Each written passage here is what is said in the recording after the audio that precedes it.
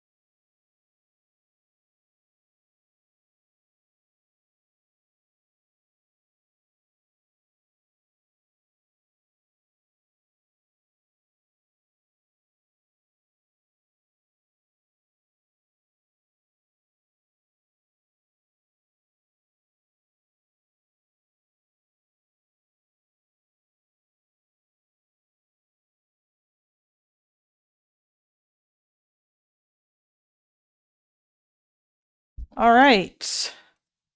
Hello, friends. Hello. Welcome. So, we have a very good day today for the Israelis and the Palestinians.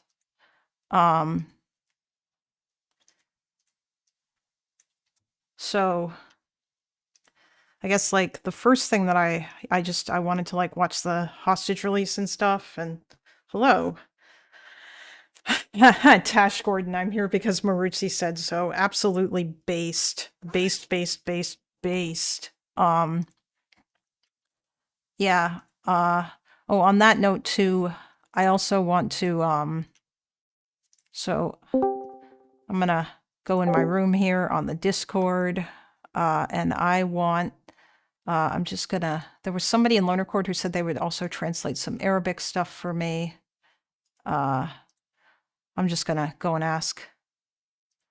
I'm sorry. Wasabi, Hey. did you just sing the Stoke-on-Trent song from Dick Yes. and Dom? Yes. Hey, Oh, was God, there if I ever meet you, we're throwing fists. was there someone? No. Hey, Why? guys. I can't. Anytime says someone says Stoke-on-Trent, my brain just automatically I had a carrying flashback to being candidate. Hello? at uni, being Yes, high, we can hear you, somebody Kalinda. putting Sorry, that video on. was there someone in here who said they could translate some Arabic for me? I think that was Ray. Was that you, Ray? Yeah, it was me. Okay, I'll DM you. I just wanted to like make sure that it was you, so Okay. I wasn't just DMing a random person and then it was like weird. Yeah, all right. Anyway, I'm going back to my stream, guys. Come stop by if you want to. Bye. Is the war over, bro? Fuck. Yes, Spider. Yes, I'm sorry. It kind of is. It kind of is over. Anyway, I'll see you. Oh my god, thank you. Oh my god. Yes. Fuck, Sorry, Israel Palestine. Stratford Holy shoots shit. Pinville upon Avon. Oh my god. Spider is so happy that the war might be over just because he wants everyone to talk about not Israel Palestine. Probably because he wants everyone to talk about drama. Because he wants Loner to be a drama Slop streamer. And he wants that to be all of his content, which is not happening. Okay, let's see here. So, so the hostages were released this morning. It was at, I believe, 8 a.m. local time. Well, let's just, Let's watch a news article about it. But this was the moment where they landed. They were put on helicopters. There was 20 of them. At least for this, they landed in a hospital, or at a hospital. Yeah, this video has no sound, but this is like the Reuters live stream, which is only 720p. I don't think this is all of them, but this is some. Yes, Bill, all the living hostages, all 20 of them were released today. They were released at different parts, but I think that, it was, they were released from, some of them were released in Han Yunis, and some others were released in Gaza City, I believe. We're gonna watch a little news story about it, but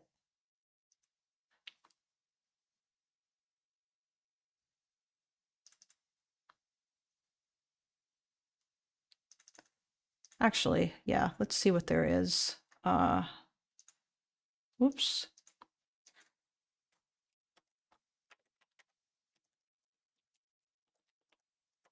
Israel hostage release.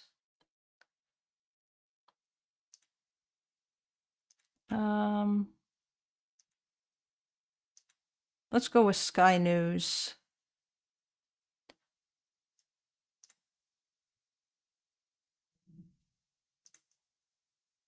Oh, hold on.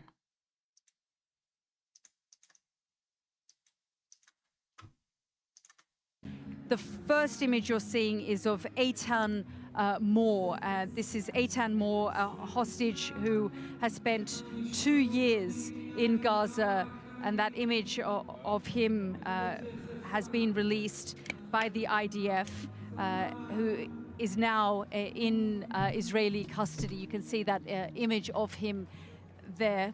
Let's show you an image of Gali and Ziv Berman, brothers who were Yes, that is exactly what will happen, Bill. You're right. taken into Gaza and spent the last 2 years alongside Eitan Moore in Gaza. I don't know if they were necessarily in the same area, but you can also see the image there of Guy Gilboa Dalal, another one of the 20 remaining hostages, living hostages inside Gaza. And let's also show you a picture of Alon Ohel. Earlier we saw images of Alon's family waiting for him, waiting for the images of him to appear. There's been a lot of mixed emotion here, but you are looking at that still footage of Alon Ohel meeting there with Israeli forces. And this is Matan Angerst, one of the other hostages. In total, this morning, we saw 7 hostages being released, given by Hamas to the Red Cross. Oh, nice. Good one. Good one, Sky.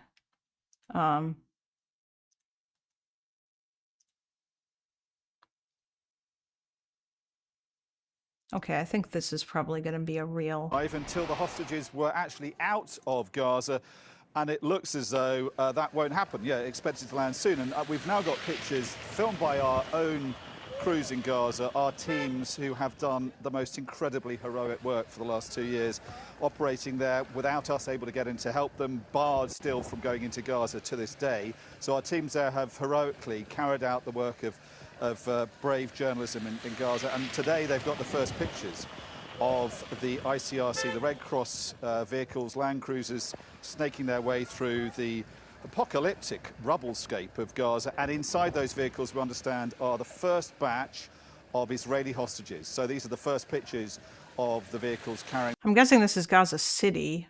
I think it is, because I think Gaza City was where the first handover happened. That batch out of Gaza.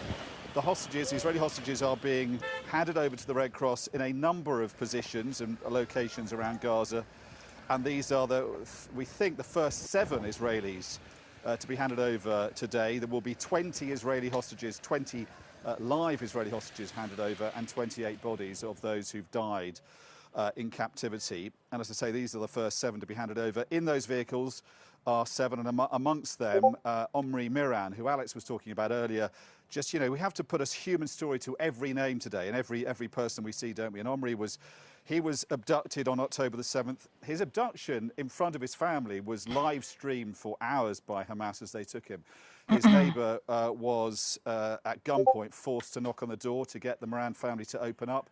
The entire family, so Omri's wife Lishai, their young daughters Ronnie and Alma, were dragged out of the safe room of their house, taken to another location, and then for, as I say, 3 hours, tortured really, on live stream. And the Hamas plan was always to live stream what they were doing on October the 7th, to try and encourage their brothers and sisters on the West Bank and across the Arab world to rise up in their support. So it was a very calculated plan to live stream their abduction. Hamas decided not to take the mother and daughters, but took Omri. And Okay, hold on. I guess there's not, is there just like a story maybe? Oh,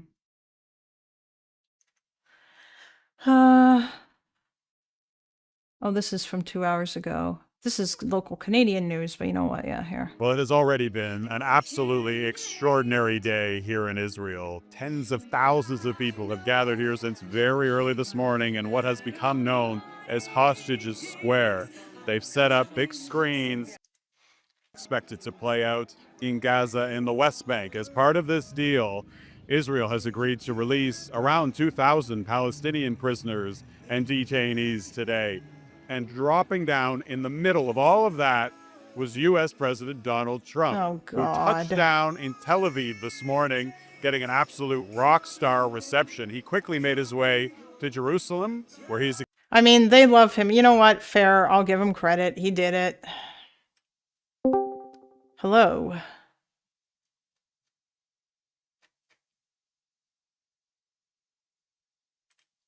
Trump did do it. He got, oh, you don't like you don't like global news. Tuckman Marsh, you're not a fan. Lol. I mean, I prefer CBC if I'm being honest, but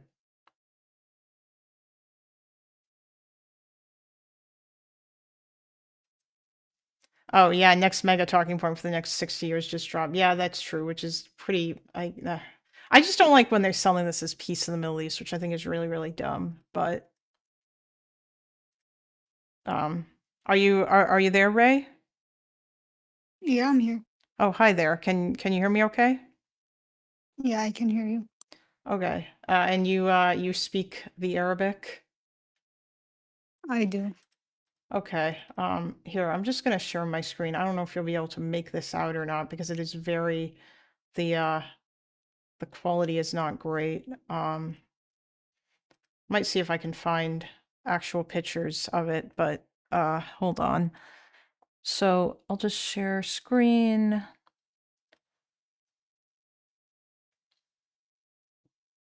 Trump is the peacemaker.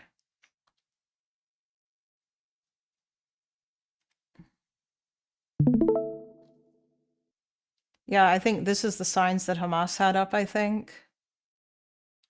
If you I can't can't, see anything. oh, you can't see anything on my screen? No. Hmm. Oh, wait, are you watching the stream? No. Oh, yeah, you have to click, you have to like click to watch for the stream. I don't know if are you on phone or desktop? No, I'm on phone, but nothing shows up. Okay. Well, you know what? That's fine. You know what we're gonna do? We'll just take a screenshot.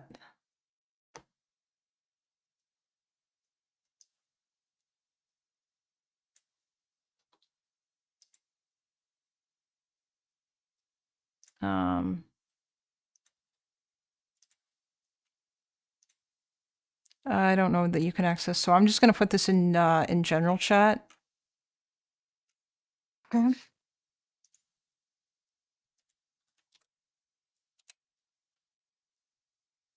You might not be able to read this. This quality is really bad. I'm going to see if I can find a better copy of it because I'm curious.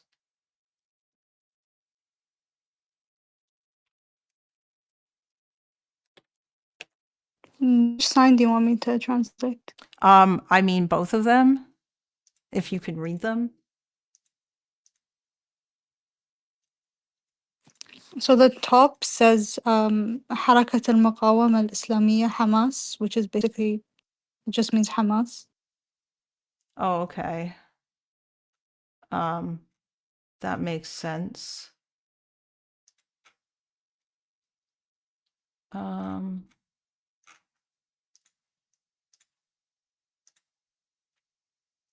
What about the rest of it? Or are you not able, if you can't make it out, I understand because it's very crap quality.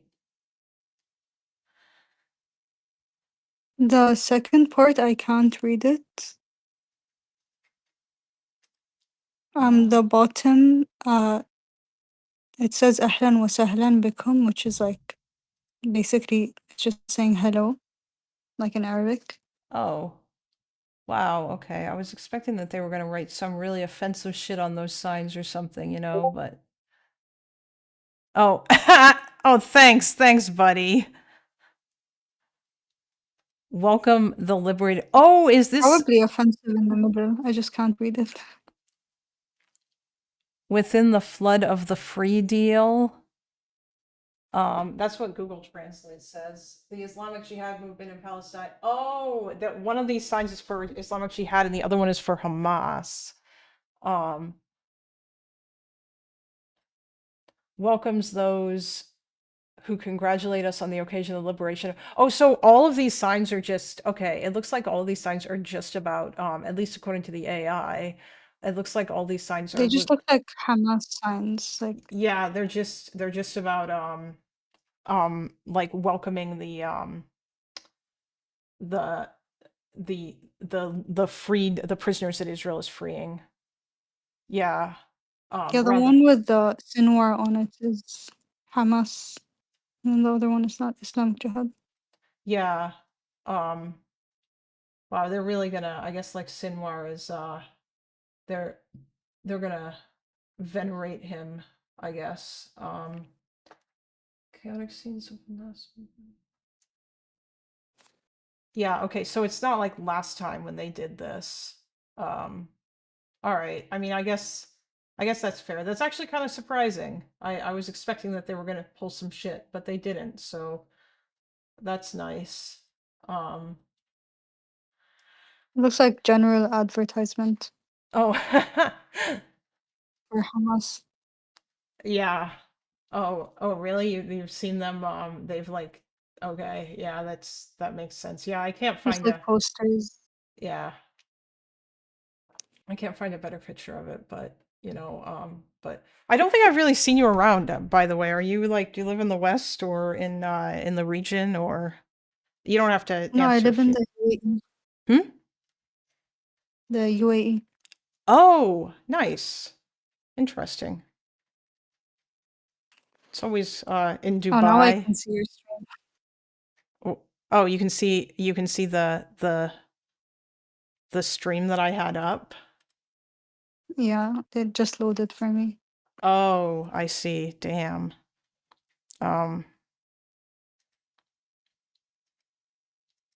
Yeah. Of course, they were venerating Sinwar. How could this all be possible without it? Yeah, I know, but it's kind of, you know, like a lot of us wish this wasn't a thing that happened. So, but you know, mass releases 20 remaining. All right. Yeah, so it just looks like a general Hamas advertisement. Interesting.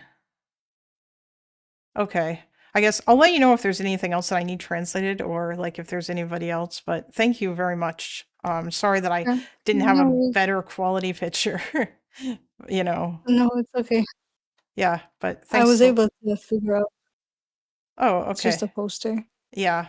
Yeah, it is. It's just it's an advertisement poster and a welcome back for the freed prisoners rather than a fuck you to Israel like the last one was, which is nice. So, Yeah. all right. Anyway, and at least have a good one. 25 others are presumed dead. Now, the too. release is Thanks. part of a Bye. breakthrough deal brokered by the U.S. and other Middle Eastern countries. In exchange for Hamas agreeing to release all remaining hostages, Israel is releasing Palestinian prisoners and agreed to a partial withdrawal from Gaza in this first phase of the plan. Now, thousands of displaced Palestinians started moving back to areas of Gaza. Also, thanks, Quasar, Discord user who fed the AI thingy through. I don't know if you're in chat or not, but thanks for doing that. If you just, or maybe you just did it automatically. I don't know. But yeah, and obviously thanks to Ray for like being able to translate what they could translate. But oh, hey, Quasar, there you are. It's funny. As the ceasefire went into effect.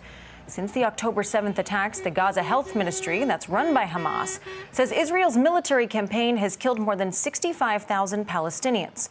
There are still many details left to be worked out for the next steps of this peace plan, but this morning, the beginning of a path forward. I want to bring in CBS News contributor Robert Berger. He's joining us from Jerusalem.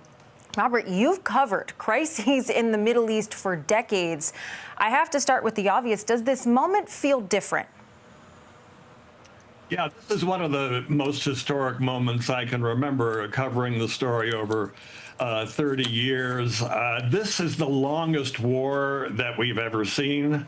2 years, exactly 2 years to the day that these about 250 Israelis were taken hostage. And finally, they're coming home today. Translation: This hostage release brought to you by Hamas. Use code MARTYR for 20% off next negotiation. Not valid if you nice. Being released right now on their way to the Israeli military. It's a historic day that goes down among some of the other major historic days, such as the Oslo Accords in 1993, the peace deal with Egypt back in '79. But this is really, we're watching history unfold here. It is, of course, a day of elation in Israel. And Robert, I'm going to ask you to stay there for a second because I do want to bring in our Haley aunt. She's in Tel Aviv at Hostage Square, where families of hostages, they've gathered throughout the past 2 years. Haley, what's the mood there right now? Hello. Well, we're joining you over the phone simply because there are so many people here that it's overwhelmed the signal. We got here at about 6 a.m. The square was already pretty much full, and people have just been flowing in all morning long because this is an enormous moment, both for the families. Okay, copyright people. In Israel who have to support the hostage families. Well, I'm sure trying to communicate right now. What info are you getting about the hostages specifically that have been released? So we know that they have been, we've had confirmed from the Red Cross at 7. Emotional moment, Haley, when they reunite. Now, you describe. Why are you still talking to her?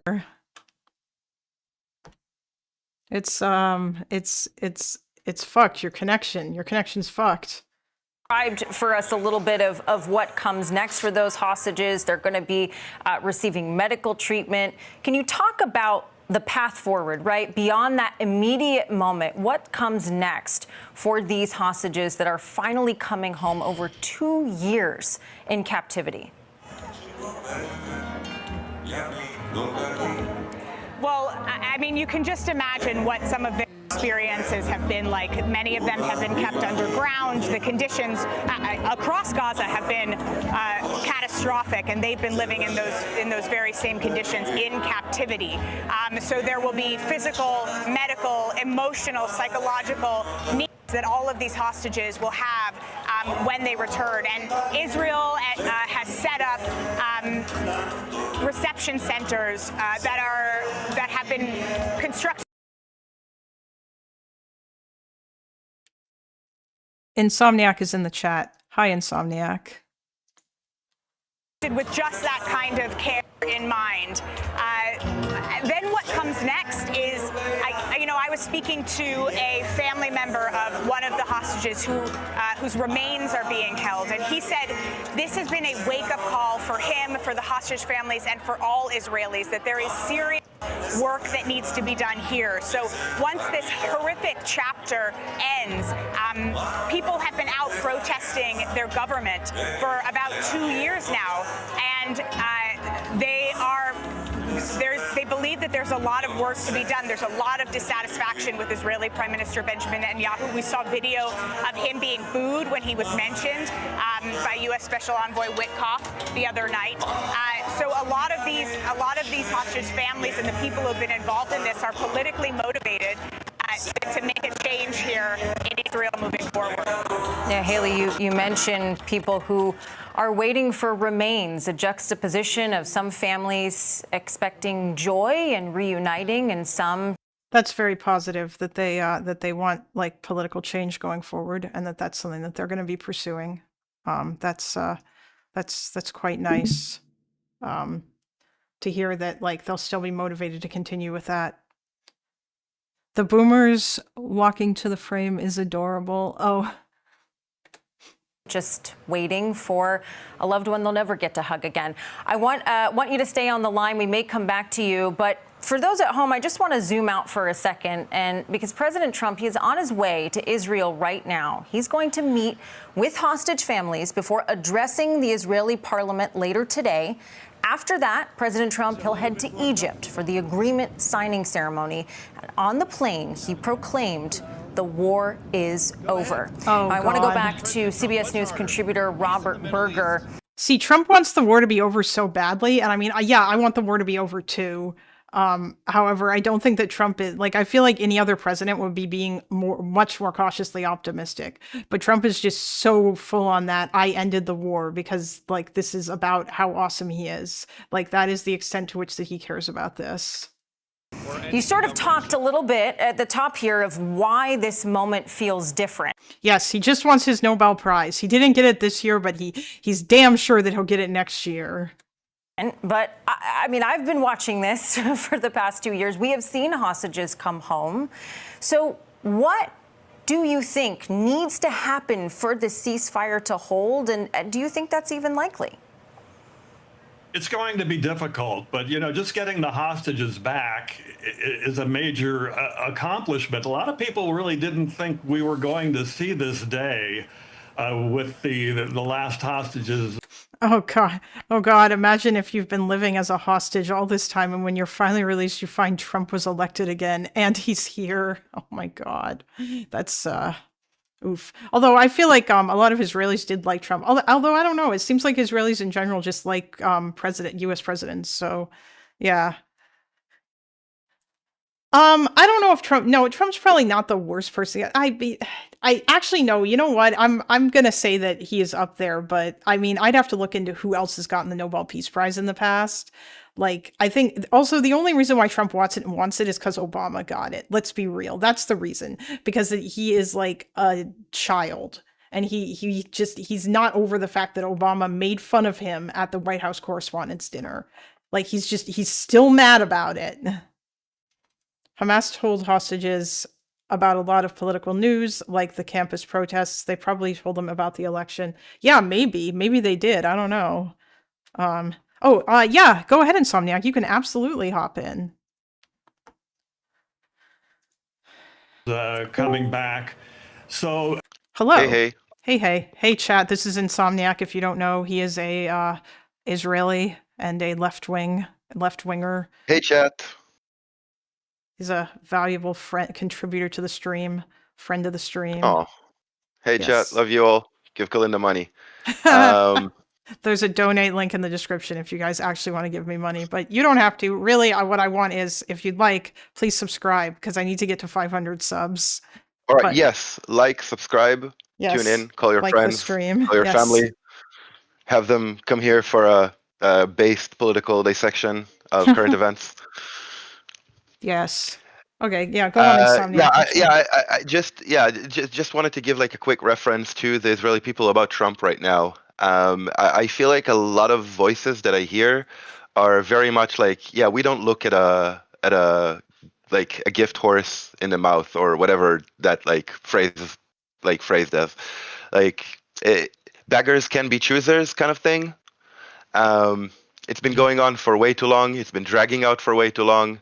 It's been way too devastating. And like, I think even people who didn't like Trump are willing to kind of slide it over because he finally made it happen that it's over. Like even people who don't like him will give him this one. I mean, honestly, yeah, I'll give it to him too. You know what? I hate the guy, and I don't like. Obviously like because I don't think Trump was particularly intelligent. But I mean, at the end of the day, he did have to he must have had to twist Bibi's arm at least a little bit, especially to get him to apologize for that strike against Qatar. You know, so I think he probably, yeah, he deserves credit. Fuck it, I hate him, but he deserves credit. You know. Yeah, and it's also like it's also I feel like it'll be a very easy audience to capture in a sense, because like he's helping those families get their loved ones back after this like government for 2 years did not care enough to do so. Yeah, I mean, I saw the signs as well too in like the hostage square last night. Like the ones, I think there was one saying like Donald Trump for the Peace Prize, or another. There was another one that said Trump's List, kind of like Schindler's List, and it had the names of the hostages. And yeah, like it was very obvious that, yeah, I know, it was very obvious that people were quite fond of that they're giving him a lot of credit, which is entirely fair, you know, because yeah, he did. He was a large mover in making this happen, and I feel like he probably deserves more credit than Bibi does, because I feel like Bibi is probably like the impression that I get is Bibi is sort of reluctantly going along with this, because he and it wouldn't surprise me if he tries to start the war up again as soon as Hamas starts to drag their feet, especially now that the hostages have been returned. You know. Well, like, yeah, now he needs to not drop the ball and actually see this to fruition. Yeah, basically. I mean, unfortunately, and this is something else that I'm going to look at a little bit later here, is I feel like Hamas is going to drag their feet and not disarm. And they're going to try to drag that out through negotiations. But they might be forced to, who knows? Because it seems like Qatar is putting pressure on them, and it's not like they have any other friends besides Iran. And it's not like Iran is really able to actually assist them with anything. So, you know, I mean, they do have the left and the West, right?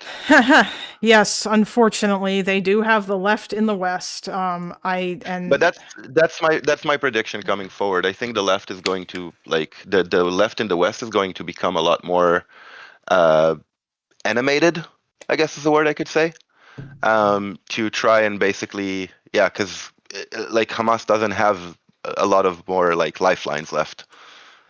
Yeah. Wait, Chase, Trump is speaking where? Is he speaking at Egypt now? He already gave a speech. He already gave a speech in at the Knesset. Is he speaking again? In Egypt? My God. I'm gonna let you get to it. I need to go to Simchat Torah dinner anyway. Okay. Have fun. Thank you. I'll probably back later, at least watching. Okay, awesome. Chat, subscribe. Bye. Oh yeah, thanks. Bye. Yeah, bye. Oh, you wait. Oh, you posted. Oh.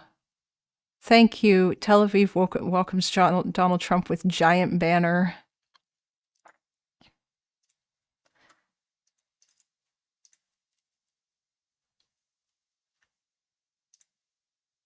It's from the Times of India.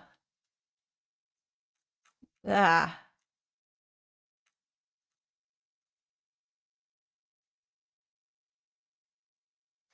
Oh God, Benny Johnson. Yeah, thank you. Look at that. Look at that god-awful resolution. But oh, there we go. It's coming in now. I mean, that's nice, you know, fair. Thank you, Donald Trump. You are my best friend. Thank you, USA. You are my best friend. Oh, it's his silhouette. It is. Oh my God. I'm sorry. That's funny. Just because Donald Trump's silhouette, Donald Trump's hair is the most ridiculous thing in existence, or one of. It's definitely up there. Just the way that he has just gone out of his way.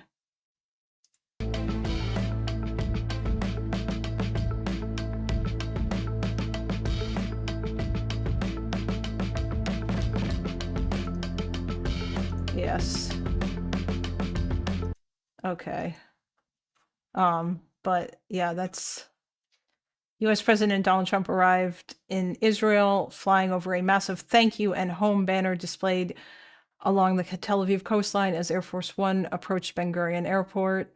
The banner, featuring a photo of Donald Trump with the words "Thank you" and "Home," was positioned directly along the flight path to greet the president upon his arrival.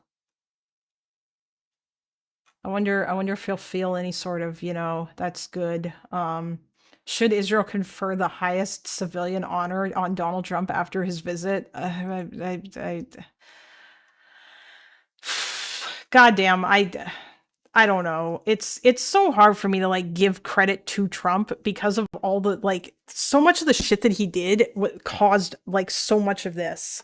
Like the Abraham Accords led to like the Great March of Return, and then like later on October 7th because of the whole pursuing of capsule theory and his ridiculous stuff. The fact that he wouldn't rein Bibi in at the beginning caused a lot of trouble, and it's also very hard for me to like want to give credit to somebody who doesn't fucking who very obviously doesn't care about any of this, and he's just doing it because it makes him feel good, because he only cares about himself.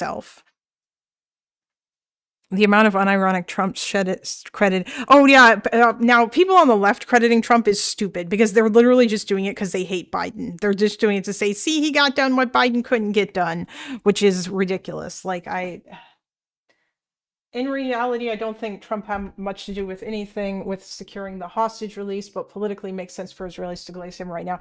Well, yeah, I mean, obviously, he wasn't the one who came up with any of this because he doesn't know anything about any of this. It would have been people behind the scenes like Rubio and probably Kushner, who does seem to know a lot about the region, and other people. It would have been smarter people behind him who did this. And then they go on TV and glaze him and give him the credit for it, I mean, obviously he did, at least in some ways, twist Bibi's arm to get him to apologize to Qatar, and yeah, that's fair, but I mean, it's also the only time that I feel like he's twisted Bibi's arm. I would like to thank Anyway, let's listen to Donald Trump talk at the Knesset. the head of the opposition. Members of the Knesset, it is now my distinct honor to invite the President of the United States of America. Also, Loner was right. God damn, why does everyone have the absolute worst audio? Hold on. We're doing it.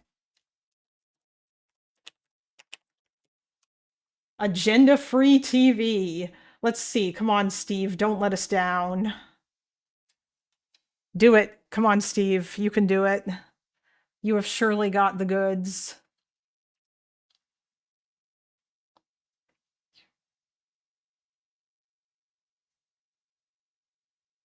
He's got the Trump speech right. I salute you. We all God damn it, how does this guy have better audio than everyone? salute you.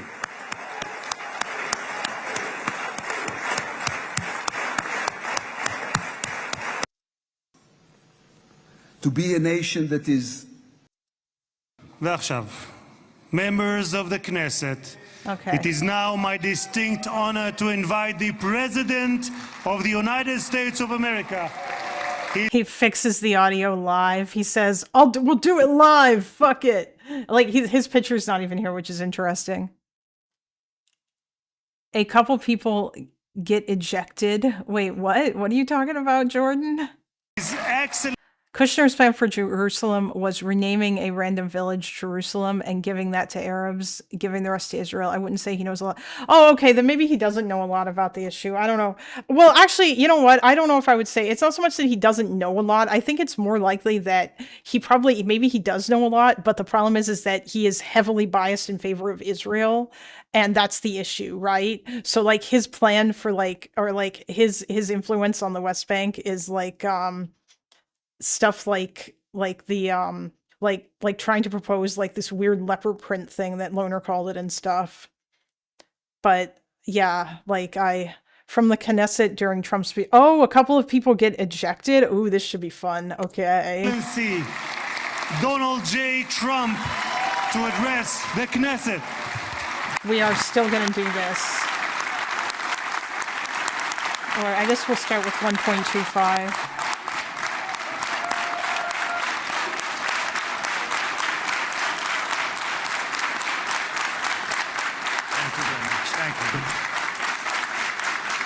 Thank you very much, everybody. All right, I forgot. Hold on.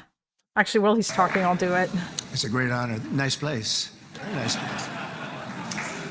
Mr. President, Mr. Prime Minister, Mr. Speaker, esteemed members of the Knesset, and cherished citizens of Israel, we gather on a day of profound joy, of soaring hope, of renewed faith, and above all, a day to give our deepest thanks to the Almighty God of Abraham, Isaac, and Jacob.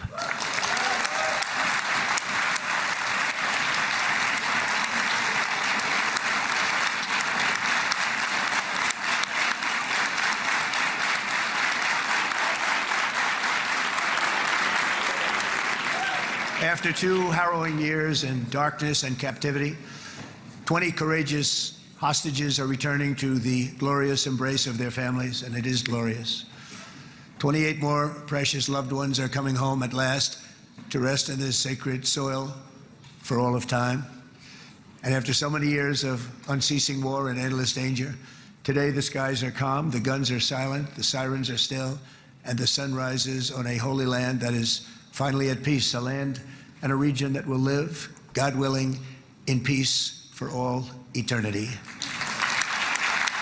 Oh my God. He's literally doing it. He's a bot. I don't even have to, I need 5 more, chat. 5 more. We're gonna play this game.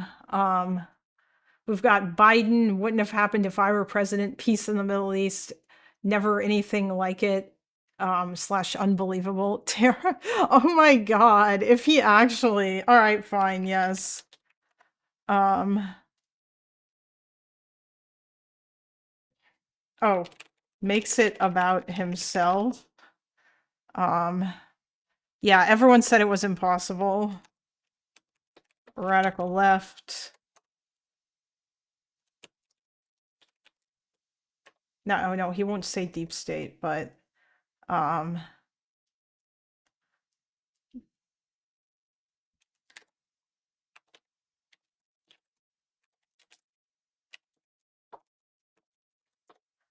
rambling about unrelated stuff. Crooked comma. I hope that he doesn't either. I need 1 more. No, not the. I think woke left is radical left. Oh. Oh, yes, right. Hold on. There we go.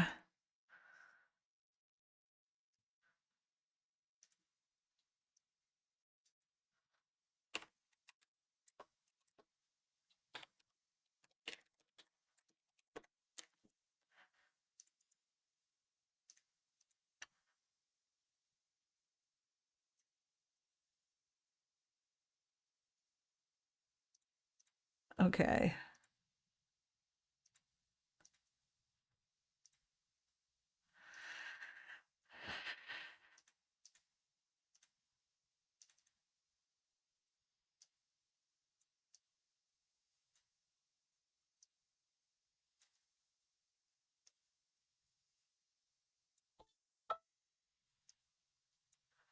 All right.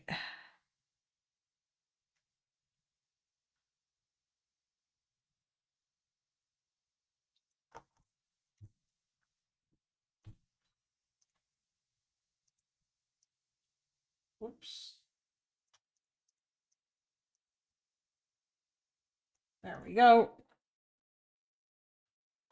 Oh, right. I forgot to change the name. I feel very silly.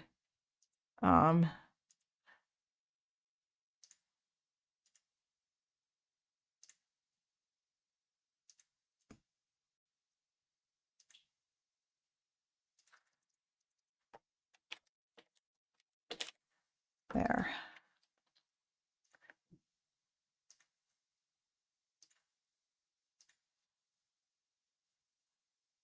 Oh, damn it. Oh,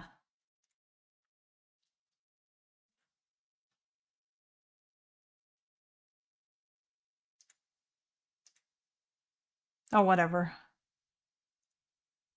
It's fine.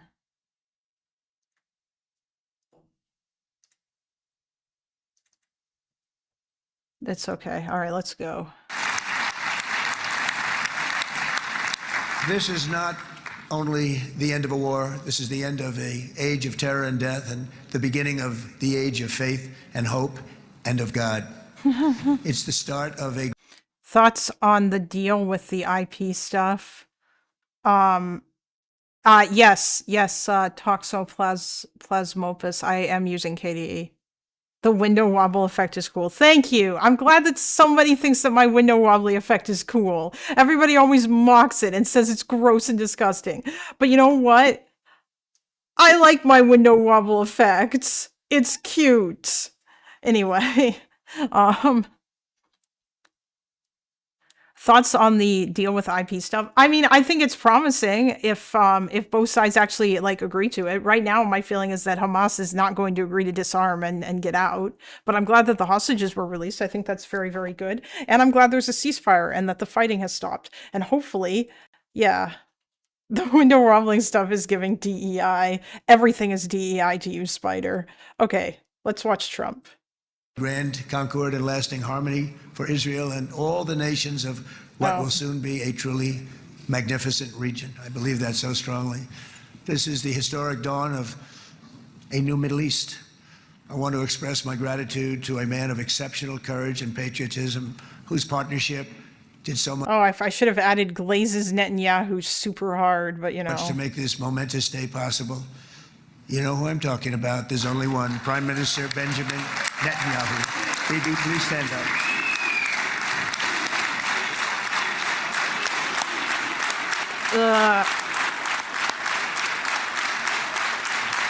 Wait, really? Oh, God.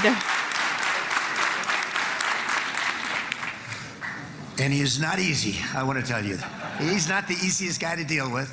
But that's what makes him great. That's what makes him great. Based.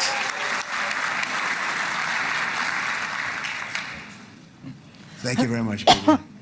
Great job. Cringe, Jesus, guys. Let me also convey my tremendous appreciation for all of the nations of the Arab and Muslim world that came together to press Hamas to set the hostages free and to send them home. We had a lot of help. We had a lot of help from a lot of people that you wouldn't suspect, and I want to thank them very much for that. It's an incredible triumph for Israel and the world to have all of these nations working together as partners in peace. And it's pretty unusual for you to see that, but it happened in this case. This was a very unusual point in time, a brilliant point in time. Generations from now, this will be remembered as the moment that everything began to change and change very much for the better. Oh, my God. Like the USA right now, it will be the golden age of Israel and the golden age of the Middle East. It's going to work together. I'd like to thank several great American patriots for their invaluable help in getting something done that almost everyone thought was absolutely impossible. We were wasting our time. So many people said, you're just wasting your time. But we weren't, because we had talented people working with us, and we had people that loved your country, and frankly, people that loved the region. They loved the Middle East. I want to thank my friend Steve Witkoff.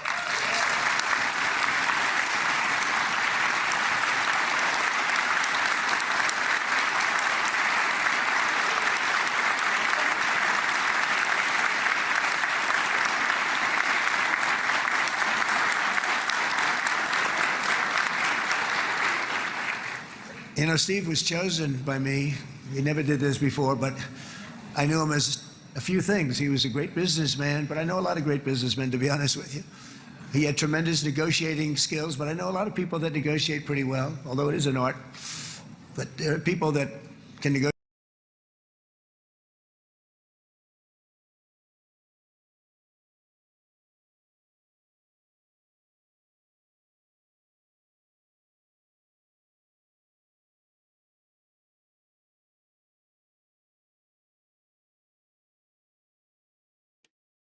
God damn it.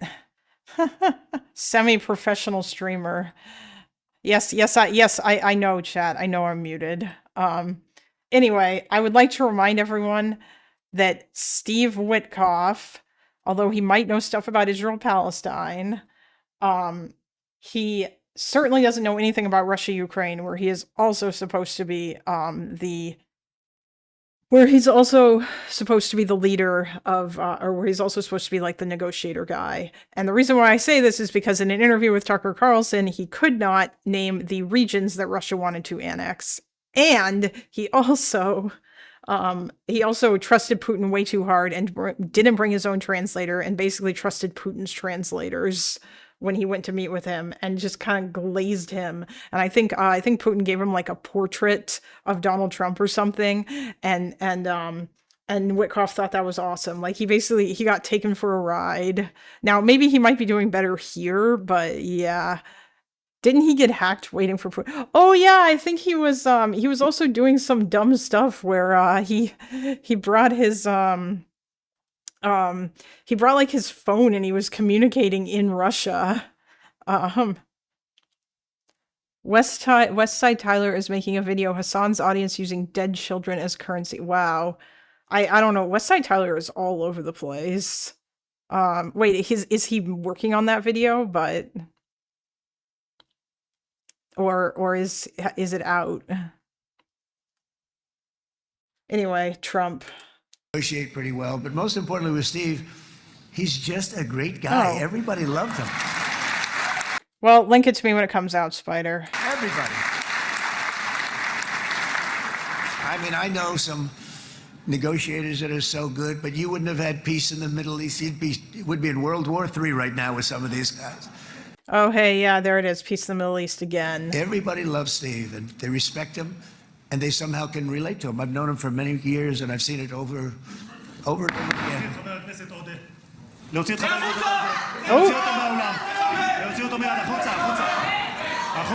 What's happening? Is there a protest? Wait, what's going on? What are people saying? Can any Israelis help me? What's happening? Protest?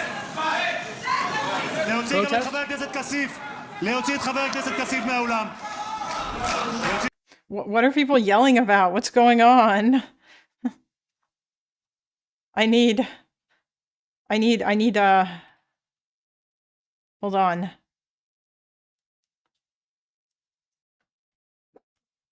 Oh, for Cassification. Who is that? Oh, Addie Sam's not still in the chat. Damn.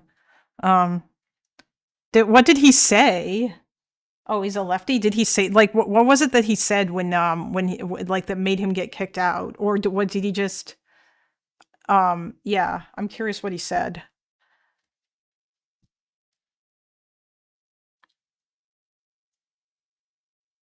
Oh, pro-Palestine signs. Are they okay. Are they Israelis?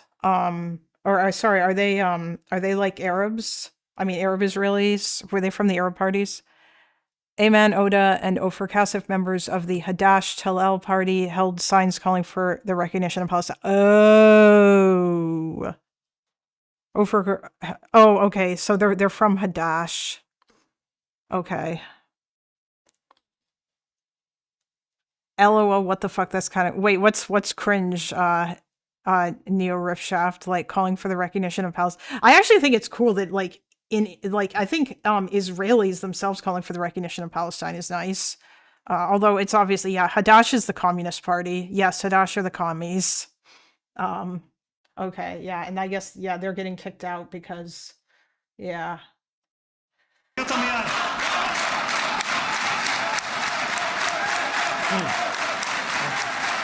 Oh God, Trump must love this.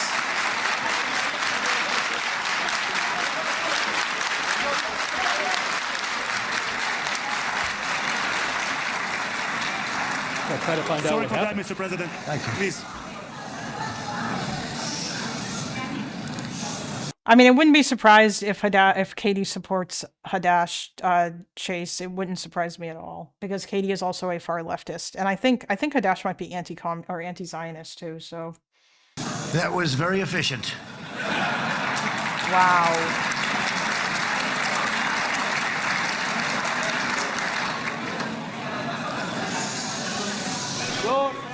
So back to Steve. He's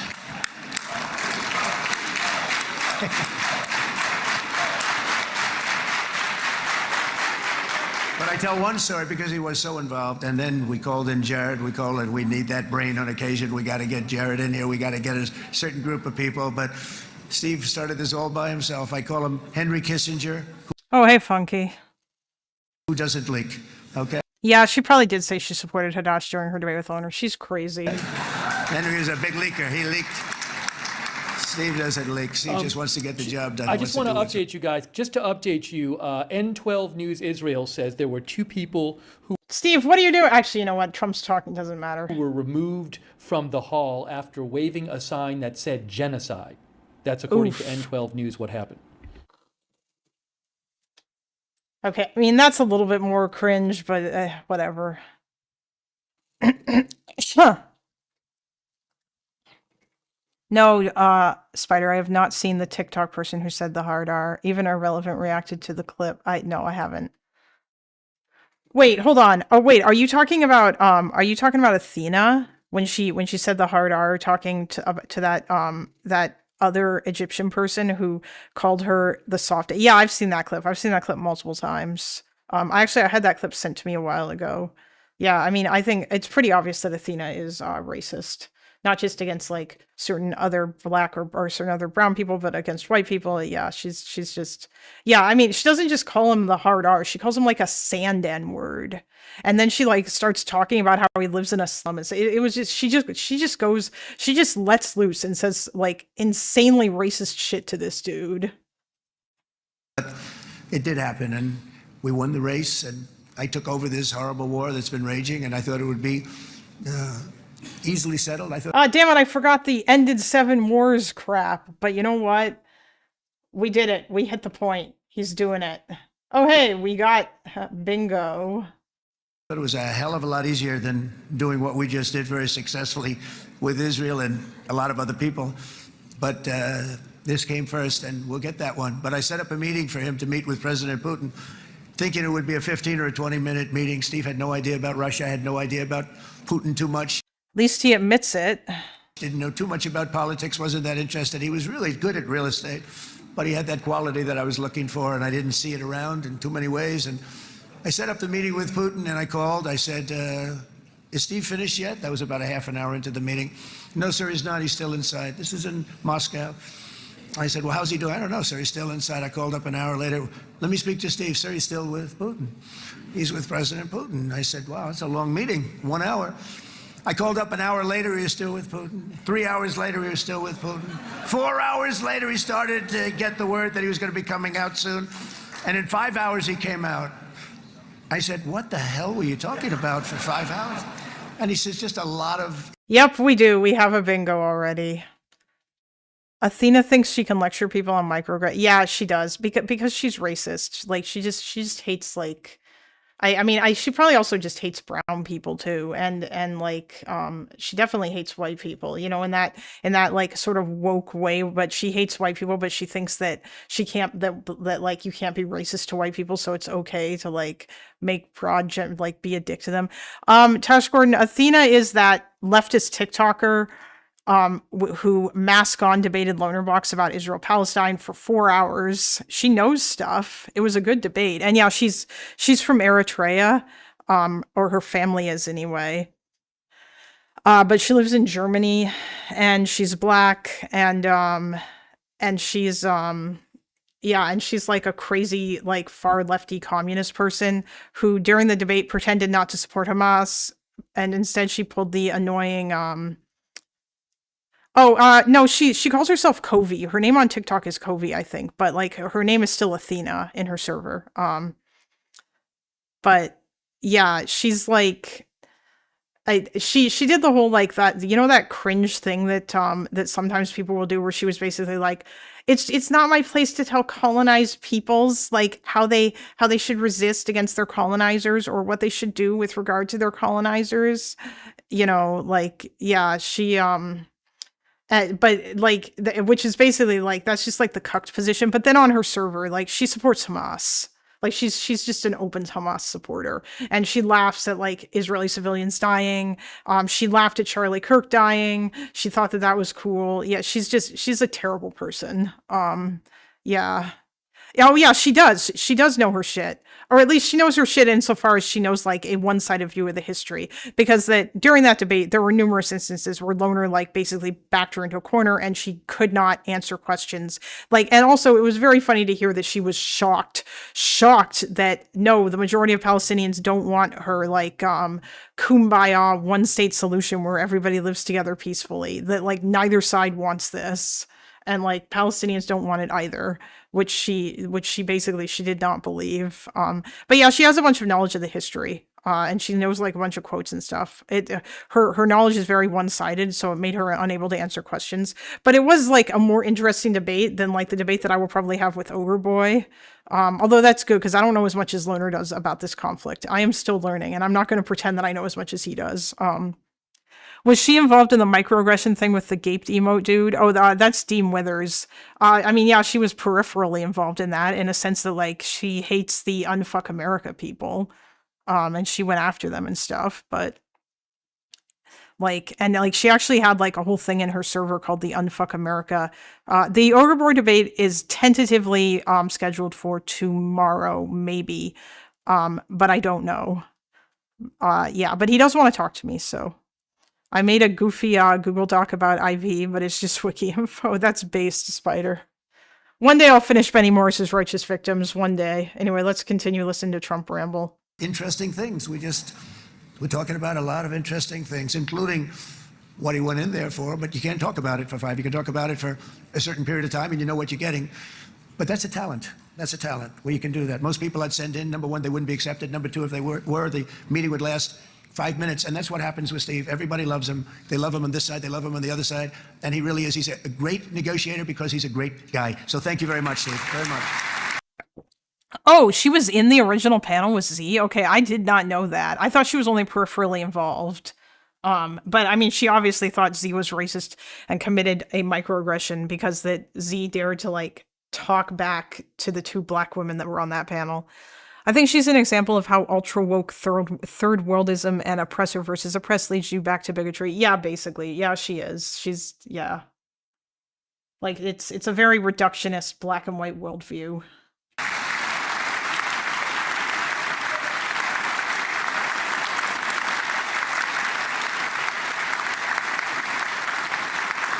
And let me also give a very special... Also, everybody say hello to Stuart, who is currently harassing me. But he's such a sweetie, and I love him. Thanks to someone who truly loves Israel. In fact, loves it so much that my daughter converted. My daughter converted. I didn't know this was going to happen. Wait, Jared? Okay. Oh, yeah. Yeah, Jared Kushner. They're so damn cute, LOL. Yes. He is adorable.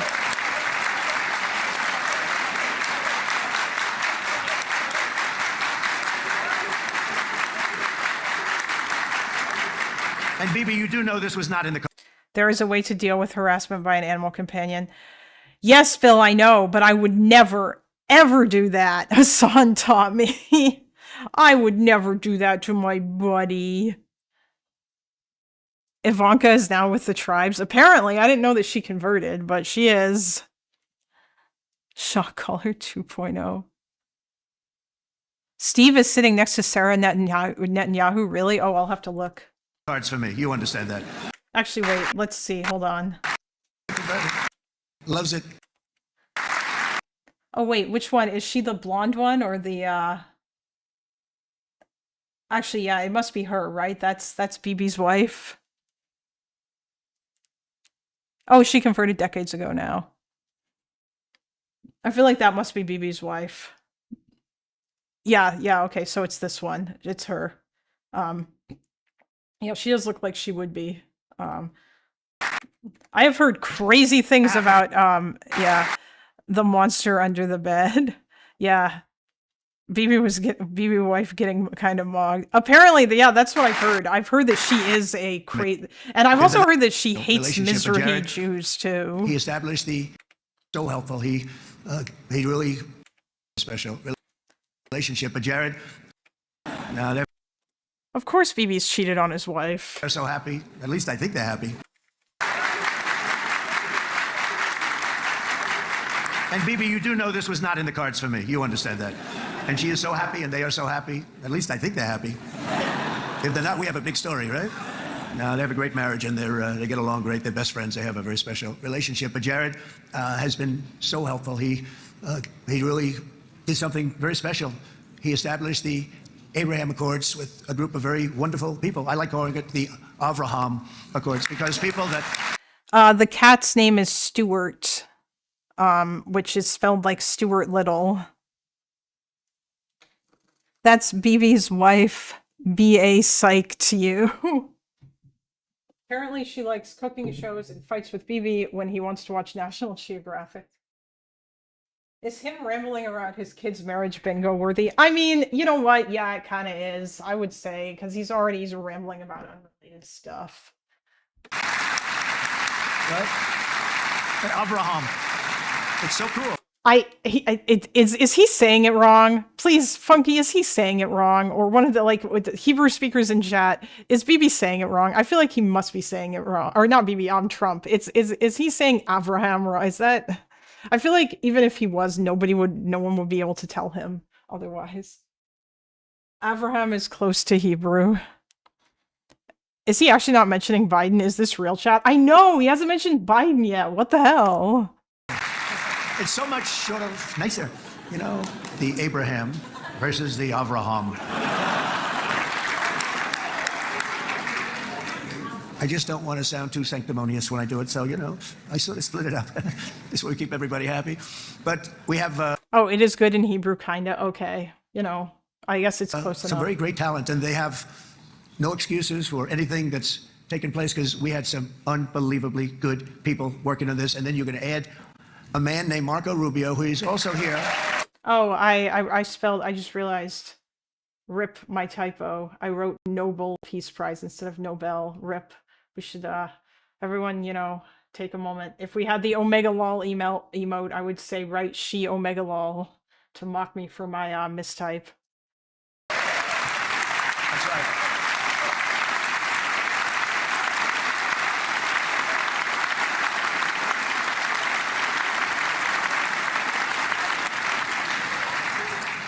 And I have a prediction that... Yes, Spider, I did know that. Deferring to the Jewish name of Abraham will get some anti-Semites to lose him permanently. Yeah, very possibly. Marco will go down, I mean this, as the greatest Secretary of State in the history of the United States. I believe that. I believe it. And he and I, you know, we really fought it out. You remember, he was tough. He was nasty. Who the hell thought this was going to happen, Marco, right? And now I'm saying he's going to go down as the greatest. He will. He was always smart and sharp, and people respect him. And then we have somebody who's young, but an unbelievable leader. I saw it a long time ago, and he's turned out to be even better than we thought. Right, Susie? I think even better. And that's Pete Hegseth, who is our Secretary of War, formerly Secretary of Defense. Mr. Whiskygate himself. He's totally amazing. No, that guy doesn't exist. You guys know that you're not. Oh my God.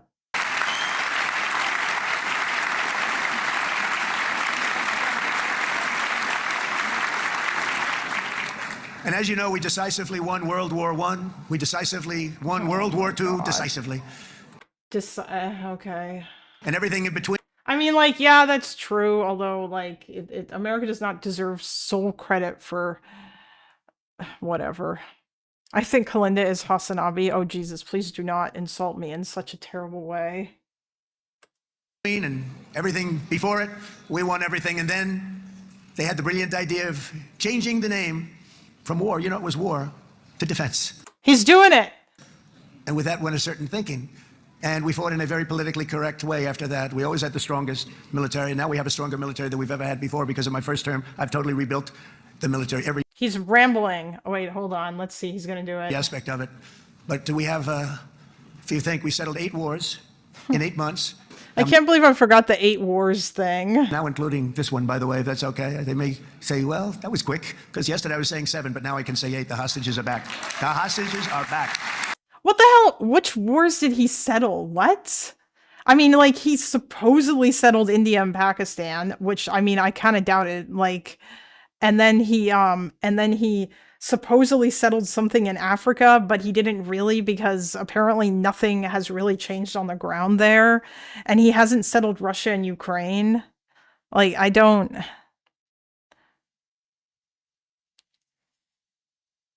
Oh, is that the guy's name? Aviatar David. Yeah, that was the guy. Loner talked to his cousin on stream.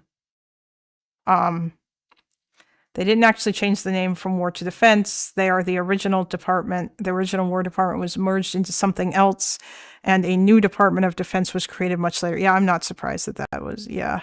Oh yeah, I forgot. Albania and Azerbaijan. I forgot about those ones, yes.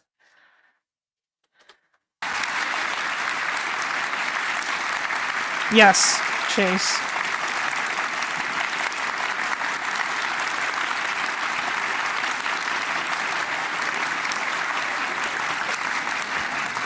It is a good feeling, isn't it? He fucking should not include Syria. He did not do that, and that was happening before he became president. Nice to say. You know, I just said the hostage. First time I said the hostages are back. It feels so good to say it. But when you settle 8 wars in 8 months, that means you don't like war. Everyone thought I was going to be brutal. In fact, I remember Hillary Clinton during a debate, she said, look at him, he's going to go to war with everybody. And actually, she said, he's got a personality that's all about war. No, and my personality actually is all about stopping wars, and it seems to work. It seems to work. But it also means this name change and our attitude that we're not going to go into a war. But if we do, we're going to win that war like nobody has ever won a war before. We will not be politically correct, but we're not going to be there. God. And I think, you know, as you mentioned, Bibi. When he says that, it's code for we're gonna commit war crimes because we don't care. We're gonna do whatever we can to win. Ugh. Before peace through strength, and that's what it's all about. The United States has the greatest and most powerful military in the, right now, history of the world. I can tell you we have weapons that nobody's ever dreamt of. I only hope we never have to use them. I rebuilt the military. How did he mention Clinton before Hillary? I was proud to do it, but some of the things I hated to do. I hated certain of the weapons because the level of power is so enormous, it's so dangerous, so bad. But we have to do what we have to do. We make the best weapons in the world, and we've got a lot of them. And we've given a lot to Israel, frankly. And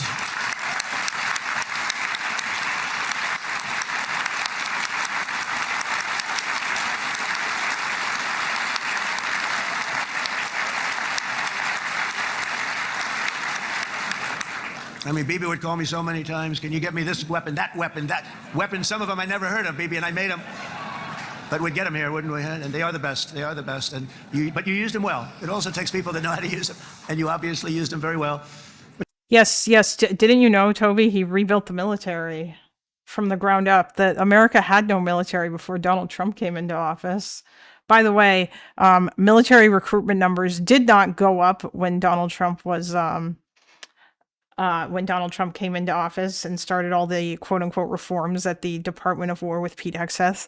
Military recruitment numbers were going up under Biden after COVID, just, you know, in case he lies about that, because that's been a lie that he and Hegseth have been telling before. But so many that Israel became strong and powerful, which ultimately led to peace. That's what led to peace. Israel wasn't strong and powerful before you started giving Bibi all the weapons that he asked for, really? Okay. So as we celebrate today, let us remember how this nightmare of depravity and death all began. Uh-oh, here it comes. 2 years ago, on the eve of the Simchat Torah holiday, thousands of innocent Israeli civilians were attacked by terrorists, and one of the most evil and heinous desecrations of innocent life the world has ever seen, the worst slaughter of Jews since the Holocaust. The cruelty of October 7th struck to the core of humanity itself. Nobody could believe what they were witnessing.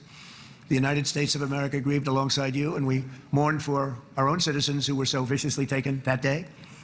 And to all the families whose lives were forever changed by the atrocities of that day, and all of the people of Israel, please know that America joins you in those two everlasting vows: never forget and never again.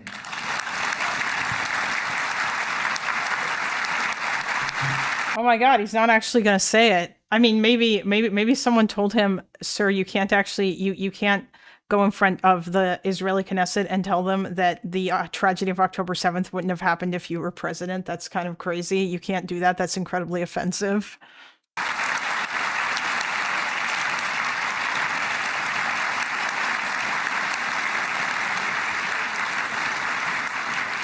From October 7th until this week, Israel has been a nation at war, enduring burdens that only a proud and faithful people could withstand. It was a very tough period of time.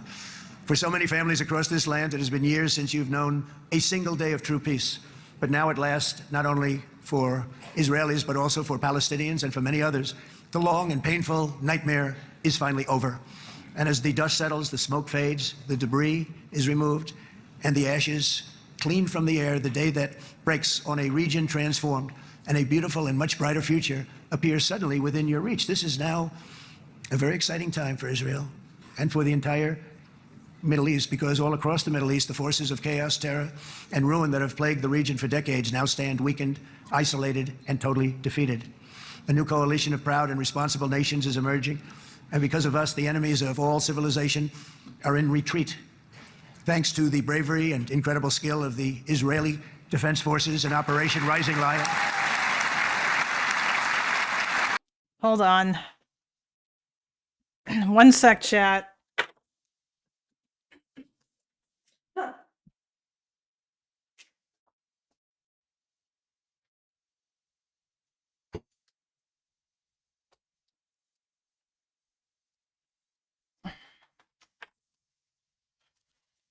This cat. This cat, this cat, this cat. I'm realizing he isn't faking being religious anymore. They might have convinced him after Butler. I don't know about that, but I mean, maybe. Who knows? That would be weird to me, because I feel like, I don't know if we ever see Trump going to church on a regular basis. I mean, I don't care that much. Or rather, I care in the sense that I think that like I only care in the sense that like he's a giant hypocrite and the religious right loves him, and it's very funny how much they love him. But, you know, yeah, it's just anyway. Come on, come on, Trump. Are you not going to mention Biden? What?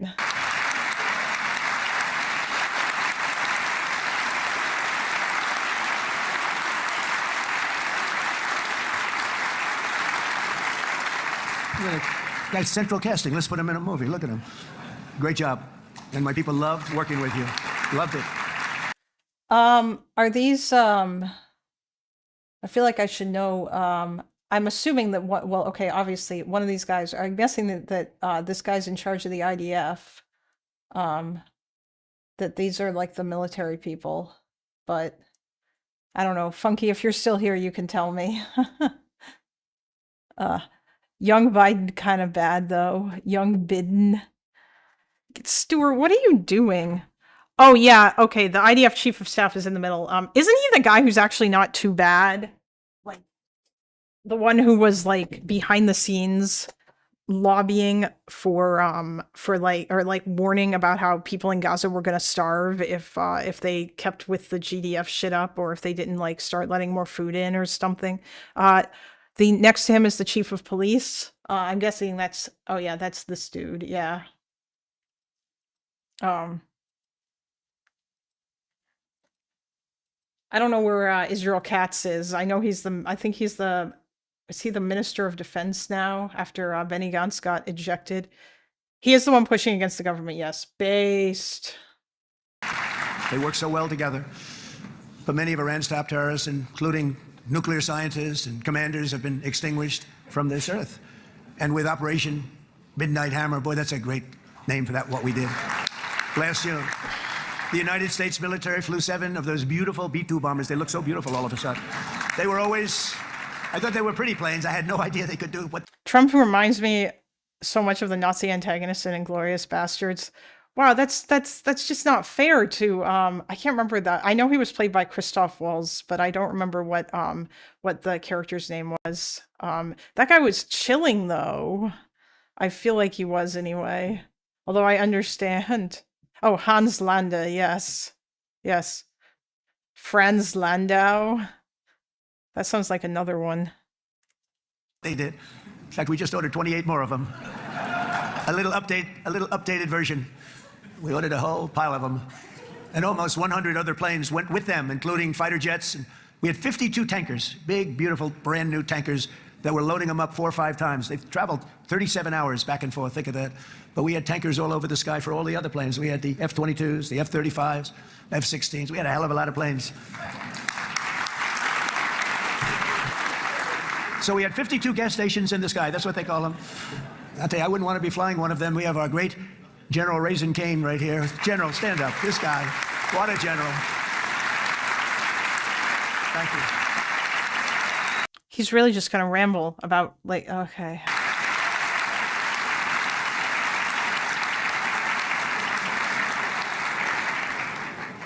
Yes, Trump pronouncing Abraham as Avraham gives me leftist Haza. Yeah, I know.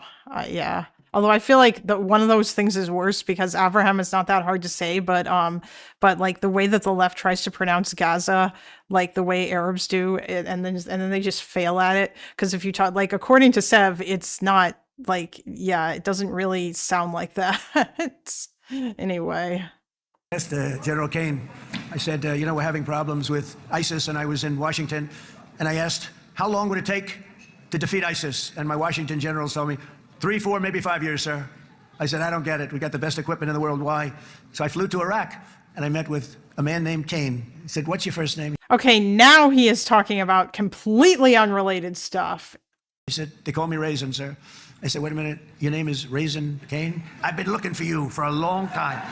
You gotta be kidding. So they told me 3, 4, 5 years to defeat ISIS. And I sit down with him and I say, why is it? I flew there in the dark of night. I landed, I'll never forget it. It was quite a trip. I'm glad I made it because I met him. I said, could I ask you, General? I come down. He said with another general and a sergeant. Everybody was like central casting. They could go. Yes, he is. Actually, you know what? Maybe when he says he ended 7 wars, he's talking about like his first term too, but it's still very, whatever. Do a movie right now. Between him and you guys over here, we could get rich making movies, okay?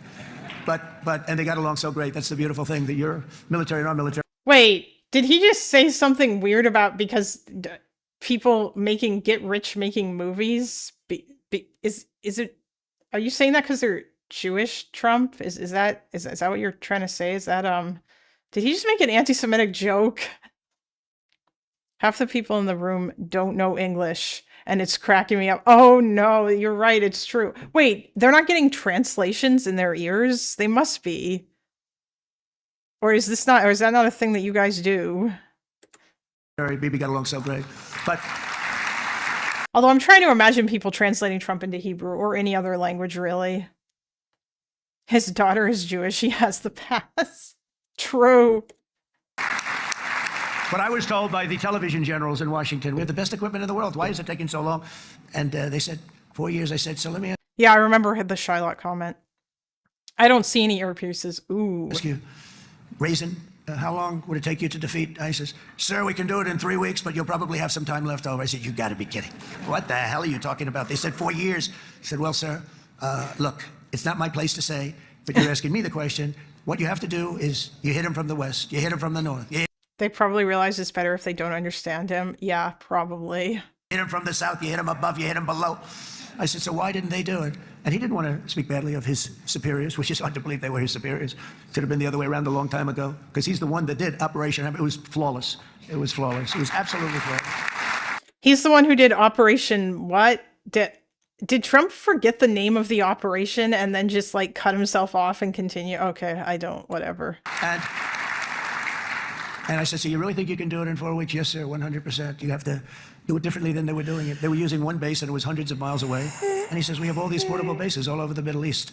And they didn't want to use them because they didn't want to offend the country where the portable, they wouldn't have even known what the hell the planes were going up, right? They wouldn't have known, but he said, no, they didn't want to offend anybody. And, but we can do it in 4 weeks. I said, you sure about that? I'm going to call you back. I'll call you back on Monday. I'm going back to Washington. But you think 4 weeks? Yes, sir, I think we can do it in 4 weeks. We'll have time left over. So I call him on Monday. I said, you think you can do it? 4 weeks. I said, go ahead and do it. He did it. I'll tell you, he did it in 4 weeks, less than 4 weeks. So, General, stand up.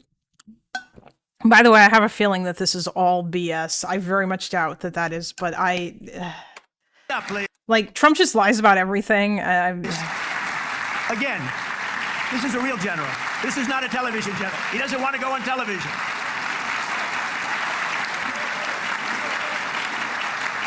Although I do trust that the general is probably competent, you know? I mean, at least Trump has a competent general who stuck around. He doesn't want to go on television. That's the other guys love being on television. So we dropped 14 bombs on Iran's key nuclear facilities, totally, as I said originally, obliterating them. And that's been confirmed, and everybody understands it. Together we stopped the #1 state sponsor of terror from obtaining the world's most dangerous weapons. And if you think about it, if we didn't do that, and assuming we made the same deal that we have today, there'd be a dark cloud over this deal. And #1, it wouldn't happen because the other Arab and Muslim nations really wouldn't feel comfortable making the deal that we have now, right?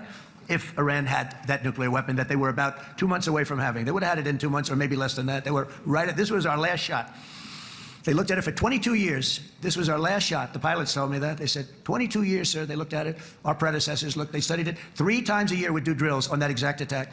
And boy, did they get I really think he's probably just making shit up now, but whatever. right. But let's assume they didn't, and let's assume there was large-scale nuclear weapons in the hands of Iran. We couldn't be here today. Even if we signed the deal, which we couldn't do because a lot of people would not want to have anything to do with it, we took a big cloud off of the Middle East and off of Israel.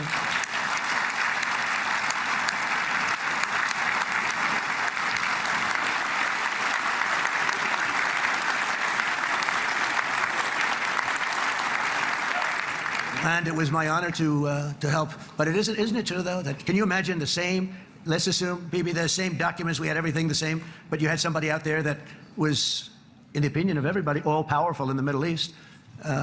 They took a big hit, didn't they? Didn't they take a big hit? Boy, oh boy.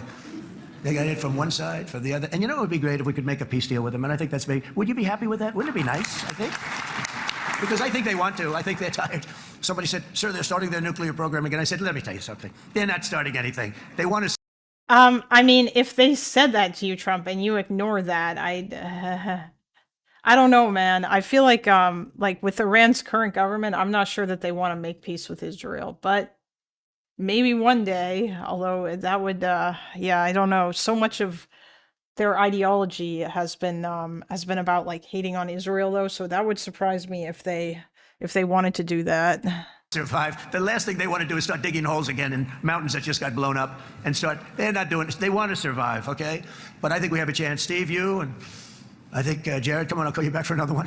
We always bring Jared when we want to get that deal closed. We bring Jared, but Steve, you and Jared and the General and Pete and Marco, you'll get that deal done easy. I think that. Yes, Jared can come along and he can bring his knowledge of the Gulf, the Persian Gulf with him to Iran, and he can talk to all of these non-Arabs as if he thinks that like whatever it is that he's going to offer them is going to work the same as whatever it was that he did when he was talking to the Saudis or the other Gulf countries, you know. That'll be easy, but first we have to get Russia done. We got to get that one done. If you don't mind, Steve, let's focus on Russia first, all right? We'll get it done. In Lebanon, the dagger of Hezbollah, long aimed at Israel's throat, has been totally shattered. My administration is actively supporting the new president of Lebanon in his mission to permanently disarm Hezbollah's terror brigades. He's doing very well.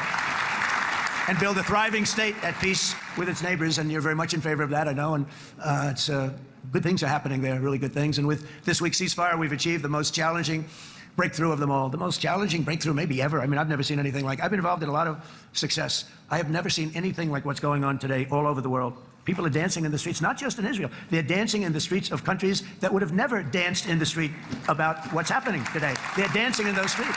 Yes, they are. They're happy that but it's not about the hostage, whatever.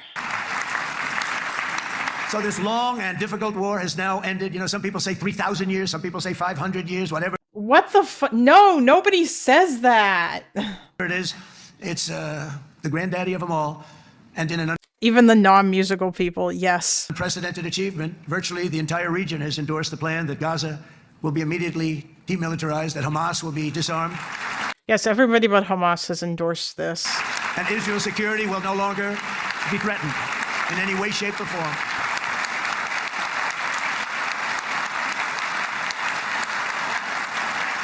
So Israel, with our help, has won all that they can by force of arms. You've won. I mean, you've won.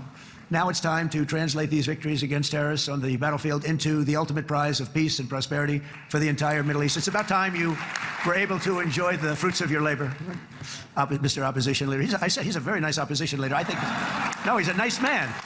Yes, based on what I have been informed of earlier, apparently Yair Lapid, as the opposition leader, is a pussy who basically is a doormat who does not stand up against Bibi at all. So, I mean, I guess... Yeah, I'm sure Trump probably loves him, and I'm sure that he probably wishes that the Democrats were exactly like that. Bibi, he's a nice man. He knows what he's doing, right? No, he's a very nice guy. Well, see, now you can be a little bit nicer, Bibi, because you're not at war anymore, Bibi.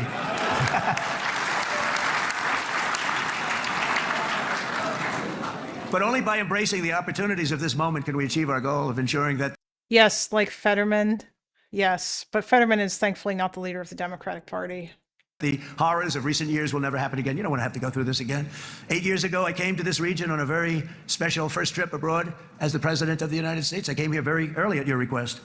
I addressed the leaders of the Arab and Muslim world gathered in Saudi Arabia and said that it was time to build a future free of the grip of extremism and terror. And interestingly, right now, as soon as I'm finished, I'm quite late. You've kept me quite late between opposition leaders and Bibi's brilliant but very long speech. I thought I was going to run up here, make a speech, and then head to Egypt. Yeah, you've been... And you made a pretty long one too, sir.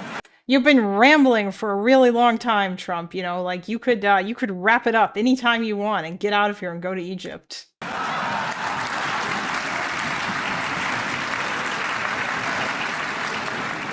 But I liked what you all said. It could be worse. Supposing on top of it, I didn't like what you said. That would be no good, Ron, would it?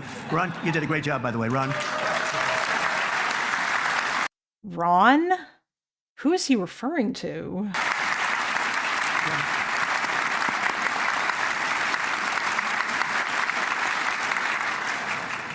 So I'm going to be meeting, actually, in a little while, I'm going to be meeting with the most powerful, the richest nations really in the world, although now with the tariffs, the United States is by far the richest nation in the world, as you probably have been reading.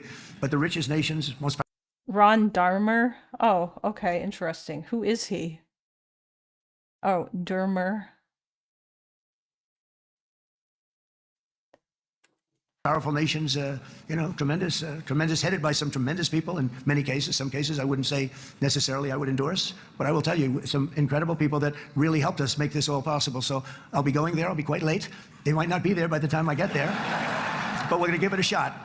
But the journey we started back then led to the crushing defeat of the ISIS caliphate, to the monumental Abraham Accords, and ultimately to the historic ceasefire this week, in which many of those same nations really played a very pivotal role, I have to tell you. Steve will tell you that. Jared will tell you that. Together, we've shown that peace is not just a hope that we can dream about. It's a reality we can build upon day by day, person by Yeah, he hasn't mentioned tariffs yet, Neo, unless I missed it. person, and nation by nation. And because of that, the Middle East is finally ready to embrace its extraordinary potential. You have extraordinary potential in this region. It should now be clear to everyone throughout the region that decades of fomenting terrorism and extremism, jihad. Wait, when did he mention tariffs? How did I miss that?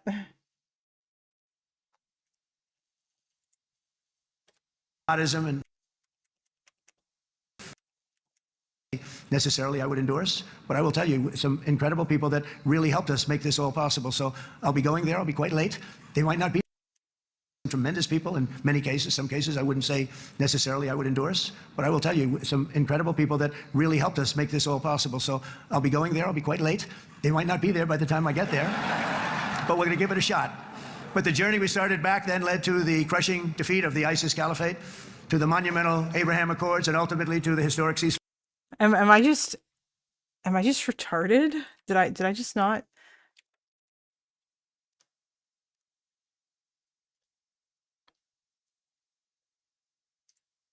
Oh.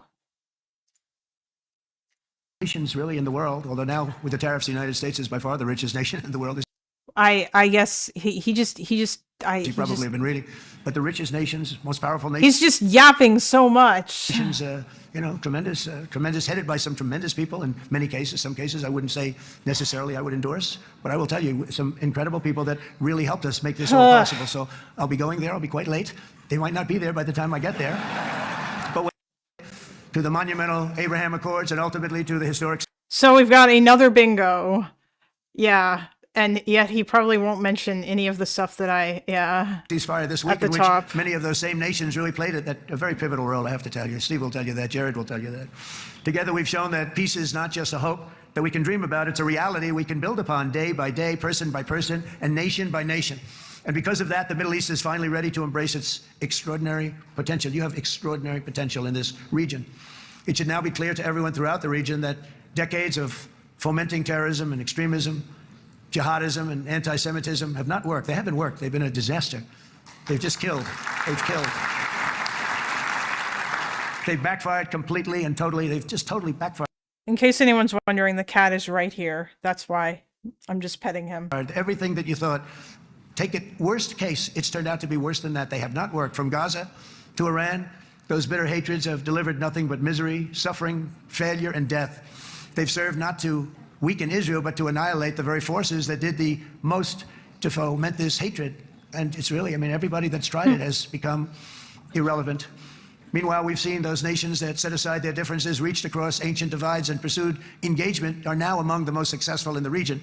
They're getting along with Israel, and they're doing great. And I can tell you the 4 nations that joined the Abraham Accords early on, and you'd all be doing me a favor, and I'm going to be saying this in a little while to some other friends, would love you all to, is this right, Jared? Join up in the Abraham Accords. We have to join up and get together. You can have that whole thing filled out. We had a very weak administration, worst president in the history of our country by far, and Barack Obama was not far.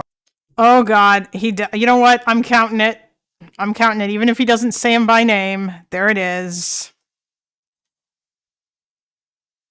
Trump has announced that phase 2 has begun. What? Oh, okay. I'll look into that in a sec after we finish this. Far behind, by the way.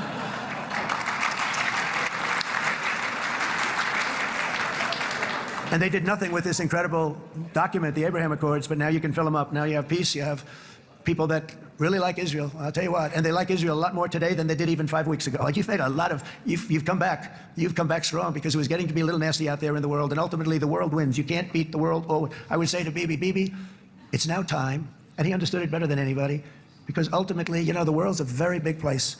And I've said a lot. I said, this piece of land is very small. It's unbelievable what you've done with that tiny, you look at a map even of just not the world, the Middle East, and you have this little dot, and think of what you've done. It's incredible. It's incredible.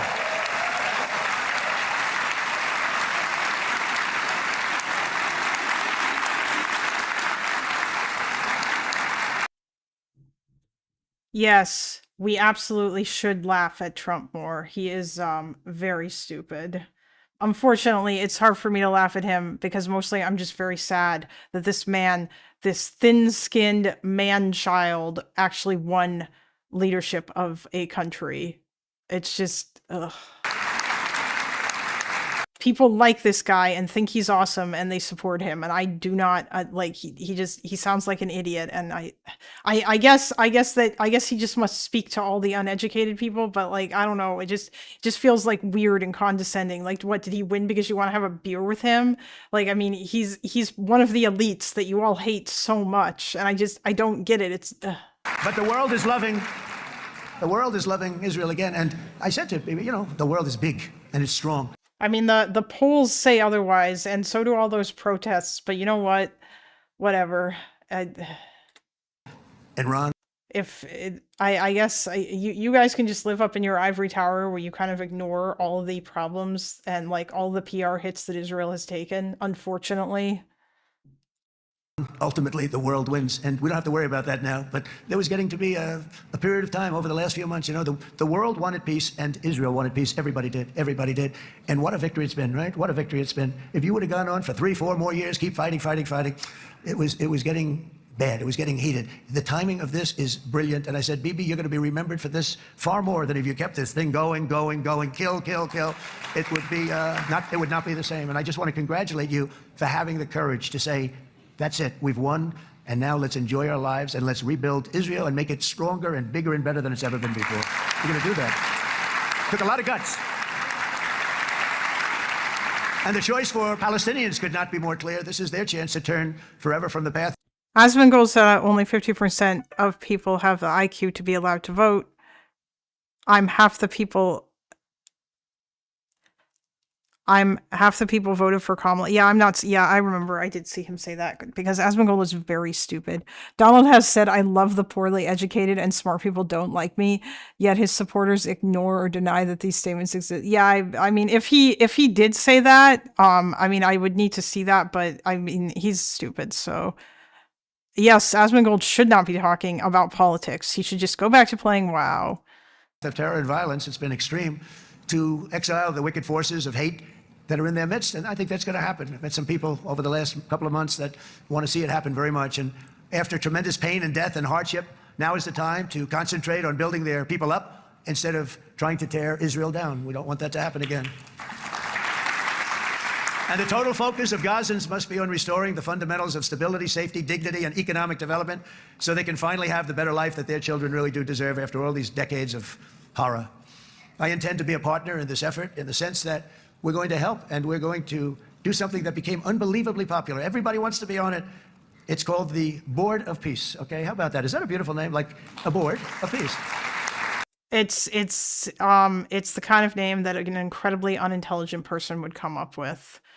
It's the child's name. I really need to start proofreading my chats. Yes, everyone, it's fine. The only bad thing from my standpoint, every single nation involved has asked me to be the chair. And I'll tell you, I'm very busy. I didn't count on that. But you know what? If we do it, we'll do it right. I very much doubt that, Trump. I doubt that every nation involved asks you to be the chair. You probably just like saying that. Or you know what? Maybe they did ask him because that they really, really wanted to glaze him and stroke his ego. Never proofread, never edit based. Right. And we have unbelievable power and wealth because you're going to need wealth. You're going to need wealth to rebuild things. And they have wealth like few people have wealth. I want to thank the Arab and Muslim nations for their commitment because they've made to support a safe rebuilding of Gaza and beyond. I have many Arab countries, very wealthy countries, that came up and said, we'll put up tremendous amounts of money to get to rebuild Gaza. And I think that's going to happen. The power, they want dignity, they want to come forward and they want to say, and I want to say who they are because what they're doing is going to be, I think, something that you're going to be very impressed with, Bibi. And you need that. You need the kind of economic power that they have, and they want to see it work. And they want to see it be safe, and they want to see it be good for Israel, too. And as much money... I don't know why you're so hard on the on the Board of Peace. Sounds like a bop to me. That's terrible. Stop. That's very, very awful. I accept your apology. As it will be, and it's a lot. As you can see, it's a lot. For these countries, it's relatively little relative to their worth. It's really a lot of money like most people could never even conceive, but for these countries, it's not that much, especially because it ensures success and stability in the Middle East, which is what they want to see. So many of them will be with us in Egypt in a little while, I think. I'm not sure. They may be gone. They may have taken their Boeing 747s and left. I said, what kind of a plane do you fly? 747. I said, that's a large plane. No, they may have, Steve, do you think they've left on their their brand new Boeing 747s? Or, I don't know. We're going to find out soon. It's going to be a big story. There'll be 2 people left, and they'll be the 2 poorest ones. But it will be the wealthiest and most powerful group of nations. So the group that we have assembled, that's waiting for us, is the wealthiest and most powerful group ever assembled at one time. There has never been a group like this, and they're only looking for good. I'm very glad that Trump loves the Gulf Arab states and Egypt and Jordan, I guess. I don't know. I mean, it's obvious because that they... The Glaze Fund is very powerful. Is Mr. Tonabler in or out? Wait, who are you referring to there, Bill? Jordan. Oh yeah, Jordan's not rich. That's true.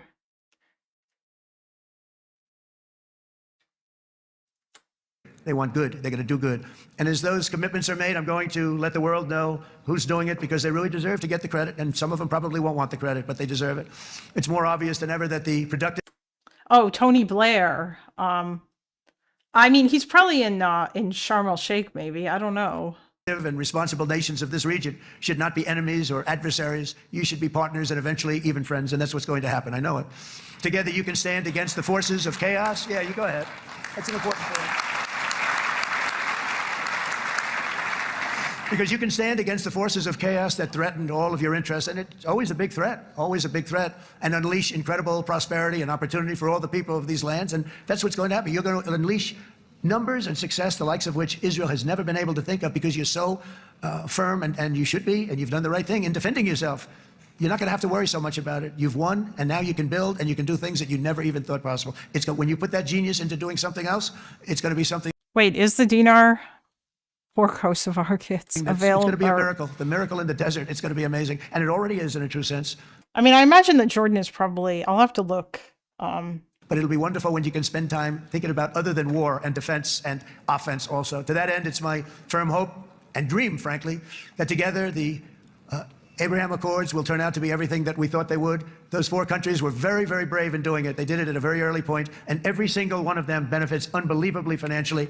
And if you notice, even in this bad period that we just went through, they all remained a member of the Abraham Accords. They've done. Oh yeah, Jordan's really not that rich, especially compared to, look at this, 53.35 billion USD is their GDP, and then Saudi Arabia's is like 1 trillion. Yeah. Unbelievably well. And you know who you are, and I want to thank you. And they've stayed because of loyalty, but they've also stayed because it was really good business. They've made a lot of money. Like Egypt's even richer. Members, and you're going to all, I hope that every one of the countries that we're seeking, Jared, I hope they join quickly. No games, no nothing. Just join, get it. It's going to be a great peacemaker. It's really going to bring it together beyond anybody's wildest dream. So instead of building fortresses to keep enemies at bay, the nations of this region should be building infrastructure to weave your commerce closer together, because you've got to compete with a big world out there in commerce now. It's a different kind of competition. Instead of making weapons and missiles, the wealth of this region should flow to schools and medicine, industry, and frankly, the new hot thing, artificial intelligence. It's a lot of intelligence you're going to have to be thrown off to pay back these sums of money that they're doing. But that's really the hot one. And I might say that the United States, a year ago, was a dead country. I say it to people. I heard it first from the King of Saudi Arabia. I then heard it from UAE. I heard it from Qatar. I heard it from many other countries. A year ago, the United States of America was a dead country. Now it's the hottest country anywhere. Damn it, I forgot to add that. I'm going to have to sit down and just like make a list of all the Trump phrases while listening to him talk to like make the ultimate Trump bingo card. In the world, it is the hottest. There's no question about it. In fact, if you go back a year ago, before the election, although once we had November 5th, we became hot because people got it. I would say November 5th was the time that we became really hot. But once you go back a couple of years, if I were in charge and the country was doing what they were, nobody was going to ask me to speak. Nobody asked Joe Biden to come up and speak, I guarantee you that. And if they did, oh, hey, he said his name. Would have turned him down, I promise you. He didn't speak. He didn't speak, and he didn't speak well. But all of the countries in the Middle East, it could have, what we're doing now. Biden was absolutely more articulate than Trump was. God damn. Could have happened a long time ago, but it was strangled and set back almost irretrievably by the administrations of Barack Obama and then Joe Biden. It was there was a hatred toward Israel. There was an absolute hatred. The setbacks really started when President Obama signed the Iran nuclear deal. This was a disaster for Israel, and it was a disaster for everyone. And I remember that Bibi Netanyahu came to the United States and worked so hard to try and get Obama not to do that deal.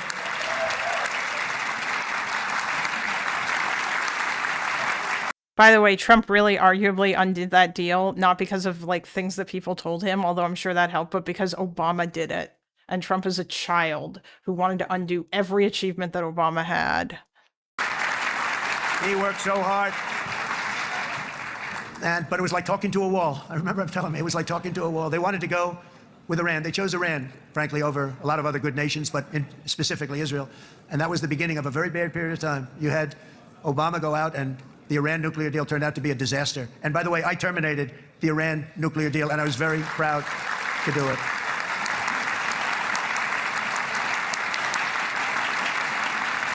If we wanted Hamas to surrender, we should have just pumped Trump's speeches in Arabic. They would have quit in a week.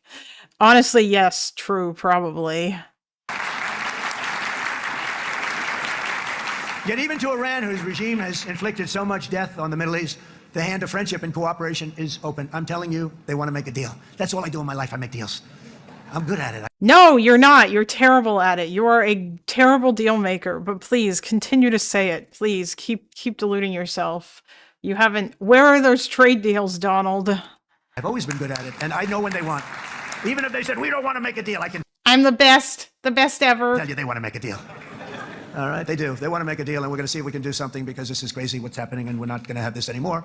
Neither the United States nor Israel bear the people of Iran any hostility. We merely want to live in peace. We don't want any looming threats over our heads, and we don't want to even think in terms of nuclear destruction. It's not going to happen, never will happen. There's nothing that would do more good for this part of the world than for Iran's leaders to renounce terror, stop threatening their neighbors, quit funding their militant proxies, and finally recognize Israel's right to existence. They have to do that. They have to do that. And to Iran, and as you know, this is not said out of weakness. There's no weakness. But I'm going to say this, that we are ready when you are. and it will be the best decision that Iran has ever made. And it's going to happen. It's going to happen. And they're good people. I know a lot of Iranians in the United States are good people, smart, hardworking people. They don't want to see what's happened to their country. The story of fierce Israeli resolve and triumph since October 7th should be proof to the entire world that those who seek to destroy this nation are doomed to bitter failure. The state of Israel is strong, and it will live and thrive forever.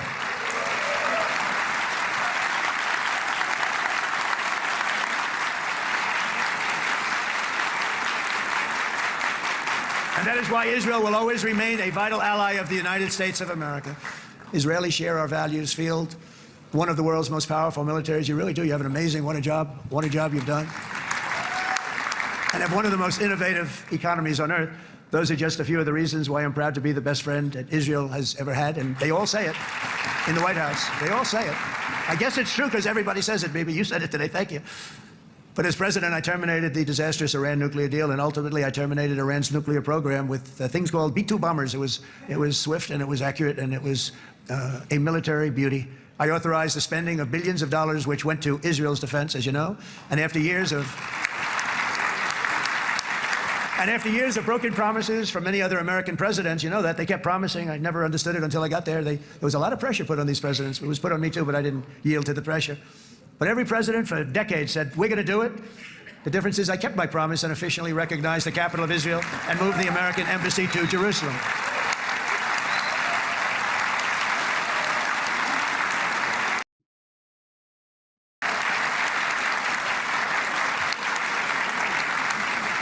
Isn't that right, Miriam? Look at Miriam. She's back there. Stand Oh, God. Miriam Adelson. up, Miriam. Stand up.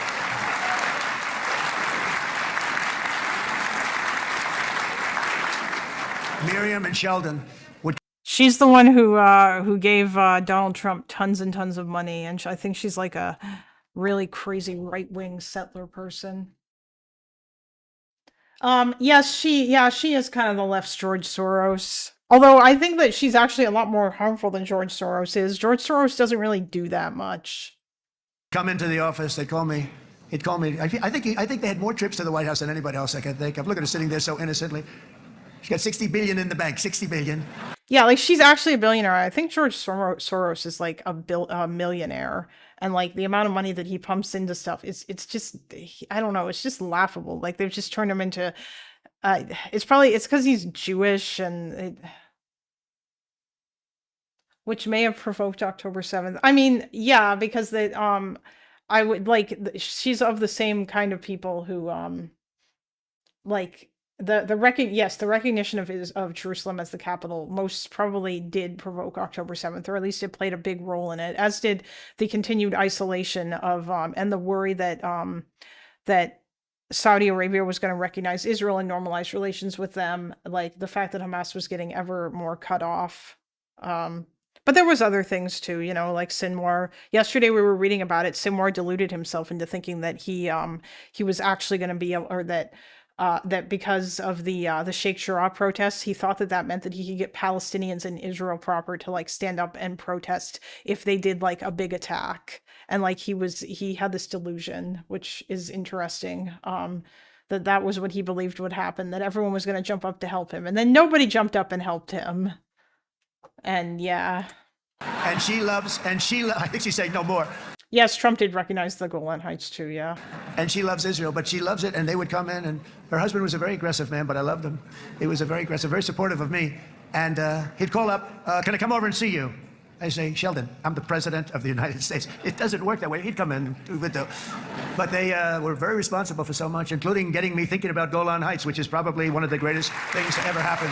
Yes, they built a thing there for you. I'm sure that's part of the reason why you did it. This is how you win. I've been saying it. Zelensky really needs to like offer to build Trump a statue and to let him like build Trump Tower on a discount in Kyiv. I know that would be incredibly corrupt or weird stuff or whatever, but like, I don't know, fuck it. Just do it. It'll help.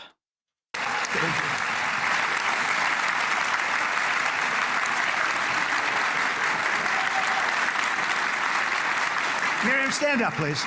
She really is. I mean, she loves this country.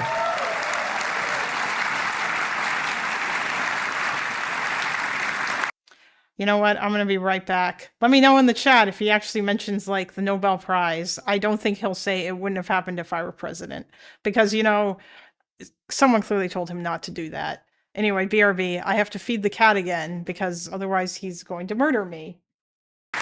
She loves this country. Her and her husband are so incredible. We miss him so dearly.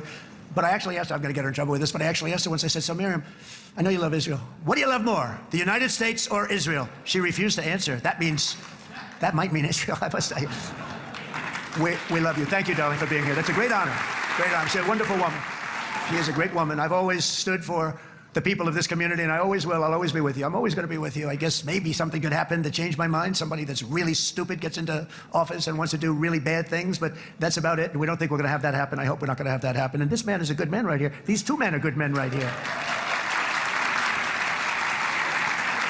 Hey, I have an idea. Mr. President, why don't you give him a pardon? Give him a pardon. Come on.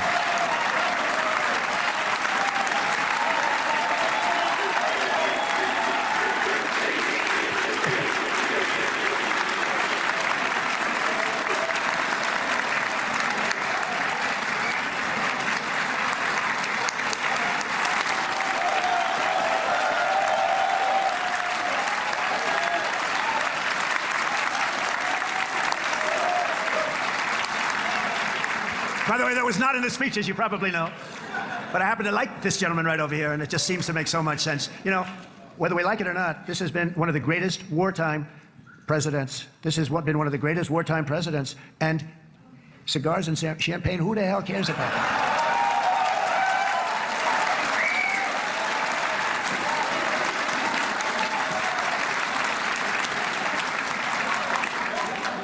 All right, enough controversy for the day, right?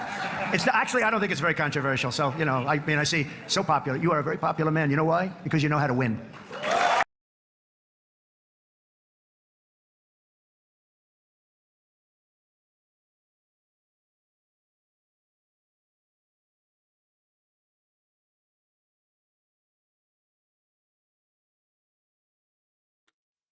Oh yeah, that's right. I forgot about that. I saw that this morning in a short from CNN. All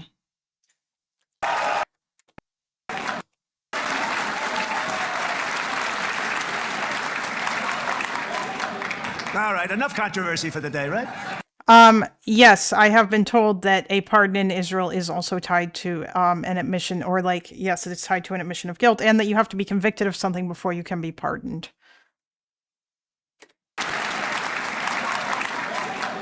All right, enough controversy for the greatest wartime presidents. This has been one of the greatest wartime presidents. And cigars and champagne, who the hell cares about that? Yeah, I know. Yeah, I saw the short. I know that he did ask for that. This morning, CNN put out, or like I saw like a YouTube short on the CNN channel. It showed up in my donation, or my God damn it, I'm all over the place in my notifications on my phone. And yeah, I saw that and I watched it. That was the only part of the speech that I saw. And when I saw it, I was like, well, now I definitely have to watch this goddamn speech.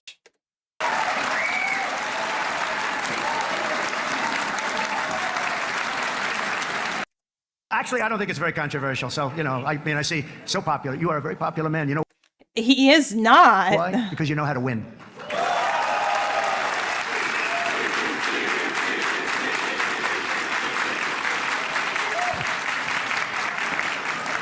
Over the past 2 years, I've met many of the families of the Israelis taken hostage and those that were taken hostage. Unbelievable. I've looked into their eyes. I've seen the worst nightmares of their suffering, but I've also seen something else, the beautiful love of the people, the love of people, frankly, that hold things together, the love that gives you the courage to carry on through thousands of years of persecution and repression, and to emerge. Ian Watkins died. I don't know who that is, Chase. I'm sorry. Emerge with the heart of David. It's the heart of David. It's that love that's defeated the enemies of civilization, built this incredible country and this unbelievable economy, and forged one of the great democracies of the world. That is why it's a true honor to stand here today and address this assembly in your ancient and eternal, now capital, Jerusalem. I'm proud to have helped in that regard. This city and this nation stand as living proof that a much brighter future for this entire region is truly within our grasp. For thousands of years, Jerusalem has been a home to Christians, Jews, Muslims, and people of all ethnicities and creeds. This is the holy center of the world's three great Abrahamic face. Oh my God. Yeah. Oh no, am I muted? Oh no, I'm just muted on Discord. Never mind, I'm dumb.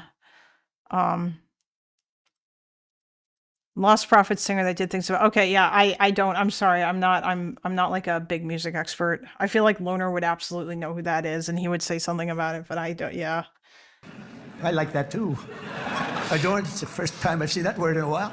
Adorned with their sacred sites and alive with their pilgrims and visitors from every corner of the globe.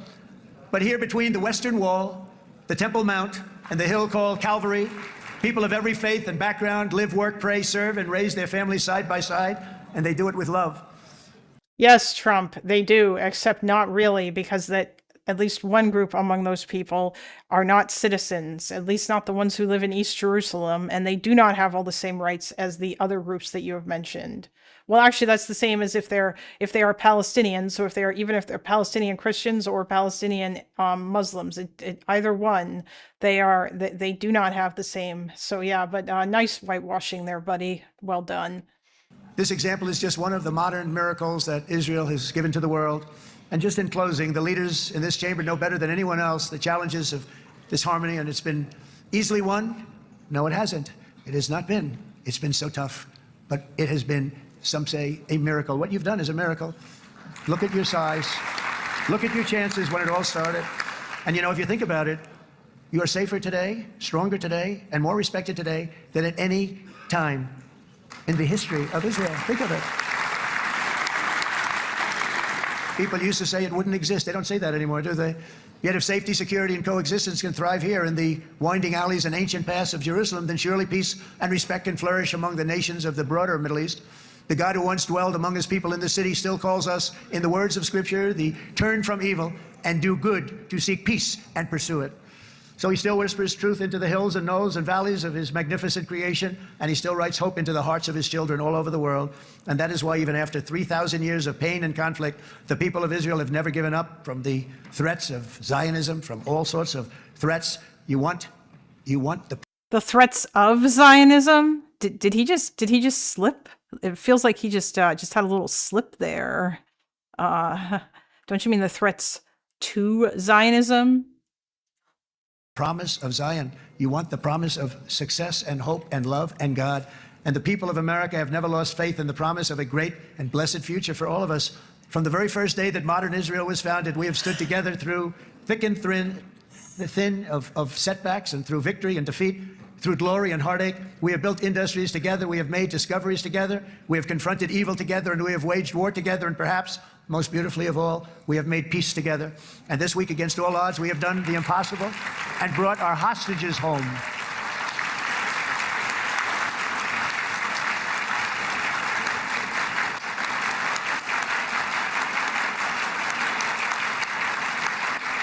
So now we're going to forge a future that is worthy of our heritage. We're going to build a legacy that all the people of this region can be proud of. New bonds of friendship, cooperation, and commerce will join Tel Aviv to Dubai, Haifa to Beirut, Jerusalem to Damascus, and from Israel to Egypt, from Saudi Arabia to Qatar, from India to Pakistan, from Indonesia to Iraq, from Syria to Bahrain, Turkey to Jordan, the United Arab Emirates to Oman, and Armenia to Azerbaijan, another war that I just settled. We are going to have hope, harmony, opportunity, and happiness here in the spiritual and geographic center of the entire world. That's what you are. Israel, America, and all of the nations of the Middle East will soon be safer, stronger, greater, and more prosperous than ever before. Okay, wrap it up, Donnie. And I want to thank you all once again for this exceptional honor. This has been truly an honor. It's seldom that a president is invited to do this. And I love Israel. I'm with you all the way. You will be bigger, better, stronger, and more loving than ever before. Thank you very much. God bless you. God bless the United States of America. And God bless the Middle East. Thank you, everybody. Good luck. Thank you very much. Thank you.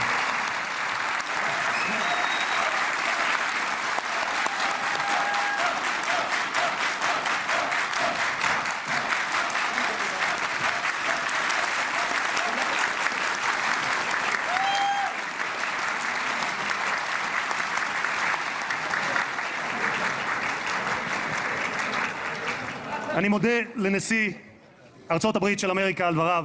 חברות וחברי הכנסת, תם סדר היום. הישיבה הבאה תתקיים ביום שני, כ"ח בתשרי התשפ"ו, 20 באוקטובר 2025 בשעה 6. Well, there we go. I have no idea what is being said, although, I mean, if someone wants to say what's being said, but did you guys also get a lot of Zog vibes? What do you mean, Hujaba? What does that mean? From where? Oops, he started wandering off. 16:00. חג שמח ובשורות טובות. ישיבה זו נעולה. Oh, the session has ended? Oh, okay. וכבוד יושב ראש הכנסת. All right, that was... we can watch President Trump walking out there. Okay. Keep an eye on him walking. Oh, hey, Addie Sam. God damn. Oh, yeah, you're right. Trump did bring up dual loyalty. Yeah, he did. I didn't know what did he say that I should have stayed. What did he say that Miriam answered when he said, like, who do you love more, Israel or the United States? Yeah, I think I mean, I don't think Trump, he's an idiot. I feel like he does not know anything. As a Jew, it was very awkward. Yeah. Oh, she refused to answer. Ha ha ha. Wow.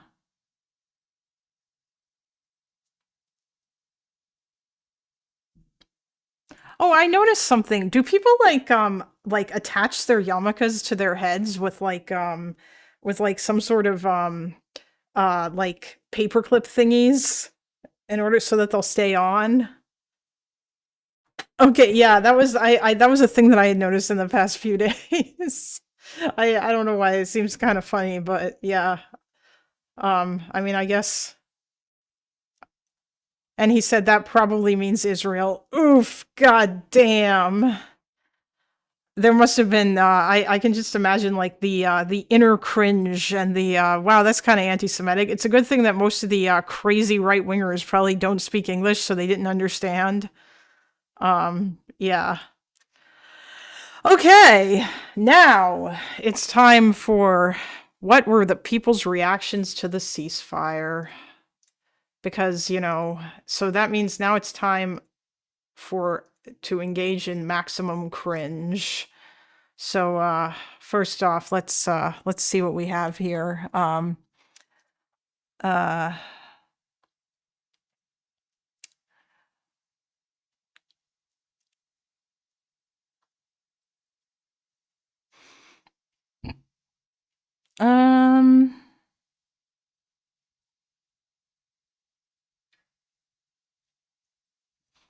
Drop site news.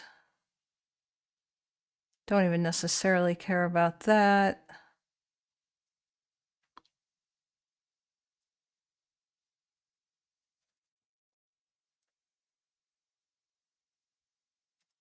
Oh no.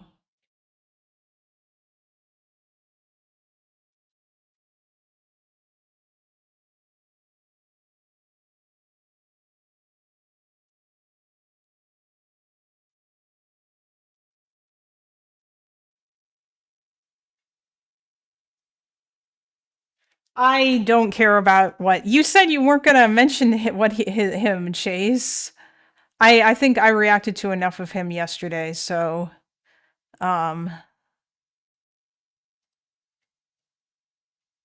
Jesus. I think it's a non-starter. Really? Norman Finkelstein. All right. Man, Zay Squirrel must have cheered when the fucking when Twitter upped their character limit for people who have for people who pay for accounts. So now that like she can just ramble with impunity. If bald tape works too, bald tape works too. I'm told Bennett wears his way back. That's kind of funny. Well, yeah, I imagine it's probably easier if you're bald, right? But otherwise, you can get those clips with your hair. Actually, that might be more comfortable than than like putting tape on your head. Yes, that's true. That's true, Chase. You didn't, but still, he who shall not be named. I just I'm not going to read this whole thing, but Jesus Christ. Breaking, the genocidal Israeli death cult and its propagandists are already laying the groundwork for restarting the genocide after the handover of their rape soldier prisoners of war on Monday. Holy fucking unhinged, Batman. My God. They have started a massive propaganda operation, shifting their main genocide laundering propaganda line from, oh my God, our hostages, oh my God, to focusing on, oh my God, look, Hamas are evil satanic subhumans who are now killing civilians. We have to continue the genocide until they are destroyed. Holy fuck. This is like where you go for like the most unhinged. I'm just a propagandist. I hate Jews. I'm an anti-Semite level of like garbage. Like there is no mask here. This is just insane shit. Like, and she just rambles. I would rather fuck it. Let's hear what he has to say. I think it's a non-starter. Nothing is going to happen. So if you look closely at the things it says, forget about the issue of statehood. There's no context of statehood. But there is an issue of a genocide right now, in the here and now. So what does it say? First of all, it says that Israel will be able to decide whether or not to withdraw based on whether or not Hamas has been disarmed. I mean, yeah, isn't that kind of important, Norm? Do you think that Hamas shouldn't be disarmed? Oh, wait, you probably don't think that Hamas should be disarmed. If you look at point 16, if you have the amount of times she brings up pedophilia and rape makes you wonder if she is retired. Yeah, I know. It's really, really stupid. Have it in front of you. Point 16 is very clear. Israel doesn't have to move an inch if it's, in its opinion, Hamas has not disarmed. Well, how do you prove Hamas is disarmed? What do you mean you have? I mean, it's pretty obvious. Are there reports coming from inside of Gaza that show that Hamas isn't like killing their own people? Like, you could probably have informants on the ground. It's not hard to answer this question. Like, really, the actual answer is Hamas still in Gaza? Because if they're not, like, their leadership should leave. That's part of the whole thing with the deal. But I understand you don't want that to happen, Norm, because that would mean that you won't be able to go on TV and keep grifting and talking about how important this all is and, like, making more money off of it. Like, I bet you've gotten so much attention during the last 2 years, and you don't want to go back to, like, being irrelevant. Nice pass on Lamont. Who is this guy? I don't know who I don't really watch Al Jazeera. Or at least I haven't for a while. Is there any way to prove that? So all Israel has to say is Hamas hasn't disarmed. Now, there are parts of the agreement which in theory, sound wonderful, like UN organizations will have clearance to go in and will have to have as a minimum the amount of aid that was admitted with the ceasefire that began January 17th of this year. But then they have a provision. He's a pro-Palestinian activist. I think he's one of the better ones. Oh, wait. Oh, this is Mark Lamont Hill. I remember him, yeah. It's very subtle. It says UN organizations which are not partial to either side. Well, there goes UNRWA. Okay. I mean, there's lots of other good UN organizations. Oh, crap. I forgot. I can't believe I forgot to, okay. Yeah, like, I'm sorry, Israel kind of already banned, like, yes, listen, it's really bad that Israel banned UNRWA without having something to take its place. I don't think that's good. Like, I think that they should have had something ready or some other organization that could come in there and take its place easily. But I do understand, like, I think UNRWA was quite problematic. There was a lot of weird shit going on with, like, if you look at the education system in, like, the schools that they had, a lot of that stuff was really gross, the kinds of things that they would teach kids, and yeah. He got fired from CNN for saying the first part of From the River to the Sea. Oh, you mean because he said From the River to the Sea instead of just Palestine, or instead of just Free Palestine or whatever? Yeah, I'll look at Times of Israel in a sec, Chase. Because we already know UNRWA is a Hamas organization. That's what Israel has been saying. Yeah. Because based on, I mean, there's some overlap, but even if they're not, like, I don't know. UNRWA is so weird to me because are they not the organization that was essentially created? Oh, Addie shared it okay, cool. You just shared it. I assume she probably shared it in the Lonerbox server. Like, hold on. UNWRA. Oh, yes, UNRWA. Like the United Nations Relief and Works Agency for Palestine Refugees in the Near East. Like this organization has existed since 1949. Again, it is so strange to me, the fact that Palestinian refugees get treated differently than any other refugee group. That like you're just like as of 2019, more than 5.6 million Palestinians are registered with UNRWA as refugees. That's just so strange. It is so strange that like refugee status gets passed down to your children when like really refugee status should depend on citizenship.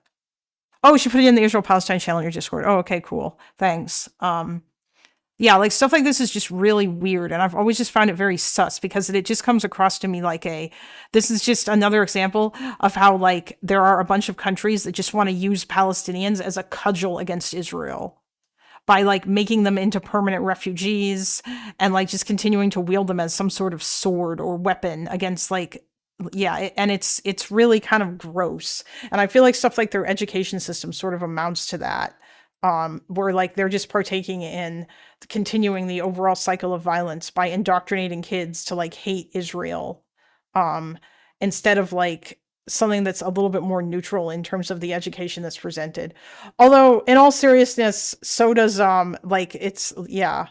perpetuating the conflict is what keeps the org alive. Yeah, like now I don't know, it is the same extent true with regards to Israel and their education system. Although, I mean, it's probably not because Israel's a democracy. And so when somebody like Benny Morris comes along, he can blow a hole in historical narratives by writing a book about it. And nobody can stop him from doing that because Israel's a democratic society, which makes it different in that regard. Which isn't really the same as, yeah, it's just... I don't know. I think it's really gross the way that all the surrounding countries have, like, for years, essentially just used Palestinians as a cudgel to beat Israel with. And all of these people are super mad about like UNRWA getting cut out or whatever, when like I feel like UNRWA as an organization needs serious reform. It's very strange that UNRWA exists as an organization specifically to help Palestinian refugees, but like I think the UN just has a broad umbrella organization to help other refugees, and Palestinian refugees gets like refugee status gets it's just fucking strange. Like I don't. On the Israeli narrative, the UN itself is not an impartial institution, right? So who is an impartial institution? I know. Well, it says has to be agreeable. The Israel education system is far from perfect, but it can be reformed without violence and revolution. Yeah, exactly. Like, you know, like, cause like through democracy and stuff. And because that you guys have freedom of information and everything, and people can like write books, and there can be different talks, and like different sorts of narratives can float through your universities. And there's just kind of a lot more, like the narrative to which you guys are exposed is not necessarily going to be one-sided completely, because at least that information is like, I guess, more available. Although obviously like Palestinians or people in the Arab world have access to the internet, but it seems like it's quite a bit different in terms of like the kinds of stories that they get told or the narrative to which they're exposed, at least within Arab media. Although I don't know, I'd have to ask Sev about that too. Much to the dismay of the far right. Yeah, of course. Because obviously that's not what they would want. They would want their the one-sided is like creation stories about Israel, you know. The Israeli education isn't insightful, but it could definitely be more inclusive and talk about the Palestinian narrative. Oh yeah. That sounds probably true, you know, but yeah. It has to be impartial. Neither supporting one side or another. That leaves all the UN organizations out. So no, it doesn't. There are UN organizations that could help, aren't there? There absolutely are. There's lots of orgs that could help. Like, what about the World Food Program? I mean, they could help. Just as we conclude here, what's your forecast for what the immediate future looks like? I can't really predict. One thing I will predict: Israel will not let go. That is not going to happen. All of this talk about in that Trump plan, we want the Gazans to stay. It says we want them to stay. No, Israel is not going to want them to stay. We're going to rebuild Gaza and give a new happy life to everybody who stays. That's not going to happen. Yeah, all right, sure thing. I mean, I don't... as much as like Ben Gvir and Smotrich might want to, or like, well, not might want, they definitely want to ethnically cleanse all the Palestinians. I know they're not like going to, like, it's not, I think BV is a little bit more intelligent than that. I think that he knows that he can't get away with that. So he's not going to do it. But yeah, it's just, God damn, this person like just writes like ridiculously long tweet threads. Okay, so wait. Oh my God, they're doing it. They're pushing the thing. Journalist Salah Al-Jafari was kidnapped by Israeli-backed gangs in Gaza City. They fired 7 bullets and killed him, while his only weapon was his camera. He was smeared and targeted for 2 years during the genocide. May his memory be. This guy was like a pro-Hamas dude who posted stuff on his Facebook, and he was killed by anti-Hamas people in Gaza. And this is the narrative that they're trying to put on it, that he was killed by Israeli-backed gangs. The crazy squirrel. Yeah, I know. It's just, it's so insane. Yes, he did celebrate 10/7. But yeah, that's so crazy that they're just like it. This person loves when Arabs die. This person is like what Lorna Bush should refer to as like an Arab hater. Like she wants Palestinians to die. She loves when Palestinian children die because it means that she can get on Twitter and write long, angry screeds about how Israel is killing them. And it's just really fucking gross. But I figured that I would start with her, you know, to see what kind of crazy stuff that she would write, you know.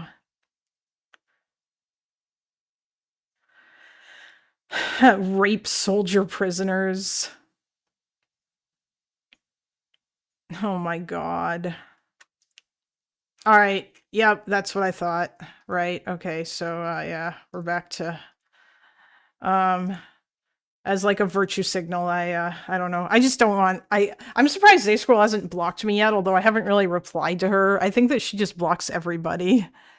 This reminds me of the Nazis blaming the killings of their officials on Judeo-Bolshevik backed traitors. Yeah, it's so stupid.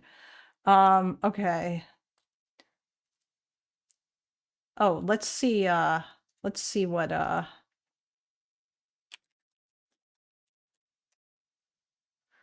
we're looking for all the usual suspects here.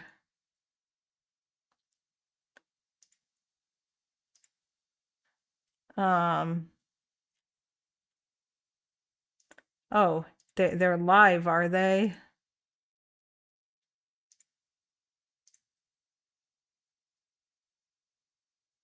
Oh, are these guys? Oh, they haven't started yet.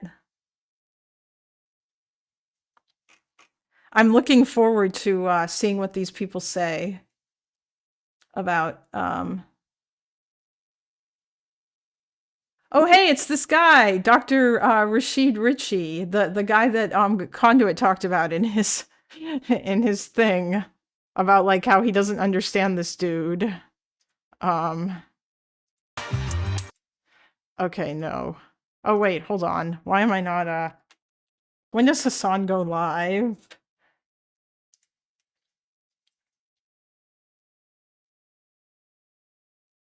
Oh, he's already live. Oh boy. What do you think is supposed to happen? Obviously, it's a little crazy for Qatar to just like sit there and shake Benjamin Netanyahu's hand, right? Also, this shows you exactly where Sisi is. Donald Trump says jump. He says how high. Donald Trump says bark. Sisi gets on his hands and knees and barks. Remember. Okay? All the Arab countries are bad because they're American puppets. Look at just the chat. British bastard, Trump makes peace in the Mideast and you're still mad? Oh, no. Wait, what? I am saying he's president. He's PP. Okay. Really? Oh, yeah, there it is. Barking like Kaya. Oh yeah, where is Kaya? I don't see her. The only thing you're in here is like an quote unquote own or something. You're like, Trump did the peace, dude. He did the peace. Saudi Arabia, the UAE, and Iran are also not present. Neither is Hamas. This does make me a bit concerned. The beast is the U.S. president's armored limo. Yes, I know. Oh no. Sisi awarded Trump. Egyptian President Abdel Fattah el-Sisi has awarded. Damn, he's really trying that that Arabic pronunciations there. All right, we'll come back to Hasan soon. We'll see what else he has to say.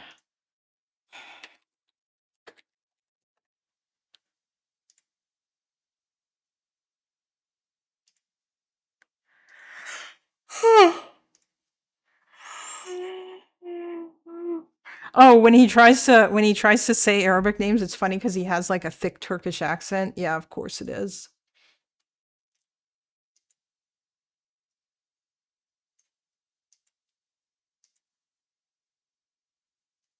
Oh, do they not are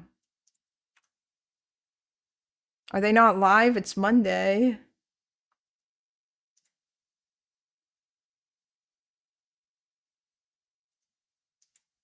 You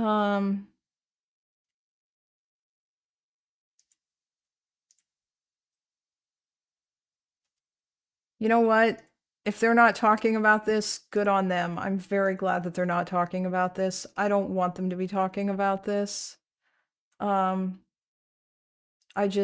don't want it.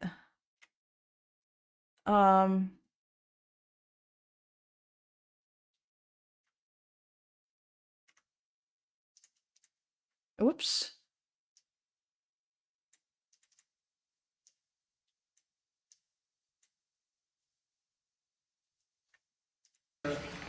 Being with us, man, I just solved the war for him. Azerbaijan. Hey, he said it right. Where's Harry? You guys are still getting along, right? They fought for 32 years, and in about 1 hour we settled it, right? And they like each other now, too. That's great. Ugh. So, anytime you heard. Okay, I don't care about this. I thought that but yeah, I guess the Young Turks hasn't said anything about this yet. Actually, wait, hold on. Let's see. What is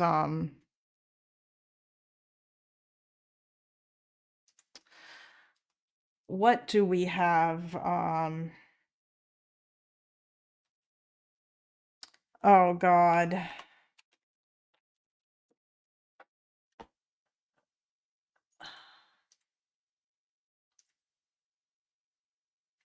Candace divides the right on Zionist conspiracy. Oh no, I don't know. No, I'm not gonna do it.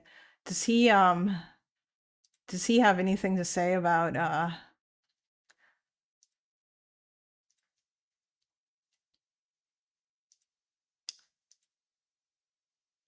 3 days ago, 4 days ago?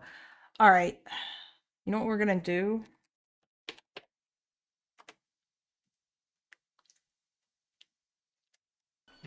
Okay. Why? No, stop. Oh, I guess his name is Ogre Boy 6. Yes, it is. Let me see if I can find videos. Recent broadcast. That Ethan picture, only Jews will get the face warp. Wait, which Ethan picture? Wait, who's live? Oh, yeah, I know he's live right now, but is he actually talking about anything interesting?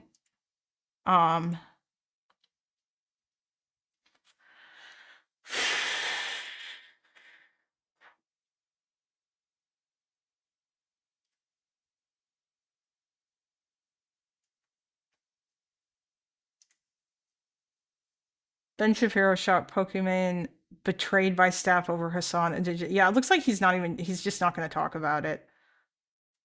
Which is interesting. It's kind of strange, honestly. I'm partially tempted to watch this, but I honestly don't think that I want to because she's just going to say the same crap that Kyle said.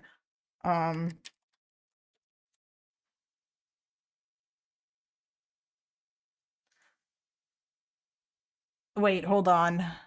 I know what we're going to do. God, Twitch just sucks so bad. When did Hasan start hostage swap in Palestine? It's funny, he writes Palestine instead of Israel. That's kind of interesting.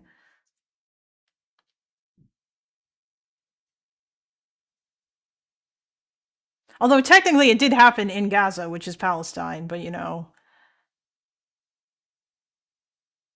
Trump the peaceful dove. I can't.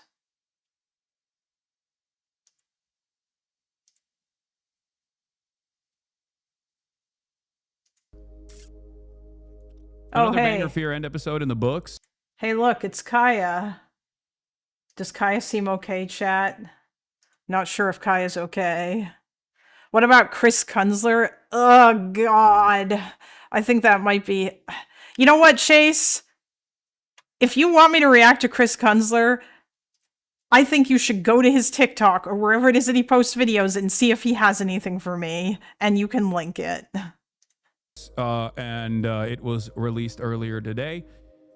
As always, we shot it on, I think it was on Thursday night.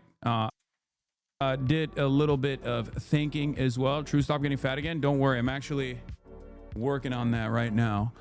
Speaking of which, working on that. His head really is smaller than the rest of his body. This morning, I woke up early, went and... We don't care. Platform. He says, okay. Oh, and now you're going to react to Slop? Are you not? Can we just move on, please? Listen, Hasan, I don't care about you whining. Get to covering the news, bro. Anytime I even address this, like, people go fucking nutty. Day 3 of asking you to please check out Road to Empress is like 5 hearts under one roof, but instead you play as a palace girl and thrive. I don't know. I think it's just like about how your muscles look. Legitimately, there is a bigger bipartisan consensus on loving Donald Trump in Israel than the United States of America. Like, sure. Okay. I mean, yeah, he kind of just did a big peace deal. Also, typically American presidents are loved by Israelis. We have a lot of fucking weirdos and Trump cultists that love Donald Trump. Does he just spam his chat with tweets in order to get them to, Jesus, okay. Is this like the level of brigading that we engage in here? Wait, Spider, I don't understand. DEIAH dog? What? Yes, of course he is brigading us. Oh, hostage swap in Palestine. Oh, I see. He's trying to up his viewer count. This motherfucker over here with his, how many viewers does he have right now? Hold on.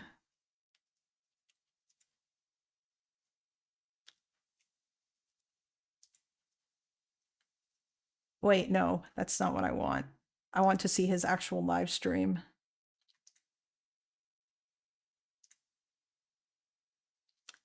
$31,440 viewers. This fucking motherfucker is so thin-skinned that he just cannot stand, like, he needs more viewers.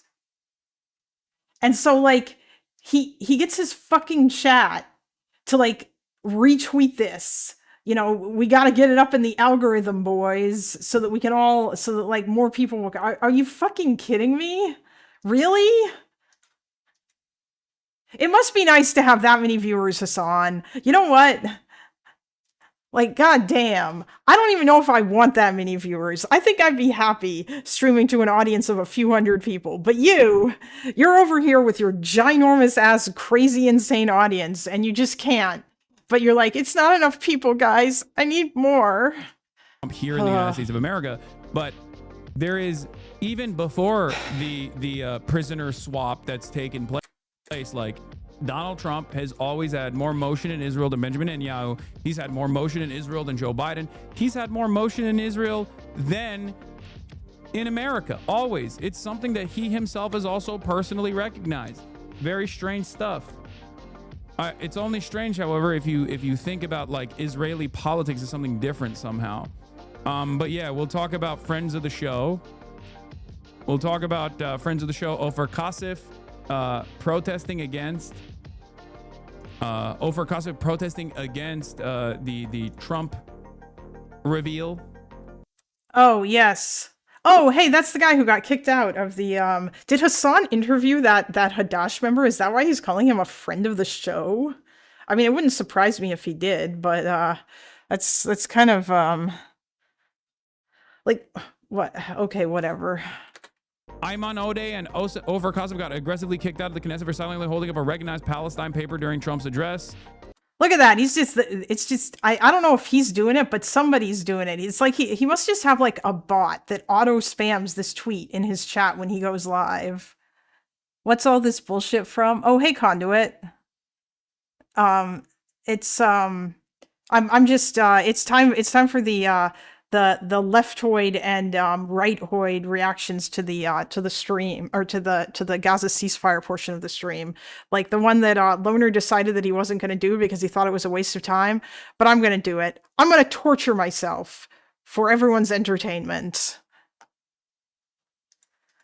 Yeah, it's not fun. Which is kind of crazy to think about. Conduit, did you notice this when you watched Hasan? Yes, I am. I'm gonna look at Ogre Voice reaction to this too, because I'm hopefully debating him tomorrow. Conduit, did you notice this when you were reacting to Hasan? Does he do this every stream? Does he just like spam at the start of his stream his tweet saying that he's live in order to like encourage his chat to go and like retweet it and stuff and amplify it? Because he wants more viewers, because 30 isn't enough. The bot in chat, yeah. Oh my god. That's so fucking. That's like, I mean, I guess it's smart, but it also just feels ridiculous. Like the bro's he's got a huge fan base, but it's just not enough. He wants. I'm guessing that he must want to go back to his heyday of when he was streaming to like 50 to 60 to 100K people. For his Twitter, Insta, YouTube, TikTok. Oh, he also has a bot in chat that spams like links for his Twitter and Insta and YouTube and TikTok. Because in this case, this bot, like his chat is just filled with him spamming a link to this tweet announcing this stream to like try and get more people to come. It's very funny. Oh, thank you. Thank you, Chase. Because like, I feel like there is, it's crazy to have people who are like actual antis. Oh yeah, I'm sure that he needs the wall for visibility, but I think it's funny that he even feels the need to do it at all, you know? Like, I mean, a Loner will put his tweets in the chat, and that's fine, but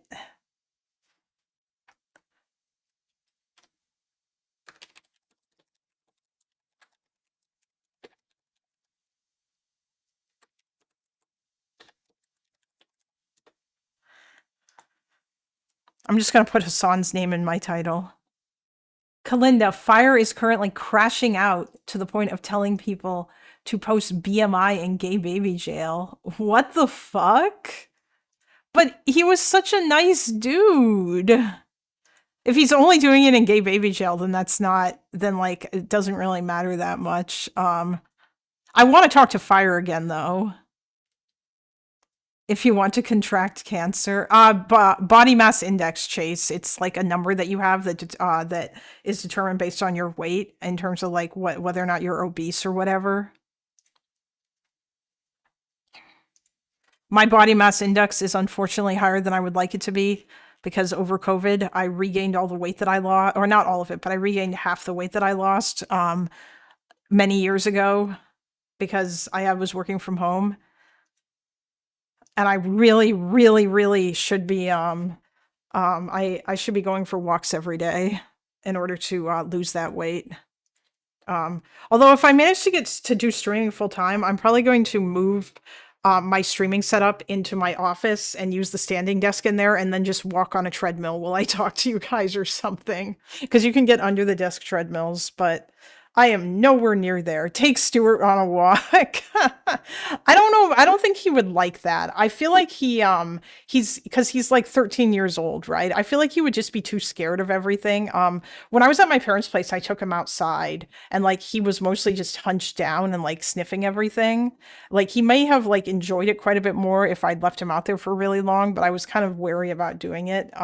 And here this isn't like that was a quiet residential area. Here this is like I'm in like a kind of quiet residential area, but I'm also in the city and there's like there's lots of cars that drive by and stuff. So I think that it would scare him a little more. And people take their dogs out and it's kind of, you know, okay. Zionists. It's crazy to think about having actual anti-Zionists that are in the Israeli Knesset demonstrate more of a fucking spine in Israel than like American politicians do. Like very few. There was like Hasan, it was 2 people, okay? There have been Democratic politicians that have absolutely stood up and said things. Al Green would like to know that you are full of shit. Do not demean Al Green, okay? We stand him here. Al Green is based for standing up during Trump's State of the Union address. They also have those pedal things you can do while sitting on, but I'm not sure how effective they are. Oh, yeah, I know those, but I would rather be standing anyway. Like when I worked for 8 hours a day, I did use a standing desk. I have one of those standing desks that has the buttons that can go up and down. I would just need to like make some modifications to it, and then I think it would be perfect. Because right now I'm not using it for anything, and I should be using it for stuff. Oh my God. People still using BMI in the big 25. So Fire is crashing out in gay baby jail right now and calling people fat. That's very funny. That's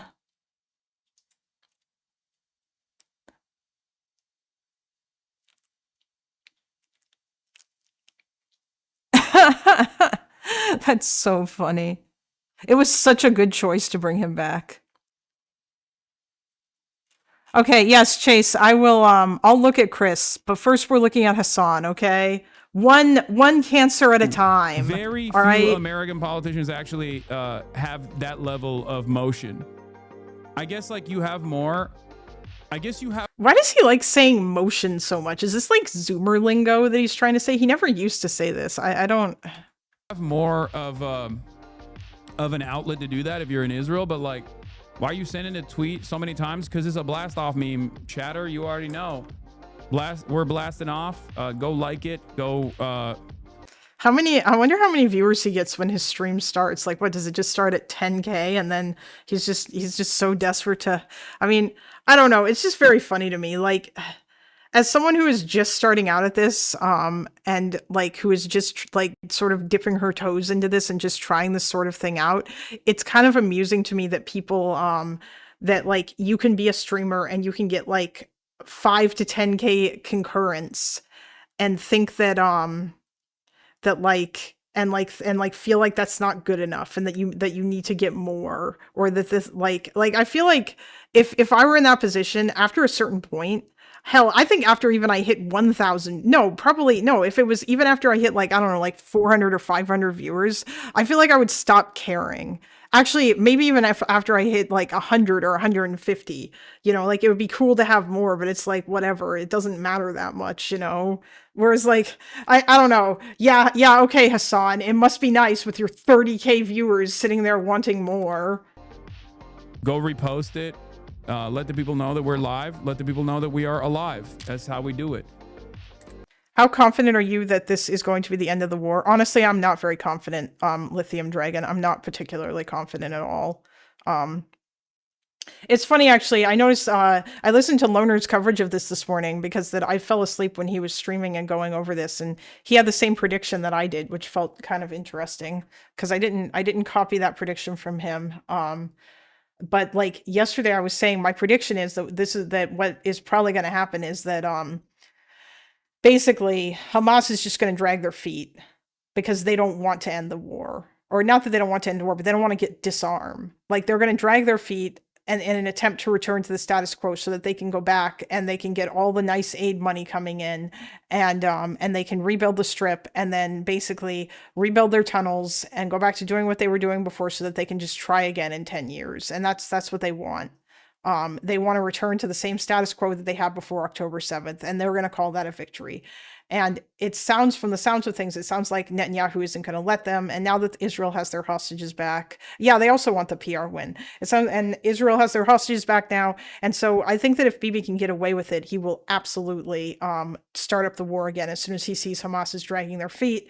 And it'll be that much worse because there's not going to be hostages. And it's just, and although I don't know the extent to which Trump will allow him to do that, but I mean, it's possible that he might. I mean, Trump actually could probably just say, well, I mean, Hamas weren't listening to us, so Bibi's going to go in there and do what he's got to do, which is basically code for, I don't give a fuck if you like go in and commit tons of war crimes or do ethnic cleansing. And yeah, it's,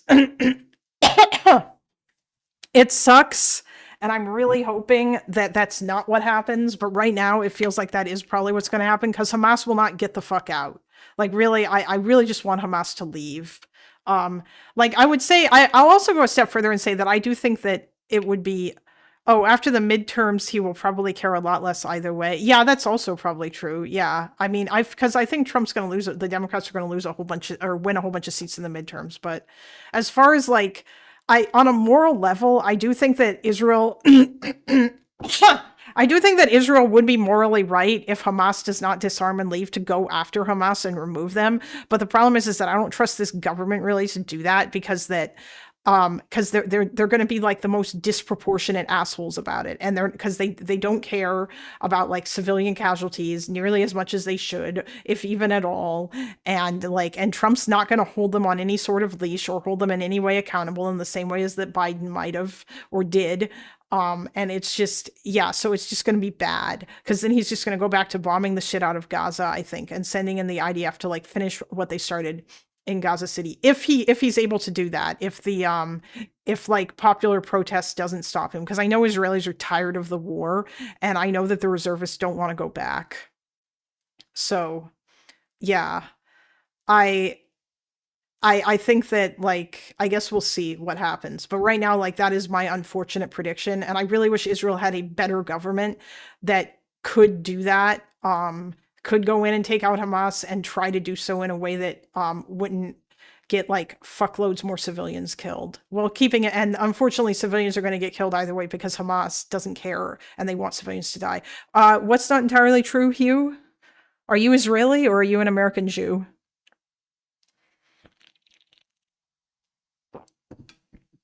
Or at least I'm assuming that you are, based on like other things that you've said in this chat, but maybe you're not. I don't know. I'm sorry. Sorry, I just did an anti-Semitism. I apologize. Please forgive me. I'm just going to keep playing this while I wait. Are you still going to China this year? Yes, I am. Their whole country's a cult? Yeah. Wait, Hasan's going to China? Oh my God. The hostage form already came out as asking Netanyahu to do something about Hamas dilly-dallying with the dead hostages. Oh, I'm an American Israeli. Yeah, okay, that's okay. So they're not necessarily going to give up on. So I'm assuming that at least among Israelis, there is an appetite to not return to the status quo of before the war as well. So they probably, so like, yeah, maybe some support will be given. I imagine that getting the hostages back probably was a huge thing with that, but yeah, I guess we'll see. Also, by the way, chat, as we watch this, feel free to keep an eye on poor Kaya over in the corner, and I'll be watching her to see if she moves at all. I mean, it looks like she's sleeping, but I can't really tell. It also looks like this bed is too small for her, and I really wish that it was more padded. It's kind of insane that it's not. But it looks like she's kind of just laying there.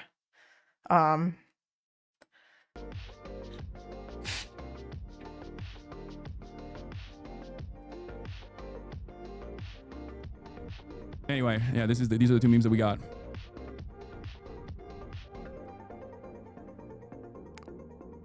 This hog talk was made for you. Are we gonna watch another Mussolini Son of the Century?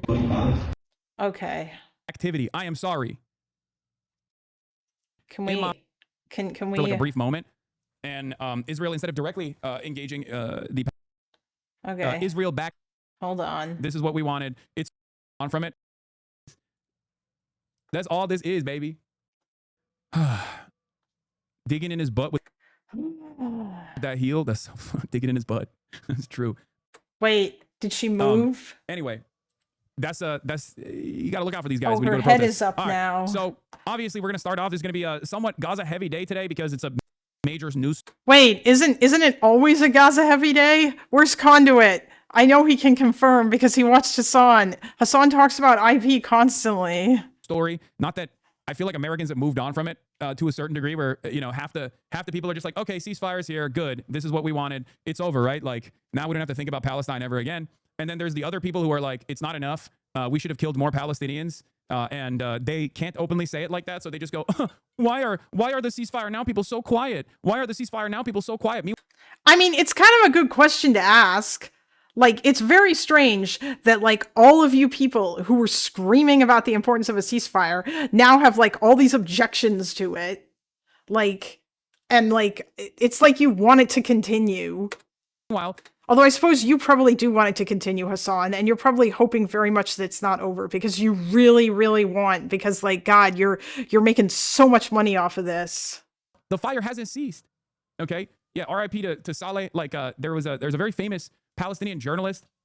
There's a very famous Palestinian journalist who was shot and killed in the additional Israel-backed gangs, Israel-armed gangs. Oh, here we go. You motherfucking, he's just, yep, yeah, I'm sure he read that from the Zay Squirrel, the leftist Twitter. You know, we can't talk about the fact that there are actual Gazans who hate Hamas and want them to leave, you know. So, like, any opposition to Hamas has to be Israel-backed. Gangs that immediately tried to take advantage of, like, the power vacuum that existed for, like, a brief moment. And Israel... No, they wanted to get rid of Hamas, you fucking... This fucking Ottoman colonizing dipshit, I can't, he's so stupid. Engaging the Palestinians has basically let these, like, gangs... Wait, oh, he reads Zay Squirrel tweets on his shitter every day. I mean, yeah. By that logic, are all Israeli protesters Hamas backed? That is a good question. But no, probably. He'd probably say that, like, be dumber, I dare you, Hasan. It's very hard for him. You know what? He's very stupid. Gangs roam around, and they come in from, like, Israel protected areas. They go into areas where, like, Hamas is reasserting control and the Palestinians are reasserting control. Is he just making shit up now? Really? Like, what? And basically they engage in these, like, gun battles, and a lot of people are covering it. They're not fully understanding exactly what's going on. No, Hasan, they're just not pushing your narrative. The actual truth is that, like, there are anti-Hamas people in Gaza, and now Hamas is attacking them and killing them. Honestly, I can see Smotrich calling protesters Hamas back. I mean, yeah, I mean, I think that's a meme that they engage in. But unfortunately, in that process, are they, like, settlers? No, they're collaborators. So keep in mind, everyone, that this is the shit that Teuton watches every single day, okay? This is what gets blasted into his brain. There are, for those of you that don't know, I mean, I'll get into it a little bit later because we're currently just talking about my GOAT, Peaceful President, Mr. Peace. I like to call him President P, short for President Peace, okay? Because he is my GOAT. He is the peace president. He's the peacetime president. He did it. He did the damn thing. Okay, President PP. I mean, like, I realize that Hasan is at least being semi-ironic here, but it's still, like, never mind. I don't even. Yeah, PP for short. President Peace. Anyway, because I know there would be some fucking hogs in here that are like, oh, I want to give him credit. It's like, yeah, in comparison to Brandon.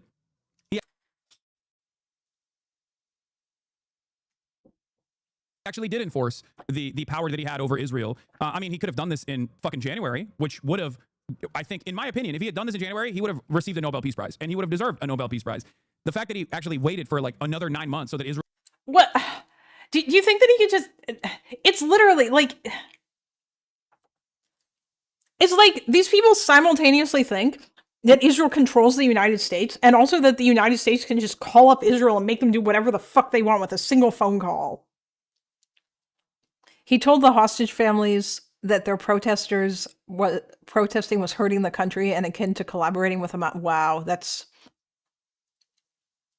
it made achieving total victory hard. Yeah, of course. That honestly, like Addie, there's so much of this that that just screams like war on terror vibes. Like the kind of rhetoric that you would hear from like the right during the war on terror. It was just so much like you are pro-terrorist, or you love the terrorist, or like you hate America, you know, like all of this same kind of rhetoric. Yes. Well, yeah, Chase, not just all Palestinians that don't, no, it's not Palestinians that don't want to destroy Israel. It's Palestinians who don't support Hamas.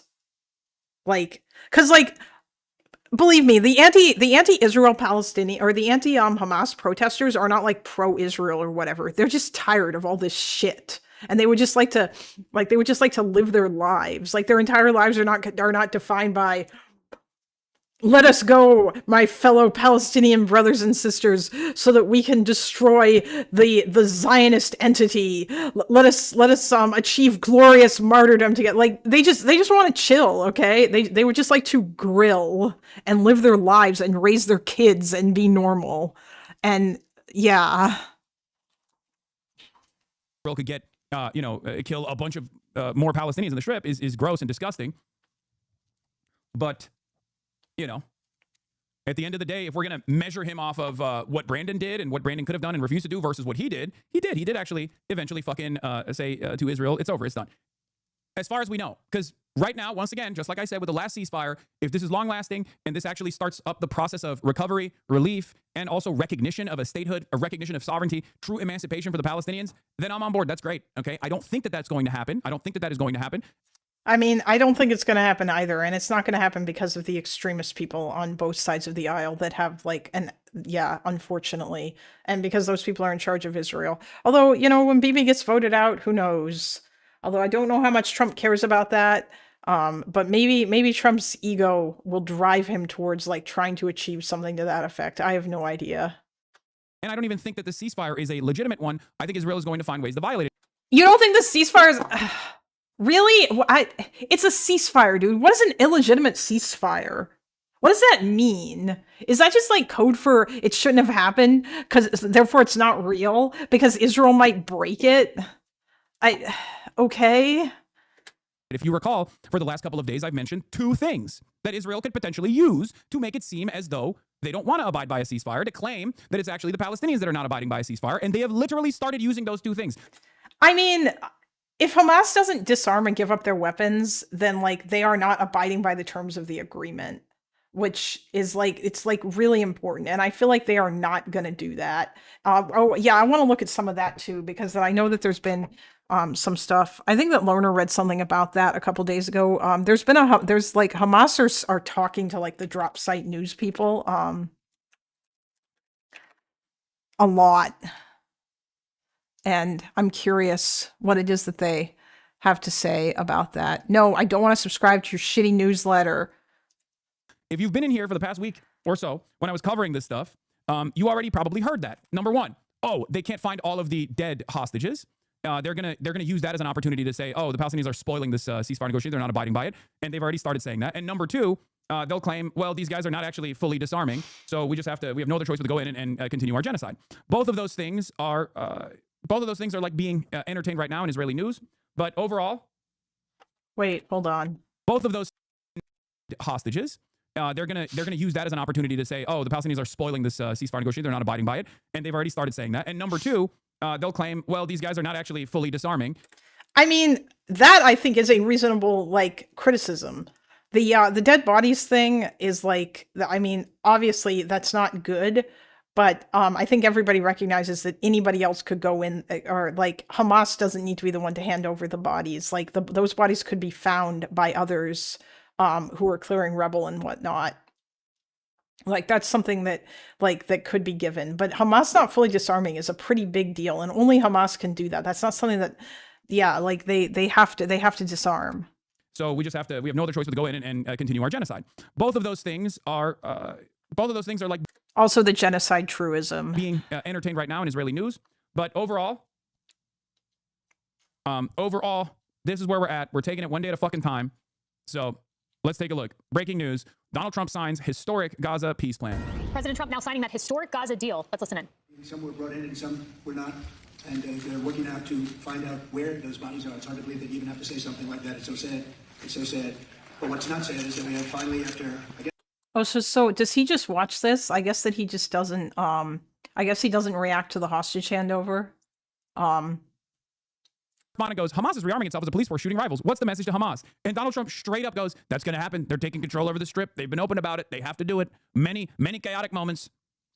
This has happened so many times with Trump because he just doesn't abide by the normal diplomatic PR trained answers that are required of him in the way that other politicians would. Because of that reason, okay, he will sometimes just say shit that is true, but you would never fucking hear. You would never fucking hear from an American president or even an American. Oh, hold on. Addie, I'm curious about something. Oh, hello, Boof Clouds. Oh, it's evening for are you also in Israel? I don't know where everybody is. Oh yeah, it's like 10:43 p.m. over there in Jerusalem. I'm curious about a couple of things. So I think yesterday when I was reacting to Vosh, there was something that came up. He's mentioned something about how apparently he had heard that that Israeli warplanes dropped bombs after the ceasefire was supposed to begin.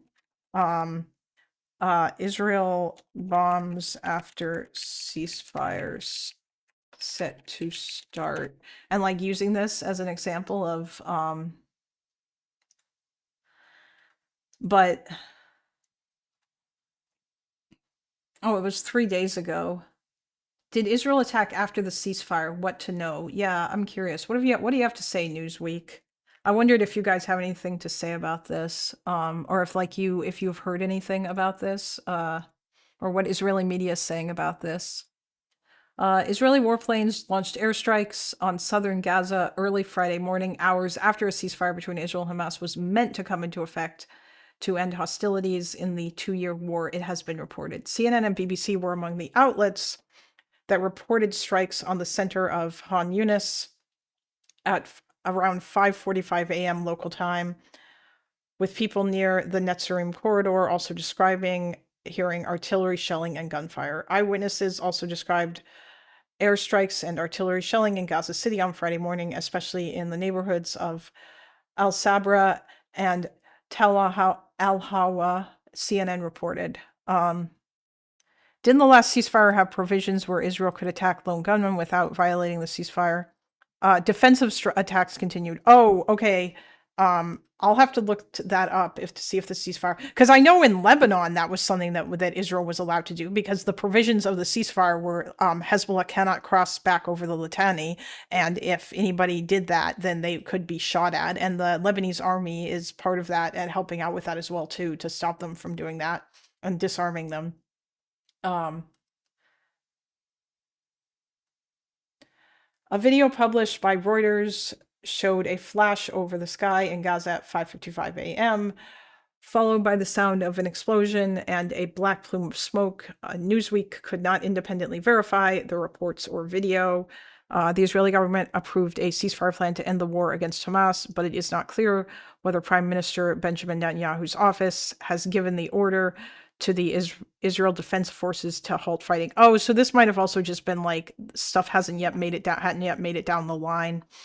But obviously, people who are incredibly uncharitable are not gonna understand that or care about it.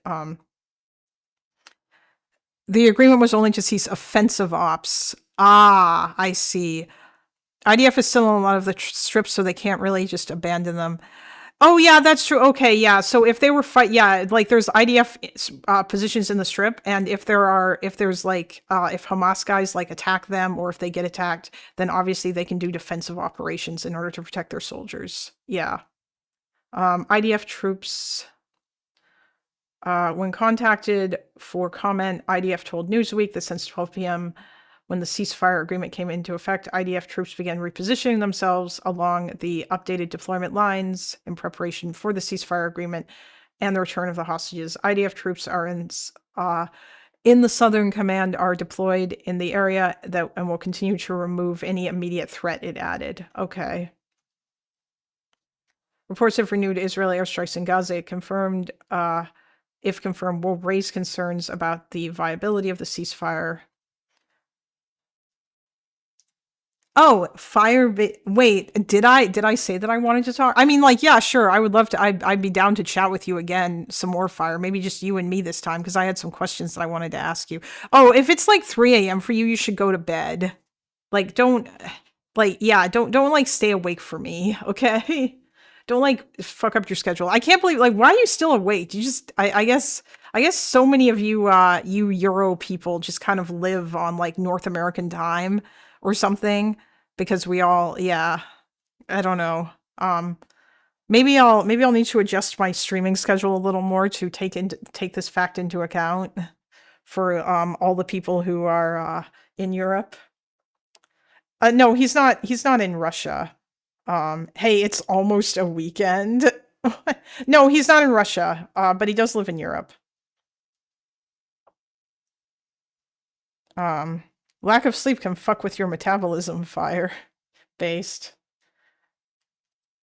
Oh my god, now you guys are... no, Fire, if you want to talk to me, we can talk. I'm just saying, like, you probably should, like, if you want to go to sleep, go to sleep. If you're Jewish, it is a holiday. Oh, you live in Indonesia. Okay. I thought you said you lived in... Oh, all right, yeah, that's fair.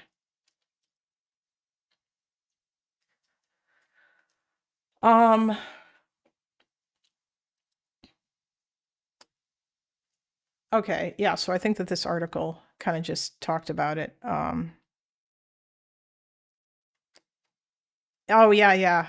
Okay. All right, yeah, I thought that he lived in Europe, but... All right. We almost had peace with Indonesia for a minute there today. I'll pop him for a bit. You're not my mom. Okay. Hold on. We're gonna... All right, yeah, go ahead, Fire. You can jump in the waiting room. Let's watch one more piece of cringe from a shouty British man. This ceasefire is not an opportunity to stop caring. It is not an opportunity to stop talking about and protesting for the Palestinian... What? Oh, is it too loud? Or is it not loud enough? Or are you just telling everybody to turn their volume down because Chris is a shouty volume, or a shouty British man? Okay. People, because this didn't start on October the 7th. Israel was carrying out a heinous campaign of violent expulsions of Palestinian people across the West. Wait, real? Oh, the West Bank? Okay, not Gaza? Oh, right, because this didn't start on October 7th. That's right, I forgot. History didn't start on October 7th. Bank and East Jerusalem. Its strangling siege of Gaza was bad before October the 7th. No, not nearly as bad as it got after October the 7th, you fucking moron. And arguably, like, you could still live in Gaza and be okay. It was just shittier in terms of, like, their access to resources and stuff. And they are definitely going to ramp up their propaganda efforts now that the most heinous violence could potentially be out of the... Heinous? I'm sorry, I shouldn't make fun of... He's British. It's not his fault. News cycle regularly, Israel and its propagandists will try and spew nonsense across social media platforms to claim that they have been lied about, to claim that Israel is this wonderful multicultural democracy and that all of the bad things that happened were just limited to what it did in Gaza. But what happened in Gaza was not some aberration, it was not some anomaly. It was a culmination of decades of Israeli settler colonialism, hell-bent on destroying the Palestinian people and the alternative that they pose to Israeli society. Yeah, okay. I mean, that's not as bad as I thought that it was gonna be. I thought that he was gonna just like basically like glaze Hamas hardcore and start going on about, yeah, but I mean, that's not as bad.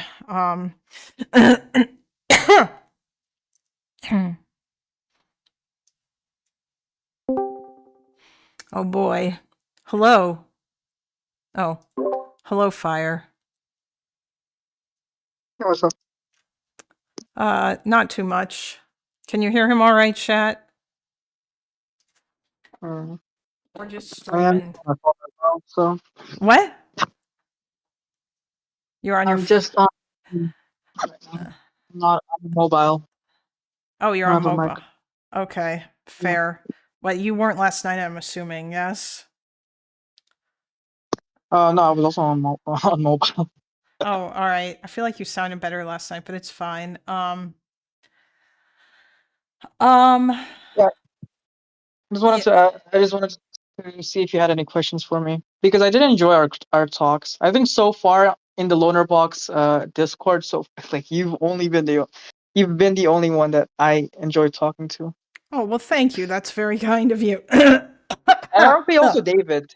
Even though David interrupted me a lot, at least he was able to engage in dialogue without like being like fucking weird about it. What about what about Funky? Funky was good too, right? He was a nice person to talk Yeah, to. yeah, no, he's fine. Funky Okay. was fine. It's just I didn't talk to the rest that much, so I didn't remember. Yeah, that's fair. What like with you and David though. Yeah. We Okay. talked quite a bit. Well, Alright, good. so I guess like I'm curious. In your DMs with me, you mentioned some stuff.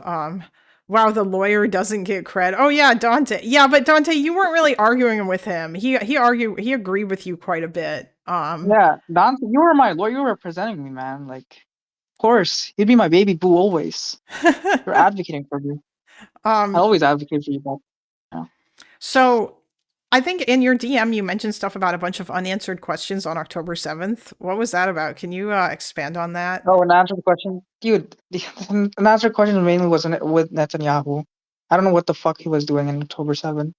Like, there was also probably things that, like, okay, this is something that sounds unhinged, but there is some evidence if you do look it up towards. But like, if you do give intention towards that, it empowers a lot of fucking unhinged people on like the Palestinian side, and it fuels a lot of conspiratorial theories. But like, I think there probably was some accidents, and like Oh. journalists probably should have been allowed to investigate that. When you Maybe after the say war. some accidents, are you talking about like friendly fire? Because like yeah, there were confirmed Yeah. instances. I think like there was 15 Yeah. at most though. Like I think it was like there was like 15 instances of friendly fire. Like 15 people died to friendly fire. But there are people on like the very far pro-Palestine side who say that actually, you know what? I'm not going to say that. I don't think that's fair. The very far pro-Hamas side who say that Israel killed or like half the deaths on October 7th were because of Israel, or like crazy shit like that, or more than half the deaths. Yeah, You know? I don't think, but like I think there's been enough smoke in the air that like there probably should be some evidence, should be some investigation. Oh, there's goes on gonna what the fuck be actually happened. there's already been an investigation, but Yeah, but like from my understanding, the Israeli government is trying to block it, and like I think once the war is over, like you have no fucking like, especially once Netanyahu is out of power. Like, bro, if I was like an opposition leader, to Netanyahu, I would fuck 100% just press him on that, because I think probably the Israeli people, the Israeli electorate, that is something that they could be bought on, right? Like what really happened on October 7th? Why was it so easy for Israel to allow a bunch of fucking fighters, to jump over the borders? Like how the fuck did we just let that happen, right? I would use that against Netanyahu. I mean, there And, are like, I think, there are people doing that.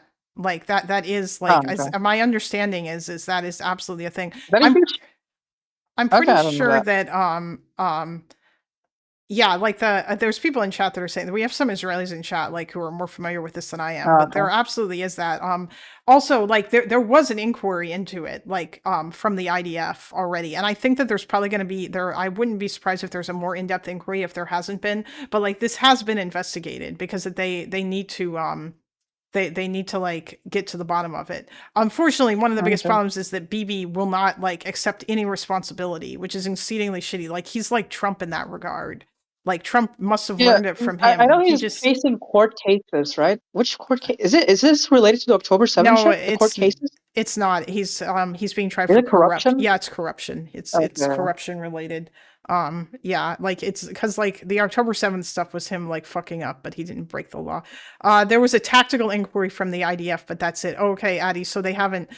If I recall correctly, I think that was one of the people thought that Bibi was prolonging the war because that he wanted to escape accountability for October 7th. Yeah, that could be it, man. That could be fun. His government is they're trying to prolonging avoid the war. Yeah, that's common, right? Like everyone talks about that. Well, I Them mean, there's prolonging more the war. to it than that, I think, probably. Like, there's probably a bunch of other reasons as well, too. Also because of BB being investigated for corruption. But, Shabak, I don't know who Shabak is. Shabak did one, too, but it's almost all classified. Are they an independent body? Yeah, there hasn't been an independent investigation is the issue, right? Yeah, that's the problem. Like, and I think a lot of it is because the government, a lot of it is hidden under government's documents, right? And I don't think they're going to be released anytime soon. Probably not. I mean, maybe the opposition will do something with regards to that. Oh, Shabak is the FBI of Israel, kind of. Okay. Wait, I thought that was Shin Bet.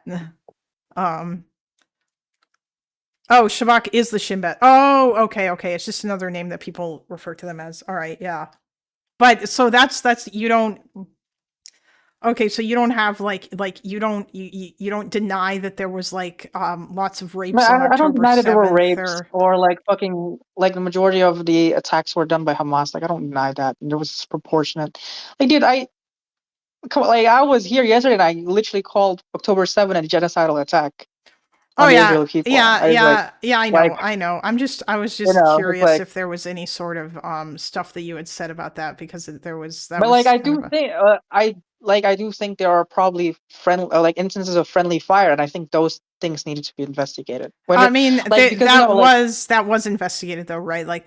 That's been investigated a whole bunch, and I think news orgs have investigated it too. I think the UN also investigated it. I'm pretty sure that was in one of the UN reports that it was to the extent that they could investigate it, because the UN went to Israel and they also did an inquiry about the rapes on October 7th, and they did an inquiry about sexual violence towards Palestinians as well. I know about. I read the rape shit. I didn't read about the fucking. Did they investigate regarding the what is it called? Like the friendly fires? Was that something that was investigated that much? Because from what I've just heard, just from what I've read very briefly, it's not been allowed to be looked into. I mean, Israel has obvious reasons for that. But Addie is saying in chat. Addie Sam is saying in chat, and she's Israeli. She's saying that the only thing that was really investigated was the friendly fire stuff. Okay. Yeah. Okay. Then that's my bad. Because because obviously that's a pretty huge deal if that's something that happened, and the whole invocation of the Hannibal Directive and stuff. And by the way, the Hannibal Directive is a thing for soldiers. It is not for everyone. It is not like Israel does not have a directive to shoot civilians if they are kidnapped. It is related to soldiers only. Yeah. All the technical things from October 6th and 7th were extensively looked at. Oh, the tactical things. Yeah, like the fact that the general overall failure and stuff. Yeah. I mean, it's because they underestimated Hamas. And a lot of that was BB's fault too, because he created the status quo. I think one of the arguments was that he over focused on the West Bank or something. And that's something that was said. I don't know how. I felt like that's kind of silly. Well, I mean, I think there was an IDF battalion that was withdrawn. Oh no, there was, because we were reading this yesterday. This is a report that was given about the October 7th attack and massacre. But this is from Sinwar's perspective, or it was about his notebooks that the IDF found in Gaza. Did it actually have useful shit? I thought it was just him saying, "Oh, kill everyone." It was that was part of it, but it was about the it did, or it looks like it did. I've just kind of been going through this. It says but it's about the tactics that they engaged in, right? In one here he writes The gates must be breached in sequence to allow the flow of the next waves of forces and subsequently of personnel. Several locations must be selected, at minimum one in the north in the area of the Eretz Gate, one east of Gaza in the Nahal Oz area, and the third opposite the central camps, so that by the end of the first wave, bulldozers will advance, open the gates, clear obstacles, and level the routes. In the next stage, the bulldozers will begin removing barbed wire and fence barricades, earth embankments, positions, etc., as much as possible. Yeah, he talks about, like, he made this whole plan, and like so it's like quite detailed in terms of, it wasn't just go in and kill everybody. Yeah, like he had and they were doing a bunch of stuff. That's why, like, those the women in the IDF who were monitoring the border saw a whole bunch of crazy stuff that happened, or like they were seeing like unusual activity, and they just didn't do anything about it. I think Addie mentioned actually as well too that they saw that a bunch of Israeli SIM cards were activated in Gaza the night before, and that was, but yeah, like they just didn't, because it's very hard. Like, hindsight's 2020, right? Like, it's the same thing where it's with regards to, like, when you have a school shooting and then you look back and go, wow, look at all these signs, how could we have missed all this stuff? But like half the time it's entirely possible that could lead to nothing. I heard this shit like floating around a lot. I never really fucking bothered to look into it because like it sounded kind of silly. But like there was like a girl that warned Bibi. No. There were women in the that were working that were responsible for monitoring the border with Gaza, and they were the ones who tried to raise the alarm, and no one cared about it. Or like the concern, like they didn't care, like the concerns weren't taken. I don't know that I don't think it was necessarily because they were women, but it was because the monitors. I wasn't gonna imply that, but like, dude, what the fuck? They just got ignored. Yeah, that's crazy. Yeah, it's the monitors of Nahal Oz reported unusual amounts of Hamas training exercises. Chase says in the chat. I remember reading about that a long time ago. Yeah, like because that Hamas was basically doing weird shit with bulldozers and stuff. Classic misogyny screws. I mean, that could have also been part of it too, because it was like a bunch of women, and it was their job to monitor the activity on the border, and nobody listened to them. But really, yeah, and like I think that also at the heart of this as well too is like not just the misogyny, but the fact, like, it was that they underestimated Hamas, because a long time ago Bibi was like he thought, like, he did this whole thing where I like to put it this way, where he went to where like he didn't like go to Sinwar, but it was like, okay, Sinwar, I receive peace and quiet, you receive Qatari aid money, and he kind of thought that he could just pacify Hamas like that. And that just kind of keep them quiet into perpetuity, and just kind of like that maybe they would just chill or whatever. But like he underestimated them, and it's funny because all this evidence is available. Like there are videos of him talking to Al Jazeera journalists and bragging about all the tunnels that they've built. And yeah, but they just didn't pay attention because they thought it was all blustering. They took Hezbollah seriously, but they did not take Hamas seriously. And also, the work permits. They were allowing Gazans in with work permits and stuff, which I think is good. And they were easing up on the blockade and everything. And like they kind of thought, but yeah, like Sinwar kind of played Bibi, unfortunately, and this was the result, because that they just did not take Hamas seriously. But obviously, they will never underestimate Hamas again. But yeah, like it's because Bibi thought that he could just take that can and keep kicking it. He was wrong to think Sinwar wasn't bug nuts insane. Yeah, exactly. He was wrong to think that. Even though all the signs were clearly there, all you have to do is just look at what Sinwar was saying publicly. And I mean, he was in prison for a long time too. So, but yeah, so this is kind of there's a whole bunch of stuff related to that. I think there's a lot of conspiracies around October 7th. The biggest one, I think, was the Israel killed all of its own guys thing. But yeah, like I'm trying to think of, like, I think that there was something else that I wanted to like just talk to you about last night, but that there was issues with regarding because that David was in here and everybody was screaming over each other. The newest one is the stand down order. Yeah, the stand down order thing is another conspiracy that I have to look up. I don't even know. Like I just see the shit floating around. I don't really look up into them, man.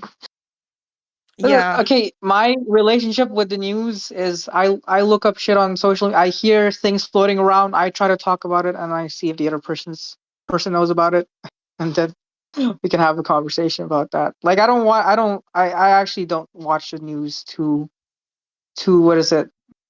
I don't keep that up to date with the news, you know? That's why yesterday everyone was asking who the fuck is Rokana?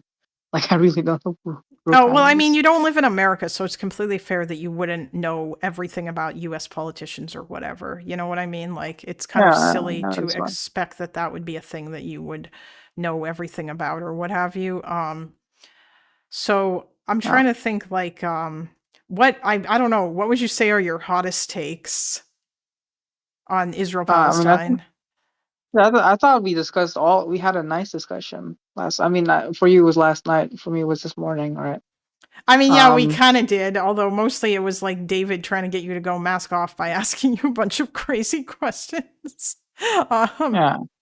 I really don't appreciate that when like people just like ask me basic questions or like, well, I feel like then like, you know, it's like it would if I try I feel like so far I would consider myself to be good faith. I like to have dialogue despite how different our opinions could be, right? If I try to exhibit that and I see that from you, and then like the next minute I'll be like, oh, do you believe that settlements are bad?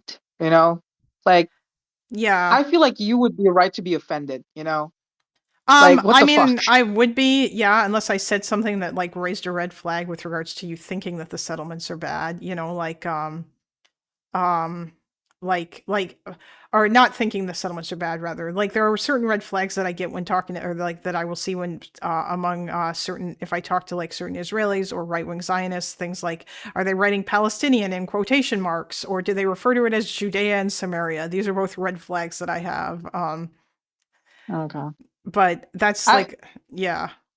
Maybe, but like I don't know if I've exhibited that. No, Like, I mean, you haven't personally, like, I don't know if I want to have the argument with you about how it's a genocide, but I do think that it is a bit weird. Like, why do you think that Russia is worse than Israel? Or you mean less worse? Wait, do you think, oh, I'm sorry. Why do you think Israel is worse than Russia? Yeah. Israel is worse. Okay, wait. It seems to me that Russia is targeting Ukrainians as a whole, but in terms of, okay, when I say worse, I mean like worse in terms of genocide, worse in terms of destroying the spirit of who their victims are, you know, the population spirit in like a vague sense. I think the spirit of the Gazans, like this is very gay, you know, literature shit. The spirit of the Gazans have been far more destroyed than the Ukrainians. I don't personally, because of the asymmetry of it all, and I mean, also the scale if of it. you okay, can I? This is, I think we're kind of getting to the heart of a general issue that I probably have with you, and that I certainly have with people like Ogre Boy, but maybe less so with him because he seems to be, or like maybe the same amount. I don't know. Oh my God, Toby. Yes, Toby said ask him about how many pull-ups he can do. Because you were calling everybody fat in gay baby jail, apparently. Yeah. Okay. You know, I feel like that. Okay, I was rage baiting a bit, right? Because you know, why not? But dude, like okay, I only started fucking doing that because people started being weird to me, you know, in GBJ. So I was like, okay, well, if you want a fucking lol cow, let me be your fucking lol cow. And I just started like fucking shitting on everyone. Like, you know started what? actually being I'm pinched, glad you that know? fun and good times are had by all. Okay, in the gay baby thing. Like, I'm glad that you've been a pretty good sport about all of this, because the last time we had someone in here like you, actually, I think that person was worse than you. They just decided to leave. And because they didn't want to they just didn't want to do it. They just cried and left. So you know what? Thanks for sticking around and arguing with us. Yeah. I mean, I like arguing, but like at the same, I don't think Lonerbox. I don't think that Discord is interested in like actually having good discussions. So well, I don't mean, know.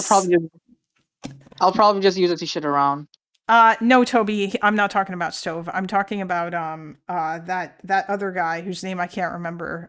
The actual communist, like Hasan, former Vosh fan, not Teuton. I can't remember his name now. Bluestone, that guy. Yeah. I think I gay babied him and then freed him, and then he immediately went crazy, and then he just got banned. Or no, I put him back in gay baby, and then he just left because he just crashed out. Anyway, so I guess like, all right, fuck it, let's do it. We'll just have this conversation because I haven't really had this conversation on voice with anyone really before except Teuton, and that was that made me want to kill myself. I don't know if it's a genocide, okay? I don't have enough information to know that it's a genocide. Would you like me to explain why I feel that I don't have enough information? I'm assuming you think that you have enough information because that you see high civilian death counts. Is that correct? No, I don't. I wouldn't just consider it high civilian death counts, as I think there's enough evidence that dude, I should prepare a fucking thesis on this because it is hard to, because obviously there isn't like a fucking specific documentation that, you know, specifically points out that we are going to kill the Palestinian people by Netanyahu or any of his governments, right? But based on previous presidents of genocide, this is not something that was needed. In Srebrenica or I think in Srebrenica or another genocide case. I'm drawing blanks here, but it was ruled, so we can use it as a legal precedent, that genocidal intent can be inferred by action. Of course. Right? Yes. Can be inferred by action. Yeah. Or can be inferred by the rules of the ground. I think the scale as to what is happening right now, like when you're thinking of genocide, I hate that a lot of people just consider it as like killing, you know, like it is obviously more something to do with the destruction of the population. In the general sense, people don't, right? Well, no, it is the destruction in whole or in part of a group of people. In whole or in not, part it's of not a group just, of people, right? Yes, but like it's and not how, but like there are subclauses as to what that can count and what genocidal actions can be yes, there inferred are from a that. bunch of things. So okay, And it's not just killing. Here's right? my. It's not just killing. I mean, no, the main. It's the destruction of it's not just killing. It is. I mean, if we're going to take the strict legal definition into account, because it feels like you have like this weird, like sort of vibes definition of it, where you're talking about like the spirit of a people and all this stuff, and like the only definition that I care about is the legal definition as defined in the Geneva Convention, because that's the only one that matters. We're talking about the legal definition, right? But in the legal definition, there are subclauses directly under it. Yeah, there which counts as genocidal are action, but it's not necessarily killing. Like okay. One of the reasons why Ukraine is considered a genocide is because of the kidnappings, right?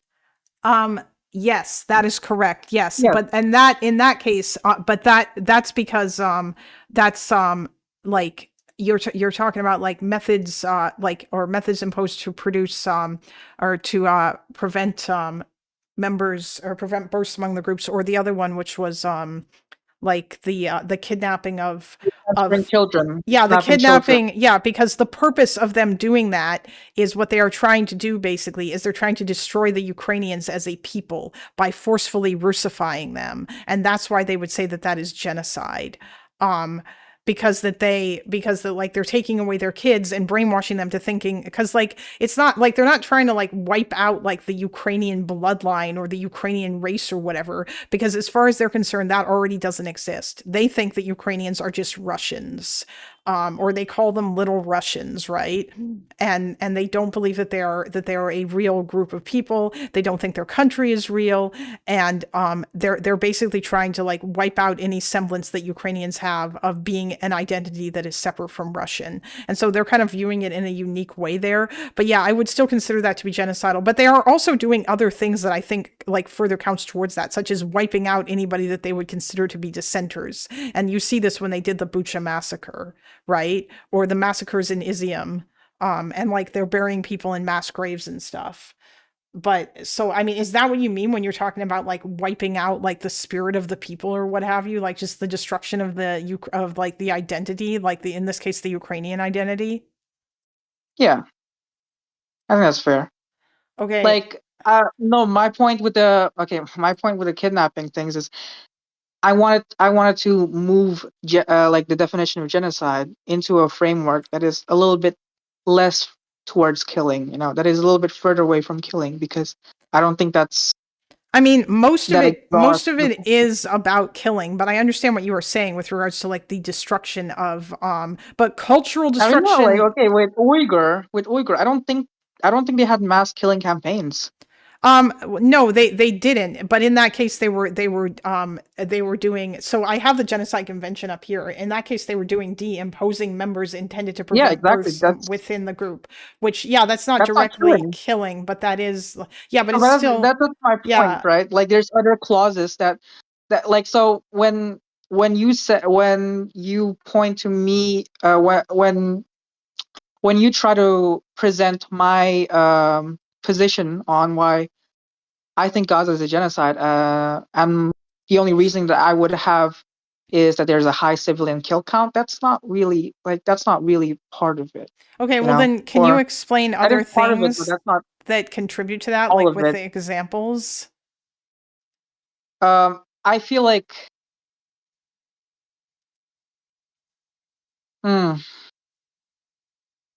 like.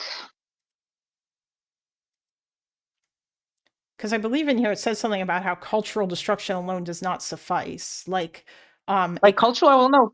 What do you mean by cultural destruction? Like what happened in Tibet? Where there were. What happened in Tibet was it was kind of just like Sinicization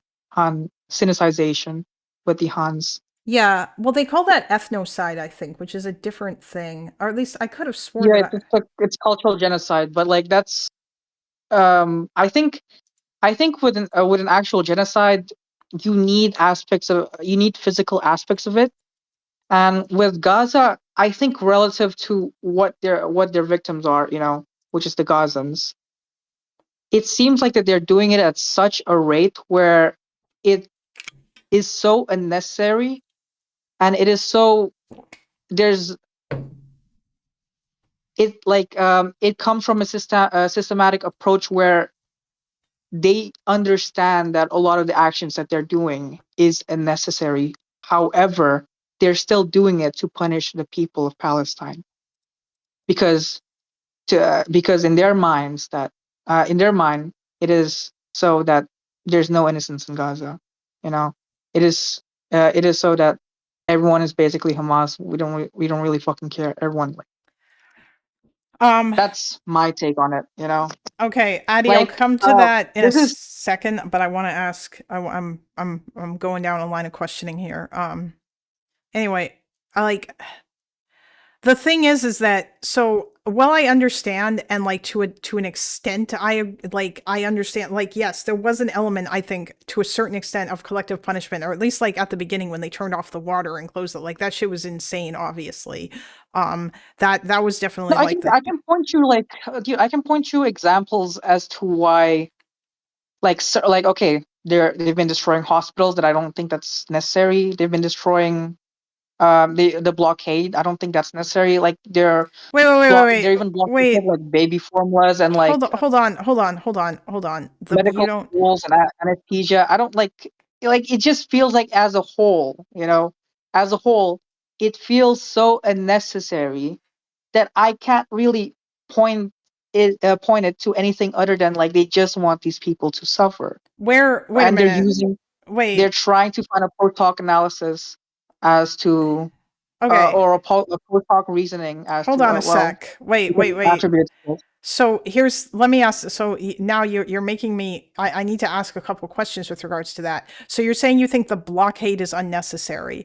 Are you under the impression that that Israel was just completely blocking aid like at the beginning of the war? I'm not talking about. I recognize there were periods where they were like in May they did like basically a siege where they completely cut off aid and they would not open the gates, and they did that because Donald Trump let them, and there's no way that Biden or Kamala would have let them get away with that, but Trump did. Oh no, not completely block. I think they're still restricting aid.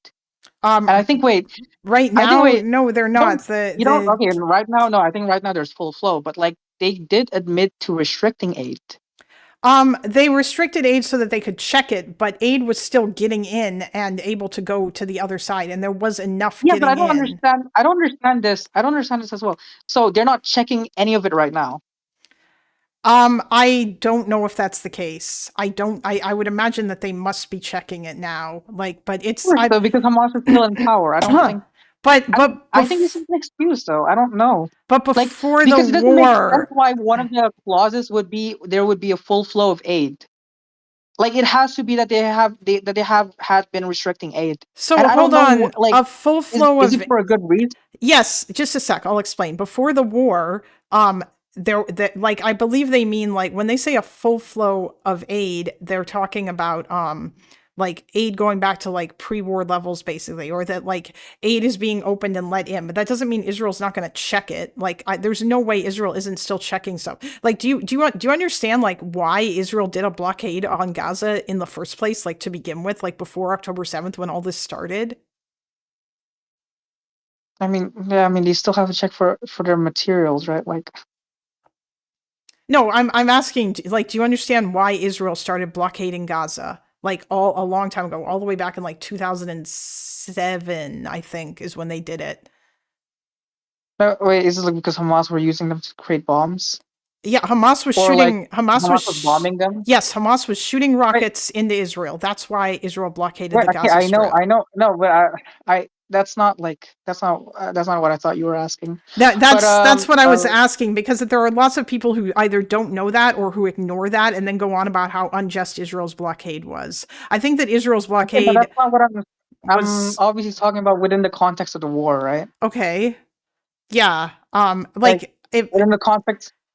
Have you seen the actual numbers? Because the numbers are available for the number of trucks that were able to get in every day, the number of trucks that were going in post or pre-war, and all of that stuff, and how much the Gazans would need. And there was absolutely a failure of distribution, but it wasn't because Israel wasn't letting the trucks in. I'm talking about nearer to the beginning of the war. Once they reopened the crossings, they were letting them in. Yeah, they would inspect stuff, but trucks were definitely getting in. Now there was failures with regards to distribution, but that's on both Israel and Hamas. Obviously, in areas Israel controls, I think they should have facilitated distribution, and there was issues with regards to that. But all this stuff about how Gaza was suffering from a famine, from the jump or whatever, or the people of Gaza were starving and they weren't able to get enough food. That wasn't something that actually became true until May when they did the crazy total siege. And then people actually did start to starve because when they ran out of food, they didn't have enough. And they did eventually run out of food after everything that had been stockpiled during the January ceasefire, right? But by that point, anytime anybody screamed about the blood, or anyone who was raising that alarm, they weren't even taken seriously anymore because of all the previous times everybody said Gaza was on the brink of famine or Gaza was suffering from famine. Which, yeah. I think people were still taking them seriously. I mean, yeah, some people did, but it was easier for right-wingers to dismiss it, right? Anyway, but that's neither here nor there, but go on. Right-wingers in where, though? I'm not sure. Right now, only Trump back at that time could have affected that. I mean, right-wingers in Israel, but whatever. Like I said, that doesn't matter. That's just a random complaint that I have about the way in which that people on the left handle this whole situation. The exaggeration of Israel's war crimes is a thing that I don't think is good, because then when Israel actually does do bad shit, it isn't taken as seriously by people on the other side when the alarm is raised, because we've spent all this time saying Israel's already been doing this bad shit. But that I don't want to turn this into a discussion about that. Let's talk about the aid. Okay, I mean, Go on. I would argue that I don't think it would have made a difference in how right wingers would have framed it, but I mean, sure.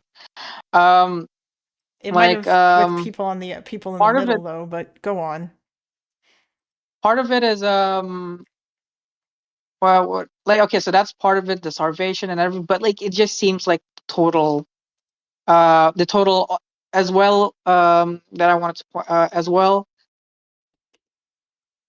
What is it called when you're not trying to differentiate between things? Discernment. When you're not trying to distinct. Discernment. Yeah, sure. When you're not trying to distinctify between civilians and combatants. The principle of distinction.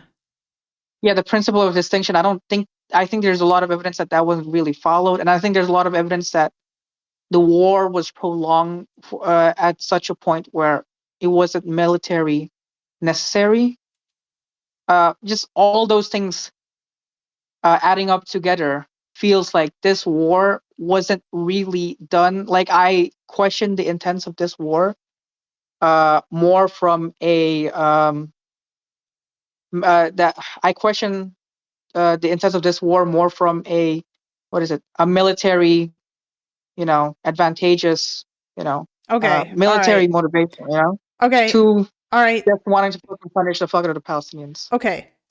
Do you And I think okay, wait. No, hold on. Now I'm gonna because I just let you ramble a whole bunch, which is fair because I asked you to. But do you deny that Hamas co-locates in civilian areas and that they have tunnels built under hospitals and the entrances to those tunnels in hospitals that they set up shop there, that their tunnels that they booby trap civilian homes and they put their tunnels entrances in civilian homes and they fire rockets out of civilian areas? Do you accept that this is true?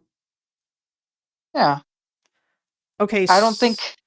So do you I don't know if I don't like even that guy David admitted like there was probably a lot of things that Israelis could have done as well. Like I don't think this is like I agree. No, I'm not. Well, the thing is that the issue is if okay. Let me ask you this question. If let's assume that Hamas did all that shit as well, right? They did, but yes. Let's assume that let's assume like as well in this hypothetical that I'm creating right now, right? So let's assume that Hamas is still the same bad guy, and let's assume that Israel is a perfect actor. How many do you think there would have been a significant amount of lives? I think that the number of civilians that would have been killed would have been less if Israel had cared more about civilian casualties. However, I also don't think that most of the people, maybe not you, maybe you wouldn't be being crazy about it, but most of the people wouldn't have cared and they still would have called it a genocide, even if like by the end of it, the total kill count was like, I don't know, let's say 40,000 or something. But unfortunately, the kill count of civilians was still going to be very high because of the fact that Hamas co-locates in civilian areas. And you have to do like proportionality assessments and stuff in order to determine if it was necessary, because Hamas goes out of their way to make sure that innocent Gazans die when Israel attacks them. That's why there are no bomb shelters in Gaza, that civilians aren't allowed into the tunnels and all of this other stuff. Like they have set up like their entire thing it's all being done on purpose. But yes, I do think that Israel should have gone out of their way to like not kill as many civilians, because obviously that would have been better. Like, not only is that morally the good thing to do, but it's also like just it on like from a pure like optics level, they should have done that, because that if they go in there and go ham and are insanely disproportionate and kill a fuckload of civilians, they're playing right into Hamas's hands, and that's what Hamas wants, and that's why Hamas does this shit. Because they want more Palestinians to die so that they can wave the bodies of dead children around in front of Western media and get the sympathy from Western leftists, which is insane. I mean, well, yeah, okay.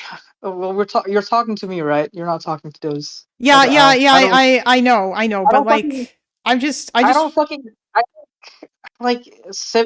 I think genocide needs to be moved away from framing of killing, because also you're kind of pushing into the idea that the only thing that you need for a genocide is high kill counts. That's not But what when genocide is. no, that's not the only thing you need. You need intent, and that's the reason why. Yeah, that's my point. Yeah, but right? that's my yeah. But you see, here's the problem. If you can infer intent, my problem is when I look at what I see in Gaza, I see a war with disproportionately with like where the party that was it's a war where it's an urban war where the enemy is setting up shop in civilian areas and the people who are fighting against them don't care as much as they should about civilian casualties. That is what I see. I do not see the deliberate attempt to go out of their way to kill as many civilians as possible. And the reason why I don't see that, I also don't see other things that are emblematic of genocide, such as like massacres, like intentionally massacring civilians. This is my problem with the whole argument about how like what's going on in Gaza must be a genocide, is because that and or also like this notion that like Israel like is intentionally targeting civilians. Because if you look at literally every other genocide, like you brought up Srebrenica. God damn it, I used to be able to say that. I'll just say you brought up like Bosnia, okay? In that massacre, the one that you were talking about, that genocide, they went in there and they lined up people and they shot them. In Bucha and in Izium, Russia went in and they lined up people and they shot them. It was so incredibly clear-cut. This was a massacre. In Myanmar, that's what they do when they do village clearing operations. They send their soldiers in and they murder everybody in the village on purpose. There is no there's no distinction, you know. In the Holocaust, they did industrial murder. In Rwanda, they hacked people up with machetes and they went around and killed and targeted women and children and civilians. Now, whenever anybody talks about Israel's war crimes, and I'm not going to deny that there are absolutely instances of Israel's war crimes, but it is so much more murky because Israel is not going in and lining people up and shooting them. That's not what's happening. It's a war and they are dropping bombs and they don't care as much about civilian casualties as they should, but we are not finding like evidence of them like going in and lining civilians up and shooting them in the back of the head. It's just like, that's just not what is happening there. And it's annoying that people want to say that like these things are the same when they're not, when all of those other genocides, it's very clear, like it's so much more clear cut, like this is what a civilian massacre looks like. Whereas in the case of Israel, like Shireen Abu Akleh, I'm sure that you know about her, that she was shot in a raid in Gaza on the or in the West Bank, I think it was in Jenin, and she was shot by an IDF soldier, like a marksman, right? And that was in the middle of a raid. Like it feels like every single time there's like a war crime or a bad thing that's done in Israel, it's usually done by some trigger happy IDF asshole who doesn't get punished. And that's what Israel's problem is. Israel's problem is that they don't have any accountability for their soldiers. They have a culture of a lack of accountability. And this is because that they have conscription and stuff, right? And they don't want to hold their soldiers too accountable because then like the people who sign up will get angry and they'll think that like they're being like held back too much when trying to do their jobs or whatever. And I think that that's part of the problem. Like the IDF has a systemic lack of accountability. It's not like they have a top-down order to just go in and murder all the Palestinians. It's that they don't care enough to deal with it, and they don't like deal with like all of their bad actors or whatever. And this has kind of led to a bunch of bad shit. Add on to that like vengeance after October 7th and stuff. And yeah, it's just like, but every time Israel does a war crime, it's generally done like the greater context of it is this was in the middle of a war and there was a whole bunch of fighting going on at the time. It's never, they walked into this town, lined people up and shot them in the back of the head, like with every other genocide. Okay, I'm done now, but that's why it bothers me. But that's not what every other we can look at Uyghur. Yeah, but that's not that's like the Uyghur genocide is a completely different kind. The Uyghur genocide is also not happening in the context of a war, though. Holodomor. Whether or not the Holodomor is a genocide is like a different. I don't know enough about the Holodomor. The problem with the Holodomor is that historians don't even agree that the Holodomor was a genocide because there's been issues finding the intent. Something that even some people would argue that it's a genocide. Even some historians would argue that it's a genocide. Yes, some historians. Line up people. Like the point is, you don't need to line up people. Yeah, but okay, right? If we're talking about what is the main thing is intent, right? Yes, intent can be inferred from multiple different actions. Intent. Right? Intent can Okay, okay. be inferred, but it's not like what I'm saying is that in Israel, in Gaza, I don't see like enough to infer the intent. I just see a Okay, then I'm war. trying to make Sorry, an go argument ahead. for Go it. ahead. Right. I think from what I see, and I think that the argument that they might go with in the case is, it seems like there is a systemic lack of accountability, plus a systematic lack of distinction, principle of distinction, what you said, and that is riled up by a population that is very radical, that is very young. You just mentioned that the majority of the soldiers and the majority of the Israelis that go into Gaza are young. That's true, and they're probably radicalized because of what happened in October 7. And I think there's a lack of oversight that is done intentionally by the higher ups. Like, okay, you can ask me where an example of this is you did you hear when that military officer said regarding the lawyer of the airstrikes that he would have administered? Oh, I thought you Like, were going to talk about Yehuda Vosh and the fact that he hasn't been fired. I don't know who the fuck that guy is. Dude, he- I don't know. I'm not even like that knowledgeable, honestly. I I really mean, don't know I'm that not much. like super knowledgeable either, but Loner Box is, and I watch him, and I've been starting to read a bunch of this stuff on my own since I started streaming now too. But I like No, but okay, there was a case of a military commander, and this has kind of confirmed a suspicion that I've had for quite a while now, where I don't know if Israel is actually doing proportionally assessments that much or even at all. I mean, Like, yeah, they like no, no, no, probably no, no. are, Okay, okay, but okay. go on. This is what this is literally his words, where the lawyer is telling him, by the way, if you want to do something, I'll just find an excuse for you. You're gonna, okay, Legal. I don't, like, now I don't even know, like, are you talking about like a general, um, Yeah. can you Okay. can you provide me with a source for this? Like, I'm not like I saying, don't. I'm not gonna. give me I'm not gonna provide you with a source right now. Okay, we're having a conversation. But okay. this is, The I reason think, why I'm one of the asking things. is, okay, they have a unit of lawyers who sign off on strikes. Yeah. Yes. I know. I understand that. That procedure exists on paper. I don't know how much that procedure actually limits the number of airstrikes. Right. And I am skeptical, because why the fuck do we see, right, in so many instances, places that are getting airstriked, and then later on, independent journalists that were there at the time didn't find any military activity. Okay, Like, so why is it like here, I don't fucking buy that, like, all of like, bro, 80% of Gazans infrastructure is fucking destroyed. I think, at least on the okay, northern hold part, on, or one hold part. on, I hold don't on a buy that sec. they're all embedded within Hamas. I just don't buy it. I don't buy it. Just a Like, sec, just a second. I Hold feel like on. that's a little silly. You did it. You brought up the thing that I figured that you would, and this is the reason why I don't know. Okay, I'm gonna show this to you, because I think this is very, very important. First of all, I just want to tell you, and or rather, like, this is the evidence that I'm gonna show you that I have.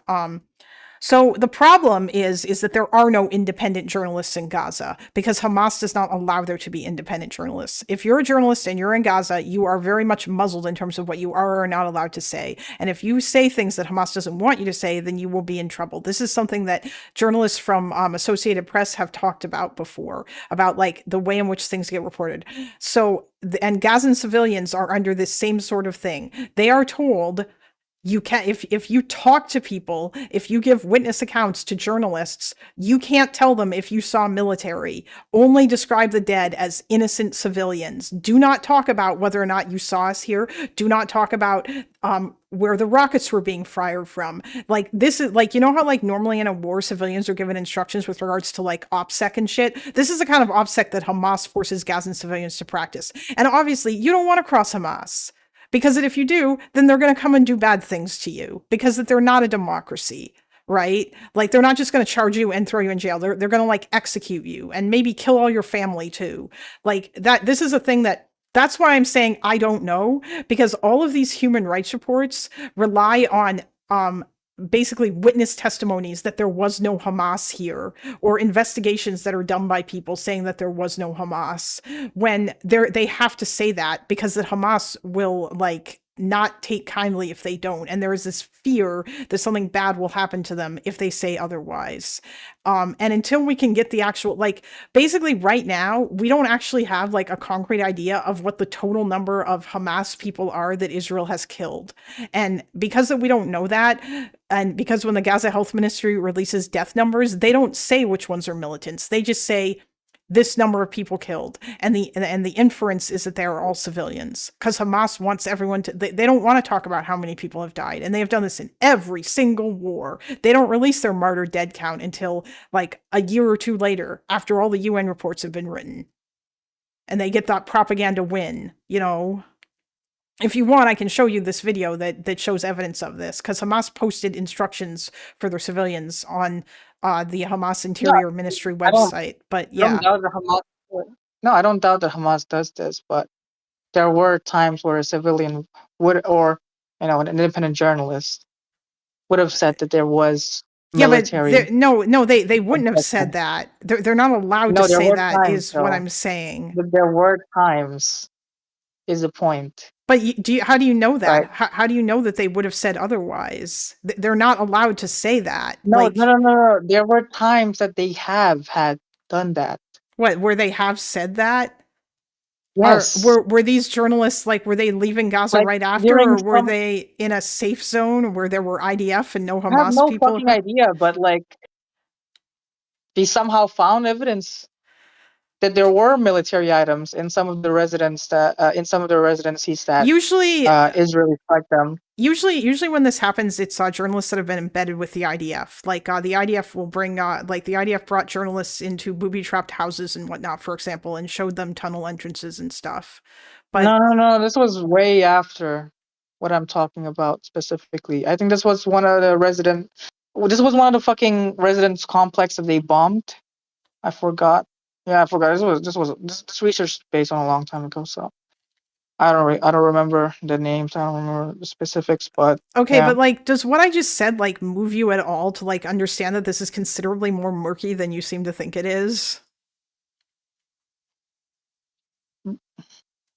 No, but like I already considered that though. I would have considered that journalists are incentivized to lie for Hamas. I would have probably considered. I just think that the scale on it is so like there's so many things that are pointing to that one direction, right? I feel that, like I would have to be dishonest.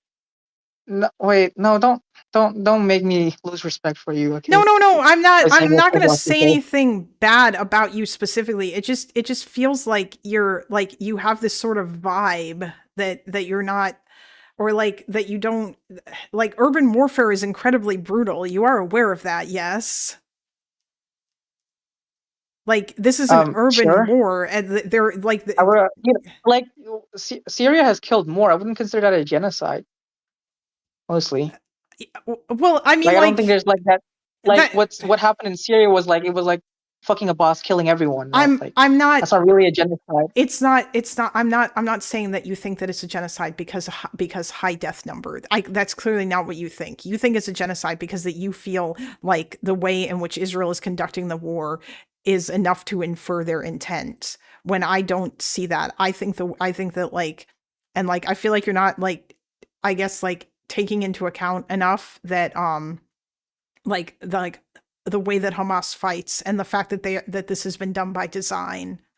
And I feel like the explanation that I gave about how Israel doesn't care enough about civilian casualties makes a lot more sense than Israel is purposely going out of their way to target civilians, because like the number of people who were dead would be way higher No, than that given Israel's firepower. it's not.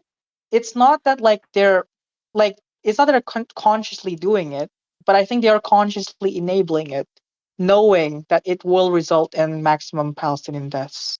You know, it's not like I don't think anyone. Well, maybe some fucking lunatic would actually do it, but I don't think anyone is going to the war with like intent to kill as much people. But I think it is a culture of enabling something like that to happen. I think that and there has promote- been and I promoting think it. I think that like I think that if you wanted to like bring up people like Ben Gvir and Smotrich on charges of incitement to genocide, you probably could, because that likely the way that they and other people in the Israeli government have talked about Palestinians have absolutely led to like soldiers thinking that they are getting the green light to like basically do war crimes, and the amount of like sort of like vengeful thinking that one will find that people had after October 7th is like, I definitely think that's a thing, but that's a lot different than like an order top down or like for some sort of intent to like go in there and wipe out all the Palestinians to do genocide. Like it just doesn't like, yeah, like I think that you can find individual actors. And by the way, if this did turn out to be a genocide, I feel like what it would actually probably be is it would probably be like there would be like individual units that would probably get charged with doing genocide, like Yehuda Vosh and all of his guys, because that guy is crazy and he clearly just wants to kill a whole bunch of Palestinians. Like and you would have to like, I'd like to see that looked into further. That I think that like maybe that might be a possibility if more investigations are done into him after the fact, which I think would be a good idea.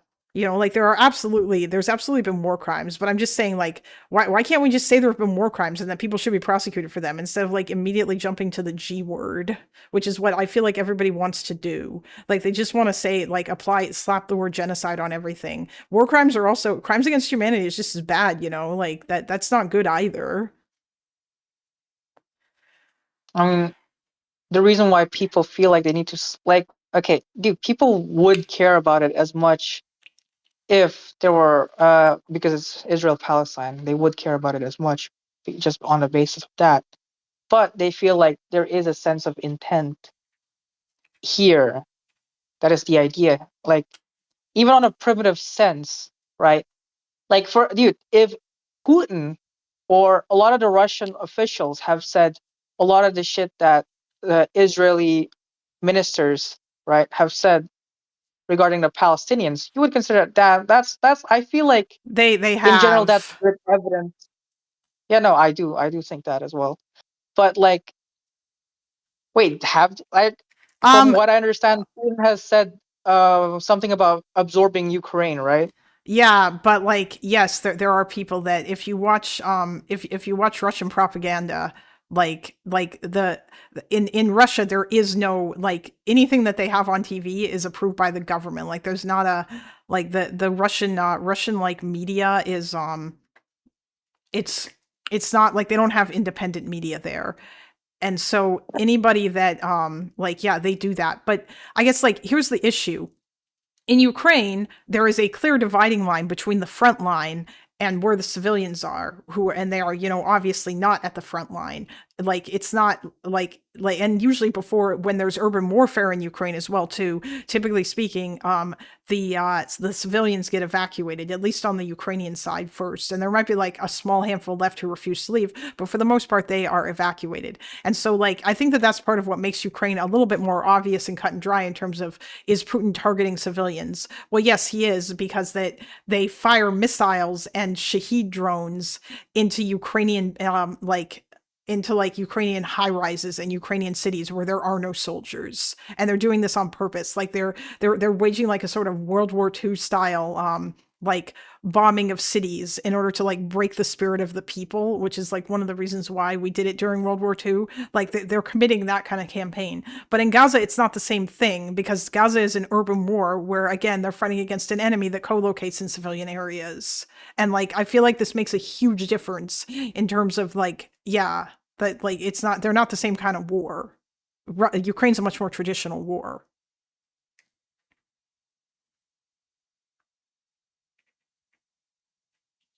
Okay. Okay, wait. I would like to ask you, like, if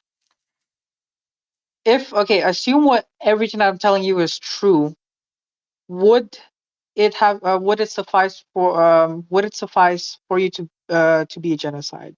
Like, assume everything that I'm telling you is true. Like, I'm not saying that there's a clear cut and like, I'm not saying that there are people that are having, or that there's a top-down order necessarily, but I think there's a top-down enabling culture, and that is done with intent.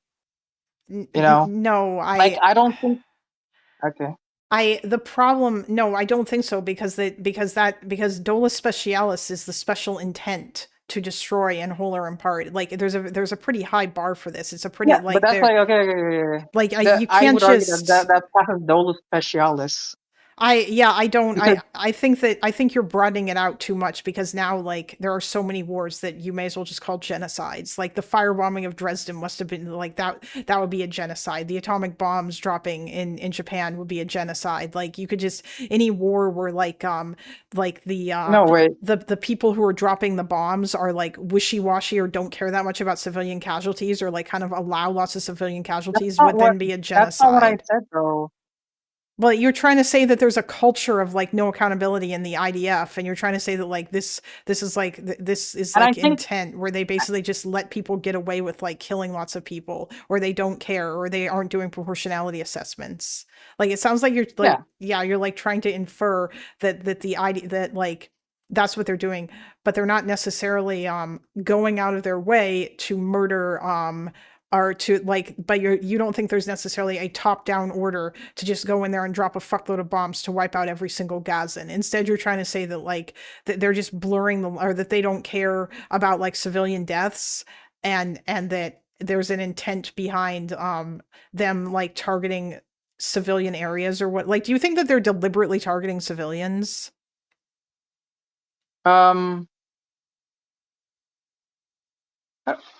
It's like they would not give a fuck if someone were to.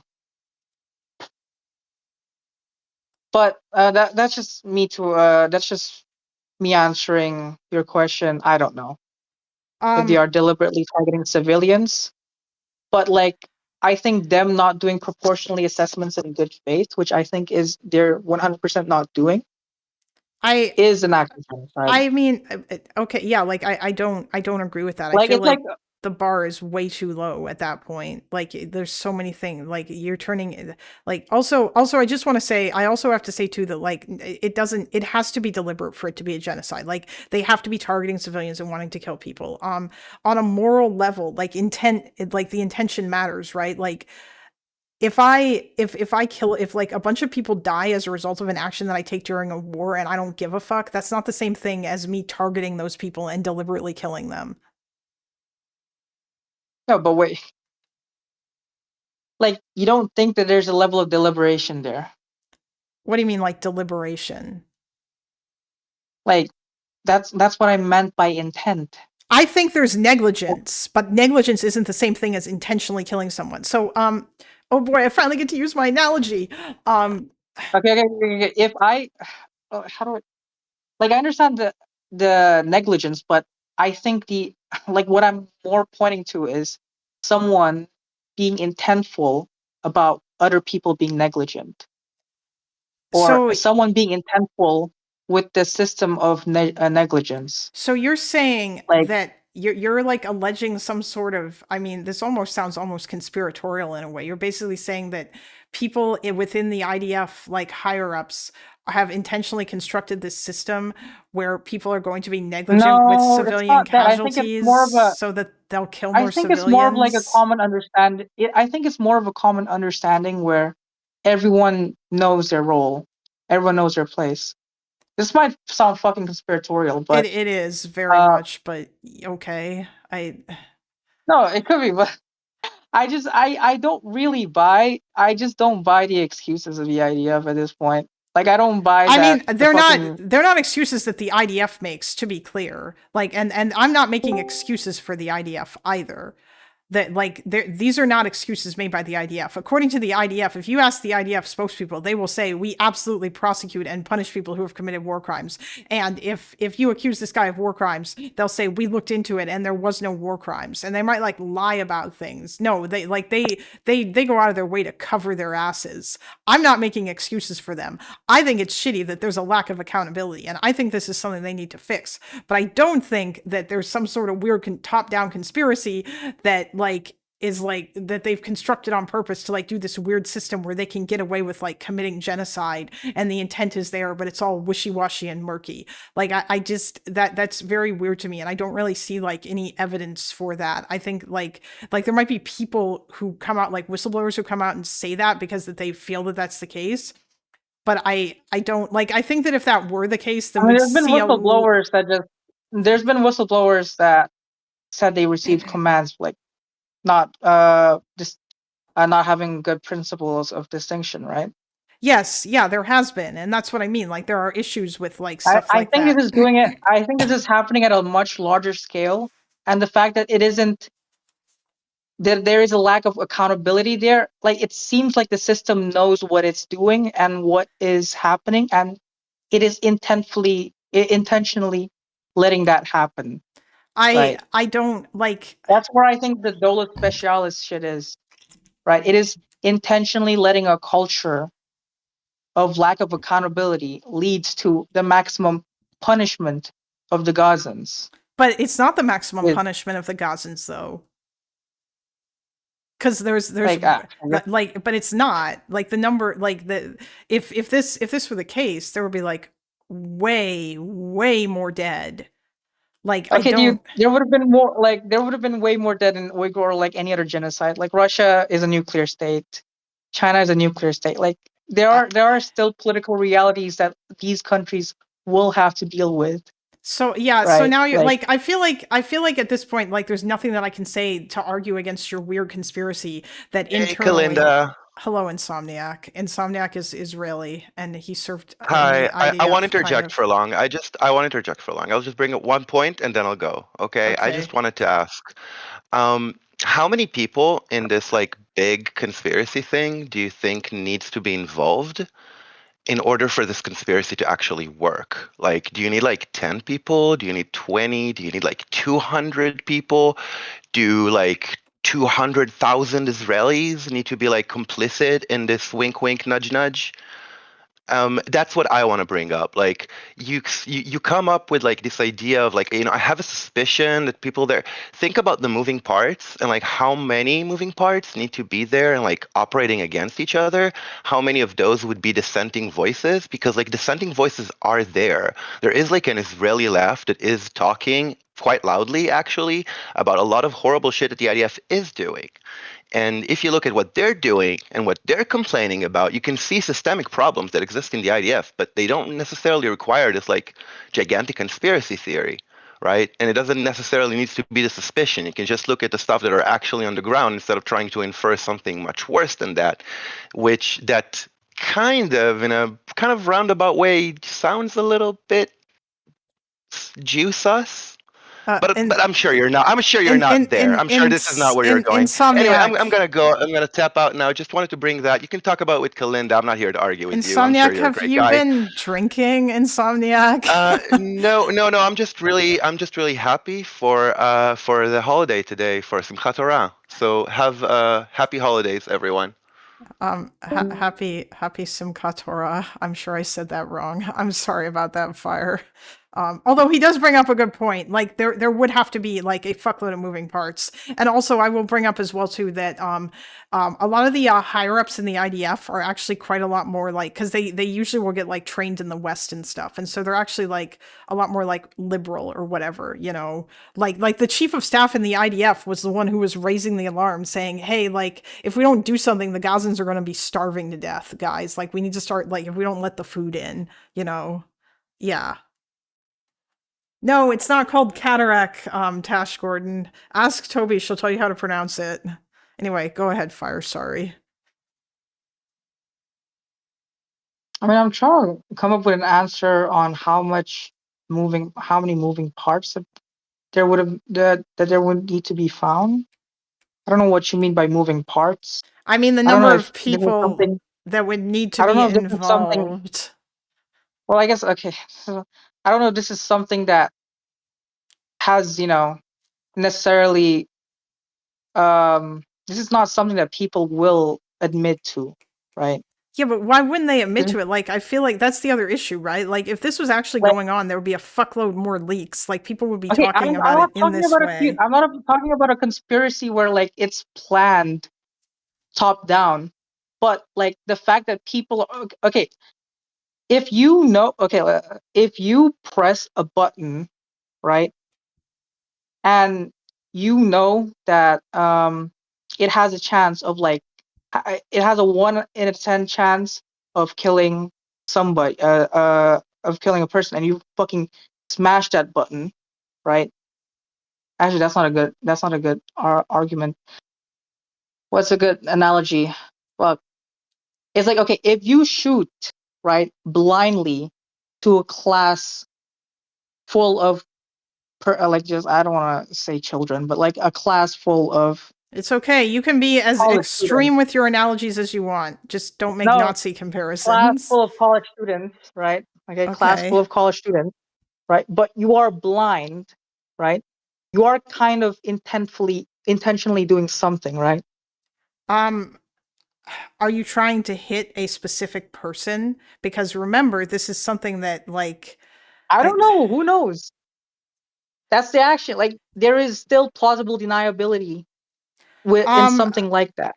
I would, if you're a blind person and you open fire on a bunch of people, and like, and I'm assuming in this analogy, do you know that you're opening fire on like a group of college students, or are Yeah, you just shooting your gun? no, you know that you're opening fire, and you know that what you're doing has a high chance of it has a high chance of killing someone. I would say that would be reckless negligence, not like intentionally killing someone. And I think that that's how a crime like that would be. Like, I think that something like that would be I'm pretty sure that would be prosecuted as like reckless endangerment or something. Although it might be, or like that would be. I feel like that'd be like second-degree murder rather than like murder in the first degree.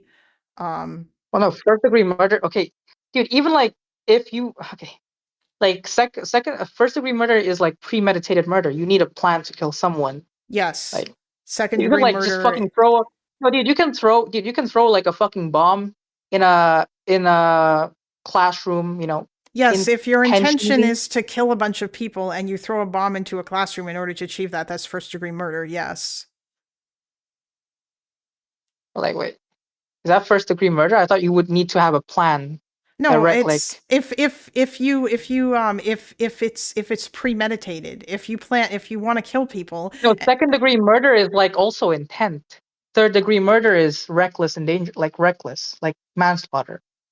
Is it not? No, I thought second-degree murder was like like a crime of passion, basically. Like it's happening in the moment. Like what happened with Derek Chauvin, right? But that is still well, that Derek doesn't mean that there's Chauvin. I think he got found guilty of first-degree murder, but yeah, like no. I think it was second-degree murder. It was second-degree murder. I remember.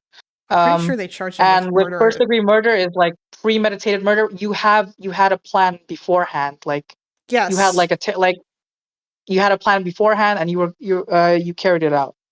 Is essentially what. Oh yeah, no. Murder is. Second-degree murder is manslaughter, which I think would fall under like reckless. I think reckless endangerment would fall under that. Wait, no. Okay, what? Hold on. Who said that? What'd you say? Who said what? Are you reading chat? Don't read chat. No, did someone in chat say that? Don't say what? No, no, I was talking about you because I thought you were talking about manslaughter. Hold on. Oh yeah, manslaughter is the unlawful killing of a person without malice or the intent to kill. Yeah. Like there's no intent within manslaughter. I think manslaughter is third-degree murder. Yeah, that is a third-degree murder, right? Yes, third-degree murder is the unintentional. Yeah, that's manslaughter. It's without premeditation. Manslaughter is you accidentally fucking stray bullets, for example, could be manslaughter, right? Yes, that's correct. Yes. Yeah. That's third degree. Yes. Okay, second-degree murder is like crimes of passion or like a sort of like a knee-jerk reaction, you know? Like like you get in a fight and then you stab But you somebody. still have that intent. You still have that intent to kill someone. With second-degree murder, Yeah, yes, you do. Yes. Yeah, but what premeditated murder is like exactly like there's a plan, like you have blueprint in your fucking head maybe that you're gonna kill this person. You're carrying it out. Yeah, That's what first degree murder is. Yes. Yeah. If before you do it, yeah. Or like if you go out to the bar and you get in an argument with a guy and then like the guy walks away from you and you think to yourself, man, I'm gonna kill that motherfucker before he leaves here tonight, and then you go and you do Yeah, it, then sure. that's That's first degree murder. yeah. Like that's why I said blueprint in your mind. Like you have like a plan that you're gonna carry Yes. out, right? Yes. I guess also the bomb example would be first degree murder as well.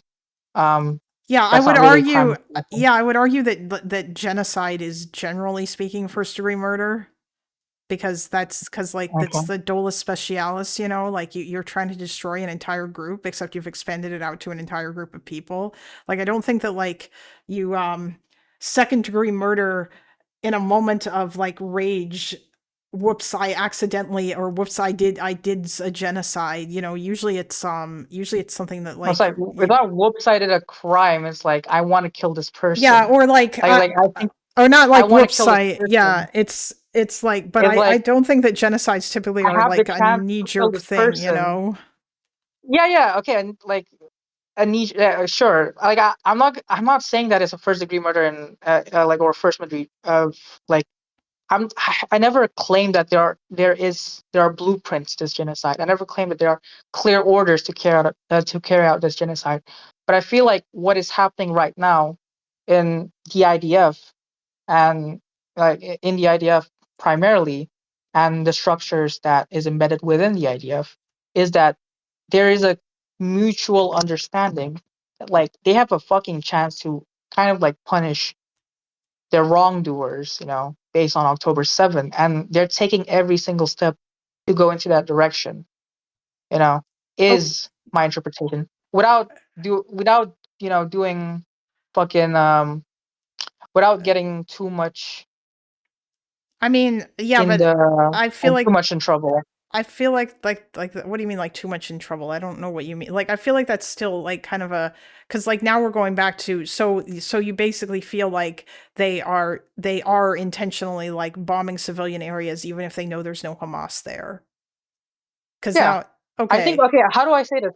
I think if they if like there's even like a little bit of doubt, like that there is Hamas there, just like a tiny shred of evidence, right?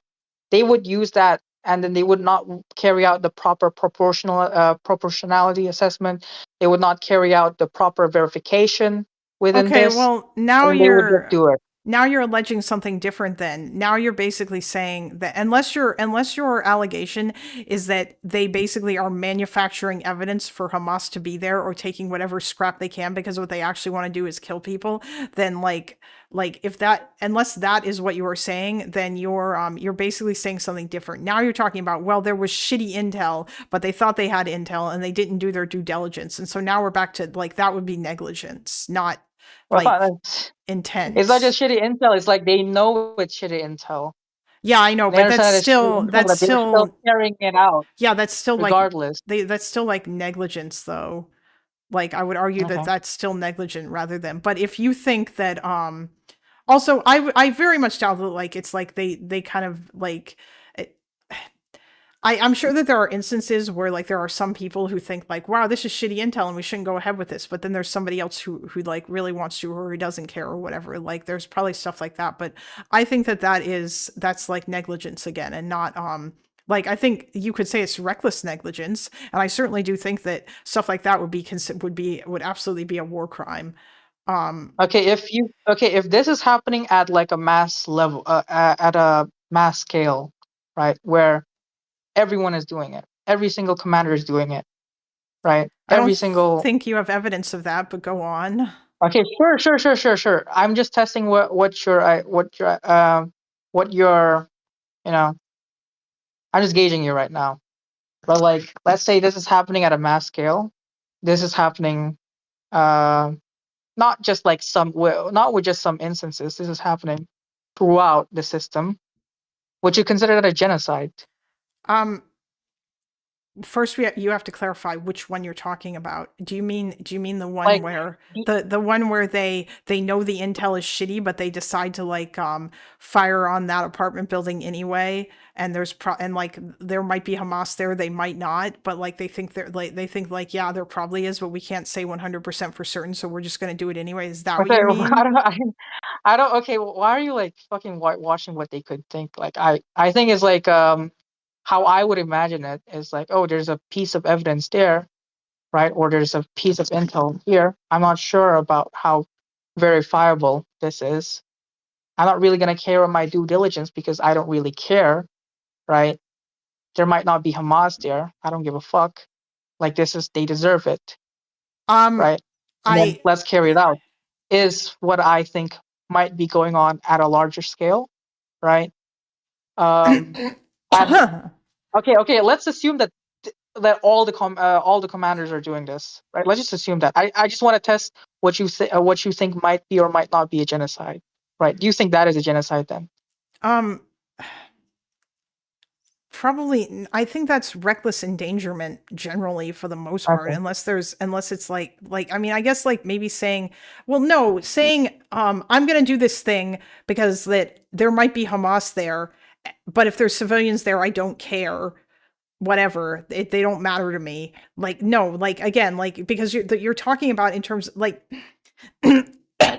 okay. Let me try to sort of drill it down like this, all right? Do you recognize so there are two scenarios, okay?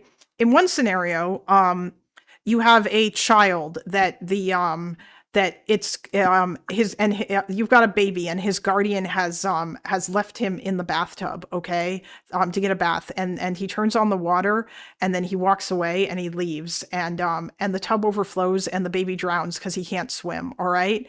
And then in the second scenario, the guardian walks into the room, pulls out a gun and shoots the baby in the face. Which one of those, like, I would consider the first scenario to be reckless neglect of that child because the child was abandoned in this room, okay?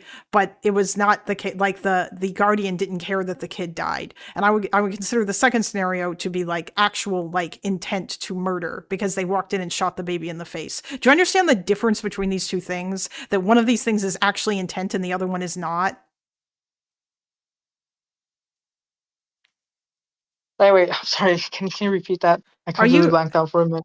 Are you tired? Do you want to go to bed? I don't know how you're still awake. It's 4 a.m. No, I don't mind. I don't mind talking with you. So the first argument was, it's the you leave the baby behind and the baby drowns in the bathtub that's filling up with water versus you push the baby into the water to drown it, or you just come in and shoot the baby in the face. Those are the two scenarios. Okay. This is like the invent. Okay. Yeah. The first one is obviously, dude. The first one is obviously phrased like they're just accidentally doing it. No, it's but not. Like, okay, I'd say it's recklessly negligent. Does the person know what they're doing is probably going to kill the baby? Yeah, they do, but they don't give a fuck. Okay, then I think that's intent. I don't agree. I think there's a difference between not giving a fuck and intentionally wanting someone to die. It's like if I how do you can a baby swim? You know that baby, if that baby can swim? No, the baby can't swim. Actually, wait, maybe you don't. Okay. Actually, maybe you don't. Actually, hold on. Let me what if this is like I think this is a classic philosophical thing. It's the whole like are you as culpable if you walk by a swimming pool and you see a man drowning and you don't do anything about it as you would be if you walk up to that swimming pool and hold the man's head down until he drowns? That's the sort of philosophical question. Okay, then that's okay. No, but like your first analogy was good, the bathtub analogy. But like the first part of it isn't necessarily negligence as much as it is like you are kind of like a. Actually, wait, no. If you know that the baby Like if you're doing it and you want the baby to die, then yes, it's intent.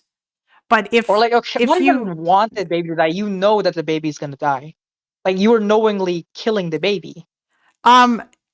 yes, if well, oh, no, I mean like Yeah, if that is okay, hold intent. on. If there's not, then yes, like if you do that because like you know that the baby is going to die and you are knowingly killing the baby, then yes, that would be. But the issue that I have is that like that doesn't like really map onto the real world, where in our analogy, like Hamas is like there could be like enemy combatants in this area, right? And Okay, like but I think in the commander's case, okay, this is my hypothetical, so I can control all the scenario. Again, I'm just gauging you, right? Is like their main intent, right, is in their head there is no innocence in Gaza, right? So they know that what they can do can kill people, and is most likely to and is more likely to kill people than not, more likely to kill maybe more civilians than not, right? And they're still doing it.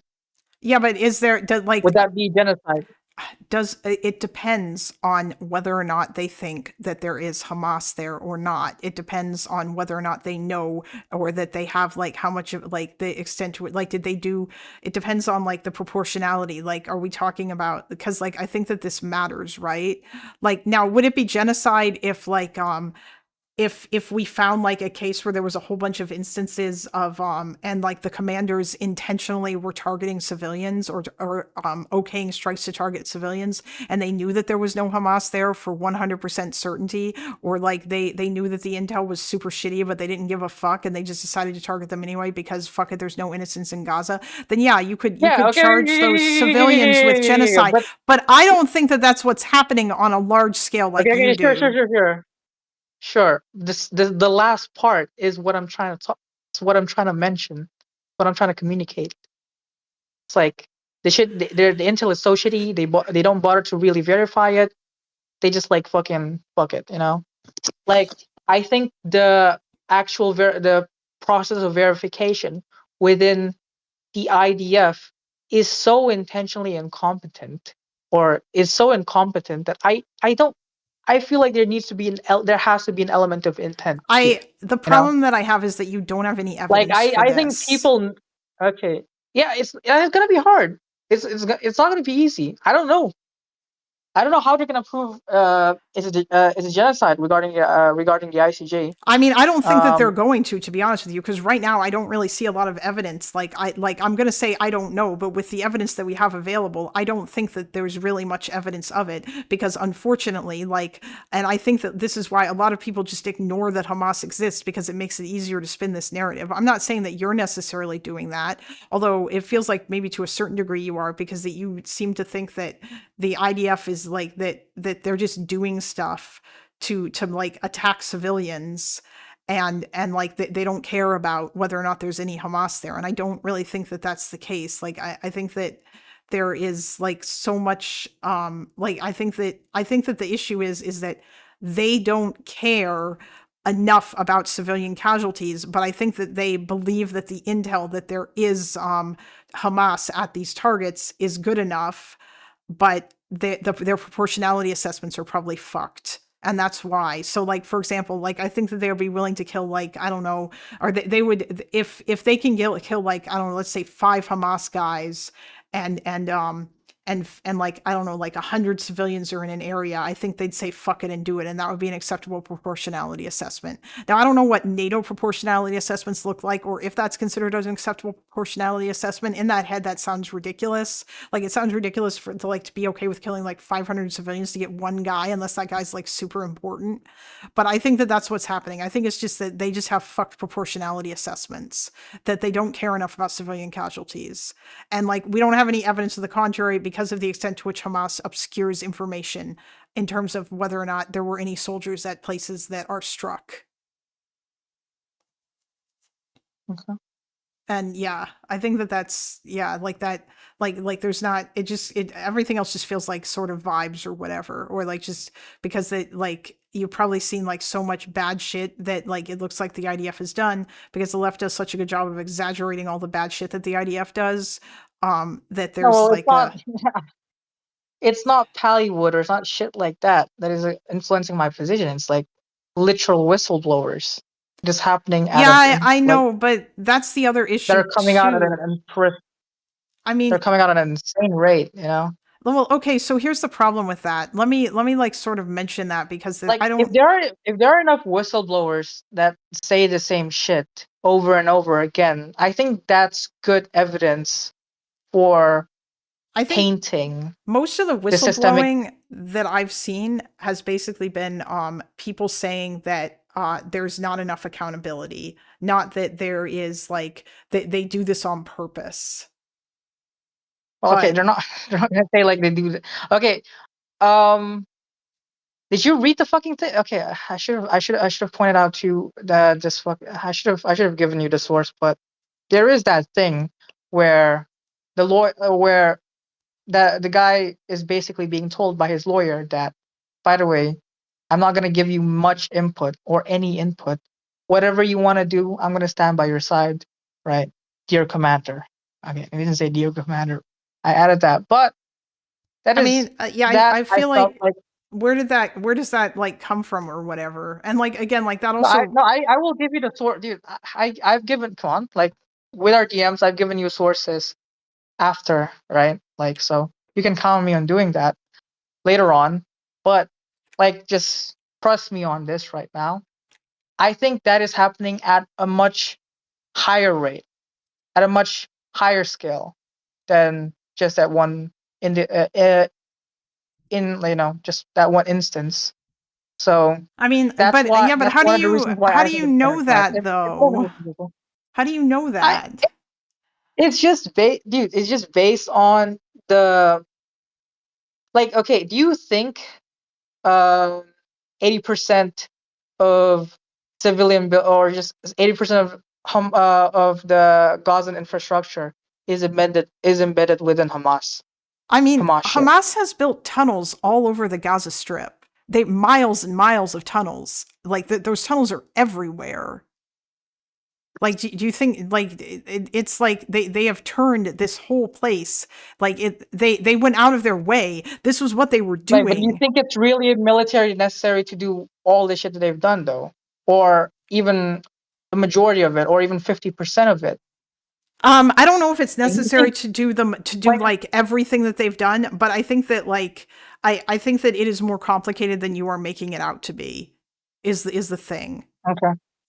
Like yeah, like, and that's my issue. That's why I said like I'm not going to take a 100% certain stance on this because I don't have enough information to do so. And this is my problem with people who adopt the genocide truism and then they use it to beat you over the head. And I'm not saying you're doing that, but other people definitely do that. And I think people want to call this a genocide because that there's a level of morality that's attached to it that they feel isn't just attached to regular crimes against humanity, which is my issue. Because then from there there's a whole bunch of other shit. Like just kind of like I guess consider the whole like Israel's doing a genocide. So, I mean, like, what does that mean? It means that we should stop giving weapons to Israel. We should stop being Israel's friend. We should arms embargo Israel. What do we do to countries that commit genocide? You know, like they're our enemy. We try them, and like we sometimes we even invade them, and like those countries get overthrown, and their governments get kicked out of power, and then like they get de-radicalized and denazified and all this other kind of shit,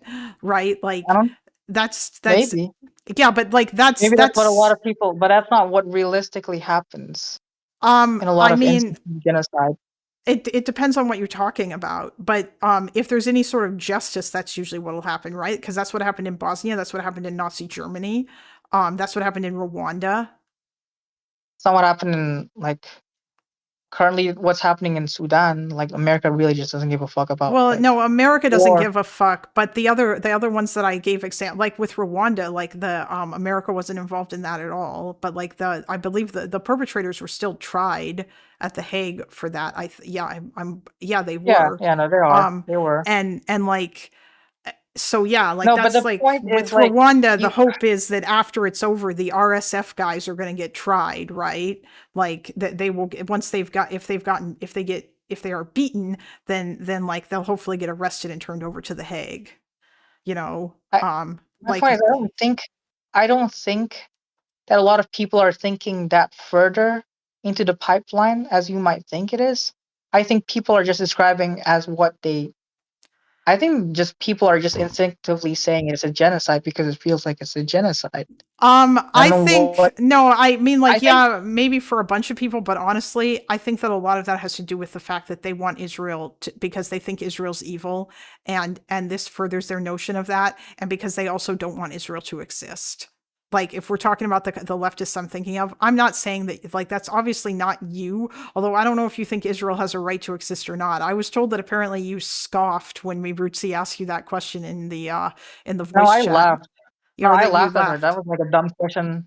That was a dumb question that she asked, but whatever. I mean, why do you think? Like, Okay, like, or do you think that's a dumb question? dude, I'm not gonna fucking ask. I'm not gonna take something like that seriously, bro. Like, I even laughed when David started doing the whole gauging shit. I think that's fucking cringe.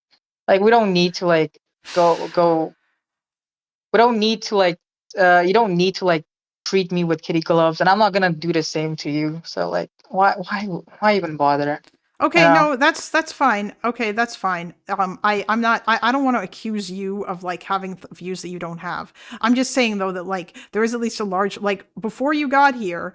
I watched videos from I watched a video from Chris Kunzler, and then I was watching Hasan. And the first thing I did when I was looking at ceasefire reactions was I read I read a tweet or part of a tweet from the Zay Squirrel person. I don't know if you know who they are. They're a big Twitter account, a big leftist Twitter account, and they're basically a Hamas propagandist. And like they want Israeli civilians to die, and they want Israel to not exist as a Jewish state. They want all of it to be Palestine from the river to the sea. And that's how a lot of like not everybody feels that like goes that far in terms of like basically just completely glazing Hamas and wanting Israeli civilians to die. Like that's pretty extreme. Like even Hasan doesn't go that far.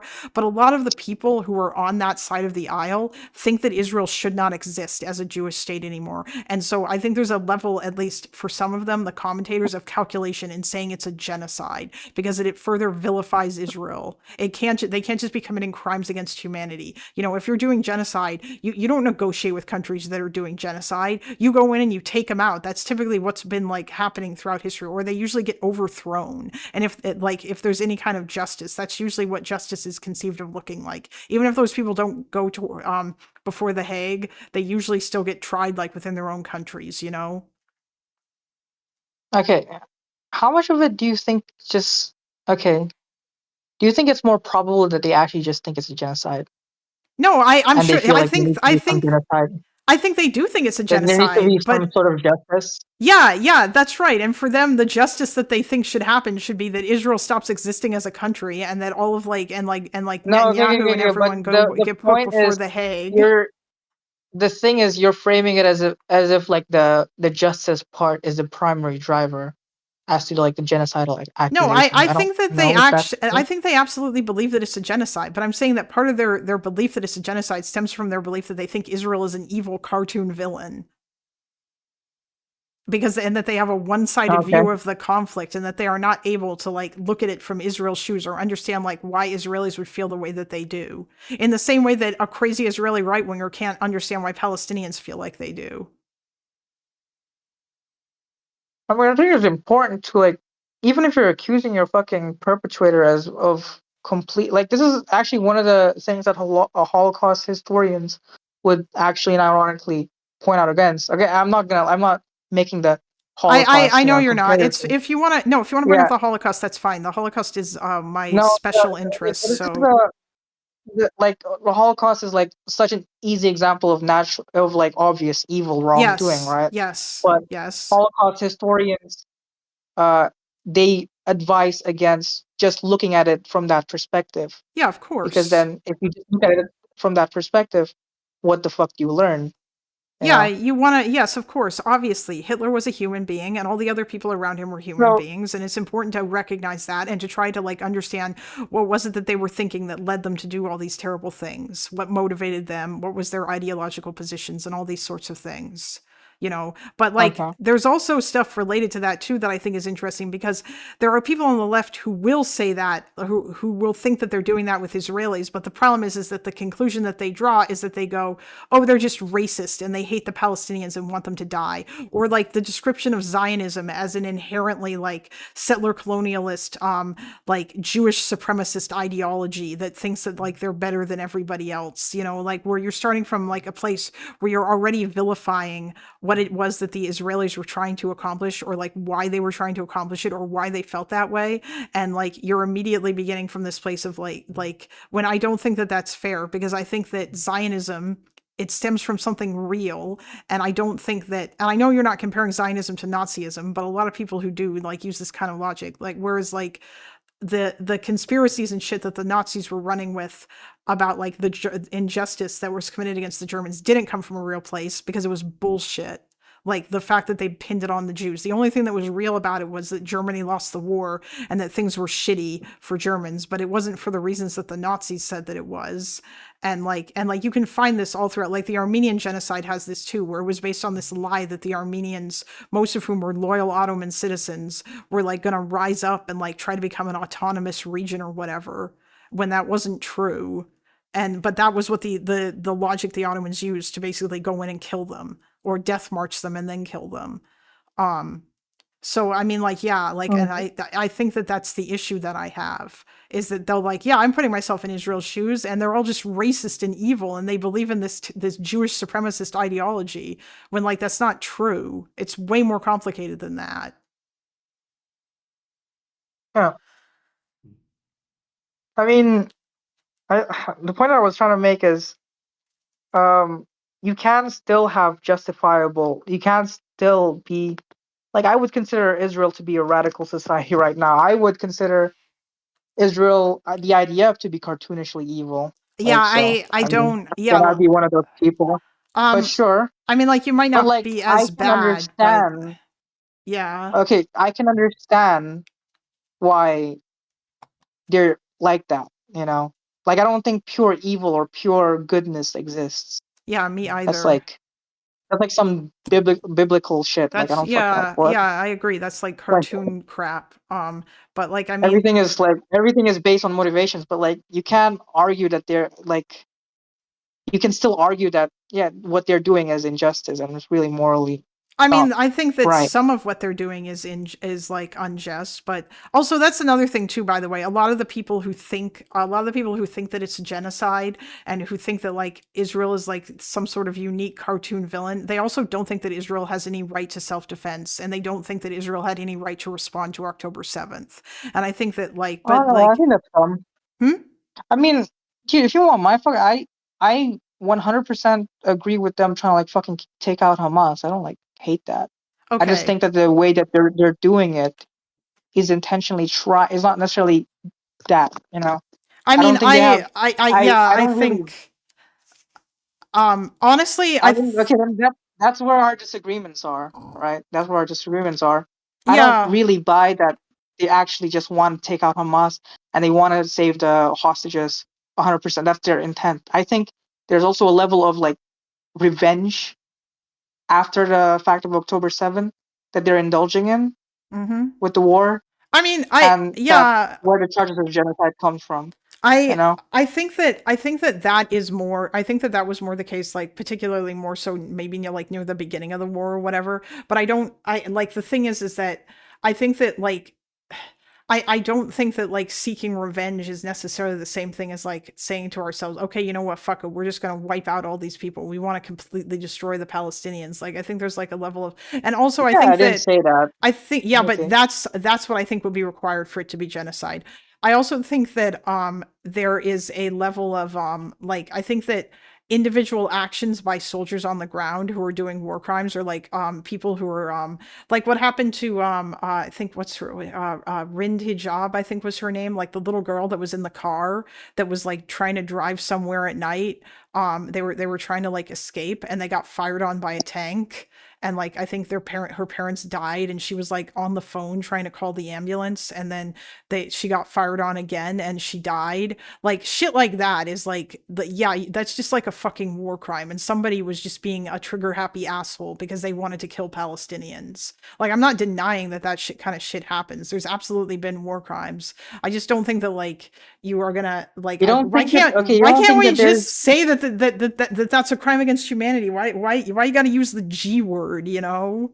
Because I think there is personally, I don't know, I can't fucking speak to the others, right? But personally, I think that there is somewhat of an intent to enable this. I think there is an intent to like actually want this to happen, like these incidents to happen, and you're kind of like,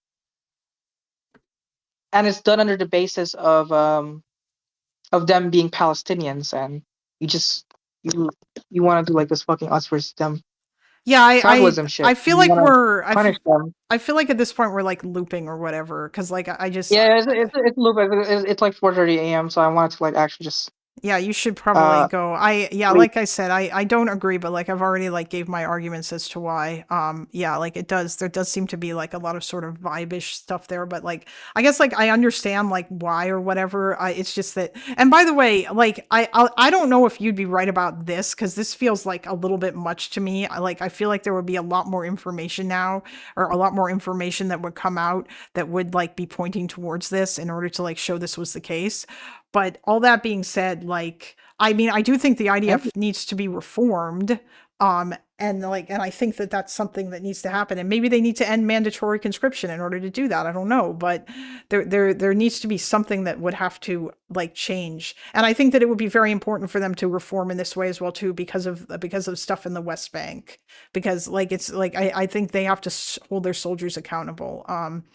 And I also think, and there, by the way, in case you didn't know, there are mechanisms within the IDF to hold soldiers accountable. You can, if you see somebody doing like war crimes and shit, there are mechanisms to report it. There's all kinds of stuff. Like Funky served in the IDF. Like if you want, at some point we could get him back in here, and like maybe we could talk to him about this, because I'm sure he probably has insight into this shit that that you and I don't have, you know. Because like, and he's not going to deny that there were war crimes. Like he's not going to whitewash the IDF. Or that they do war crimes. I mean, that's fine. Like, I don't know if that's going to change my opinion, because I feel like, okay, I guess my main argument is, yeah, these mechanisms can exist, sure, but like, are they actually being used? Well, yeah, that's the thing, is that it's like, possible. That's my argument.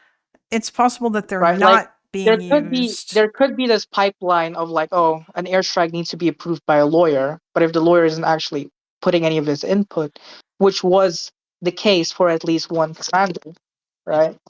And like, well, what the fuck is the point? Yeah, I mean, the thing is that I'm not, point of the whole system? I'm not denying that there's probably like individual instances of this. It's just that my issue is like, I don't think that there's evidence that we can just broaden this out and assume this is happening everywhere, constantly, all the time. Okay. I mean, okay, but like, okay, I just want to, if this is, okay, just assume that this is happening at a mass scale. Sure, there's no evidence. I think right now that there's no, that there isn't enough evidence, but I think there is something to point to that direction, in my opinion. But let's say that this is actually happening at a mass scale. I'm trying to gauge you now. Like, would that be enough for you to consider this a genocide, or, yeah? I'd still like, there would still be more questions that I would want to ask. Like if this was like a courtroom, then what I would probably do is like, we would probably like want to be conducting interviews of the people who, also people are saying in chat that lawyers are usually for, Israeli Air Force strikes, right? So not like the IDF is, the army, but I mean, yes. okay, I don't fucking, I am not like that knowledgeable. But that's usually, yeah, like typically. Also, I have no fucking idea. I just want to like bring one other thing in this as well too, like just so we know, there's a big beef between ground units and the IAF, like big. Oh, that's interesting. I'd be curious to hear about that. But like. So here's the thing. This is one other thing that this is also something else that is also pointed out as well too, is that like if we're talking about doing airstrikes, that means that you're firing like a missile or dropping a bomb, and that's just expensive. You're not just gonna do that for the lulz in order to kill a bunch of civilians because ha ha ha, I woke up this morning and decided that I wanted to murder a bunch of Palestinian civilians. Like that shit costs money. Like it costs a lot of money actually. So you're probably not just gonna do that because you feel like, you know what I mean? Like, yeah, unless you're alleging, but like I feel like that's not something that is just gonna be a thing that unless your theory is true, you know. But yeah, like whereas Russia I don't know. is, yeah. Actually, I think this If they're gonna be argument, that. Yeah, I don't know if that's like okay. I think this argument applies Like actually, if it they're applies even more to Russia because when Russia is attacking Ukrainian cities, they often do so with cheap shit ass Shahed drones that they buy from Iran and not like missiles, although sometimes they will shoot missiles to reach targets that are further away. But yeah, like it's not like, yeah, they're not necessarily wasting as much money as like, yeah, whereas like I feel like Israel is, yeah. I mean, my argument, I don't know. I feel like if they're that indifferent and their main idea is that they want to take as much scrap of shitty intel that they want or they can, try and punish the Palestinians. Okay, I mean, if you're talking The about price trying to of it. gauge me, I think I would need to answer your question, I would need more information in terms of like the intent. Like this is something like if somebody does an airstrike and there was like a shitty and like they did an airstrike based on shitty intel, you would need to, I think an investigation would be required in order to figure out, okay, like why Okay, did you okay, do okay. I'm not. this? I don't want to get into that, dude. It's like fucking 4 a.m. for me right Okay, now. that's fine. But So, yeah, I'm just saying yeah, that would be my answer in terms of you trying to gauge me. My answer would be I still need more info. okay, but like, let's say everything that I said is actually happening, is actually real, right? I don't know if even if you would still consider that a genocide.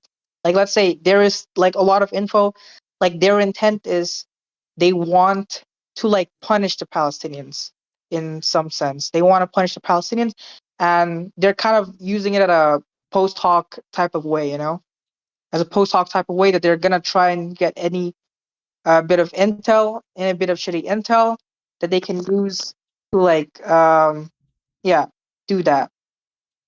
Like let's say this is happening at a mass scale, then like I'm not sure even if you would consider that a genocide. Hold on. Okay. So if we have let's just say let's say we have a guy, okay, or like we have like a commander dude and him in conjunction with like a lawyer, okay, and he's like in the Israeli Air Force, okay, and like and his lawyer says I'll sign off on every strike that you want to do, don't worry buddy, and like well, I mean, this guy even is saying in chat, like there needs to be a document, someone would leak it, like there were already leaks from the IDF during the past 2 years, so just saying, yeah, I'd be curious to read more about that. But anyway, so let's just say that yeah, so there's like a higher up, a commander who orders strikes, okay, and he wants to kill lots of Palestinians, and he knows that his intel is fake or shitty or like that there's no Hamas there at this apartment building, but he decides that but there's a whole bunch of civilians there. And low chance of Hamas doesn't really care, like shit like that. okay, right? yeah, okay, hold on. Let me finish. So he says There's that still a lot of uncertainty. well, you yeah, know? or not even, yeah, and there's not, okay, and he decides to do this. Well, he knows that if he knows the actions that he's taking is very much likely to cause a lot of deaths, disproportionate to the civilians. Well, I mean, like that is like what I'm trying to. That is okay. what I'm Well, trying yeah, to but when you say disproportionate, though, like that it doesn't necessarily mean that. Like when you do a proportionality assessment, oftentimes there's going to be more civilians that are killed than there is like enemy combatants. And like you have to like weigh that and determine that, and like the international law does not like it requires you to do proportionality assessments, but it doesn't like mandate like a specific like number or whatever, as far as I'm aware. So but regardless, what I'm saying is like, so let's say that there is like a Okay, so you have this guy, and he decides that he's gonna that he okays this strike, knowing full well that a bunch of civilians are gonna die. And not only does he not care, but he's okay with it. He's good with it. In fact, what he's actually doing is that he's going out of his way to like the shitty evidence is sort of like he's covering his tracks this way. Okay. Yeah, that's a way for him to like kind of yeah, but he doesn't justify it. Yeah, it is. Also, Okay. even to himself. Yeah, right? but Like, hold even to on. himself. There's more, because I'm not finished yet. Okay, now he does this one time. All right. Now let's say he does this just like one time, and like this never happens again. I probably wouldn't consider that alone a genocide. But let's say we found like a case where it would like this one dude was continuously doing this over and over and over again, and like there was this big investigation into it after the fact, and it was looked into, and it was found that like based on things that he had said to the lawyer and things that he had said to other people, or like other such things like that, the fact that like they find this pattern of behavior, then yeah, I would say that guy is, yeah, that you could say that that guy is like committing acts of genocide because he's trying to kill Palestinian civilians on purpose. Right. So that's actually okay. My argument for that is I think that this is happening at a larger scale. And it's not just like that one guy, right? Yeah, that's what I feel like might be happening. Yeah, I know, but that's what I feel is happening. Yeah. Right? So okay, you can disagree with that. You can disagree with that. I just don't. Yeah, I assume don't think that's there's true. Evidence, assume that's true is right. Yeah, yes, sure. If it was happening on a larger scale, then yes, it would be genocide. If it was, if there was like a whole bunch of instances of that guy, if there were lots of other people that were doing what our hypothetical IAF commander guy is doing, then yes. Okay, so that's where my position is at. Okay, so then we can. Well, I mean, we obviously still disagree. Yeah, because I don't think that I'm doubtful that is the case. But I mean, maybe it is. I don't know. But like, I don't like. I think that like the stuff like with people like Yehuda Vosh on the ground is more likely to be like we're like I don't think that it's like the entire system. I think it's like I think that the systemic accountability is like the negligence thing. I think it's more likely that you could probably find like commanders on the ground who maybe you could say were doing acts of genocide, but there would have to be investigations. And unfortunately, that's probably not going to happen. But yeah, that's part of my argument as well. It's not just the IAF. Like I was like, there's probably actors within the IDF. There's probably actors within the border that is administering the aid and like doing the checkups. Like I think like all of these things kind of add up in their head. Like the main common thing is that in their head they kind of just want to fucking fuck over the Palestinians. They know their actions will lead to the suffering of the Palestinians, and they're still doing it. Is like kind of like my assessment on what is happening in Gaza. Okay, yeah. I mean, whatever. Like this is like 440. I don't want to fucking. No. Yeah, we don't have to go over it again. It's totally fine. Right. I think that's fair. All right. It was nice talking to you.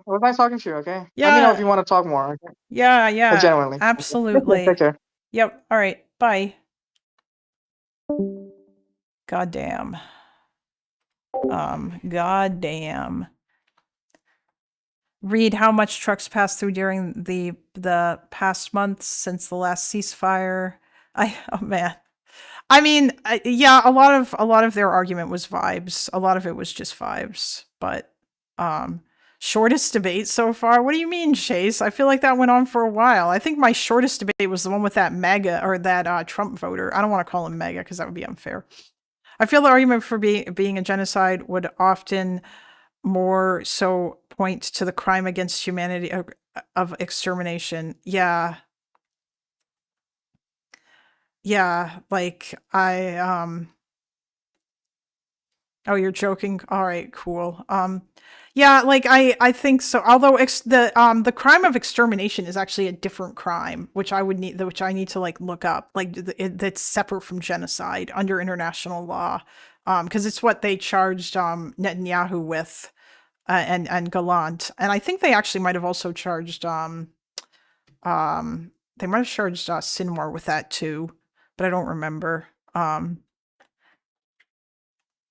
Yeah, Fire did go to bed.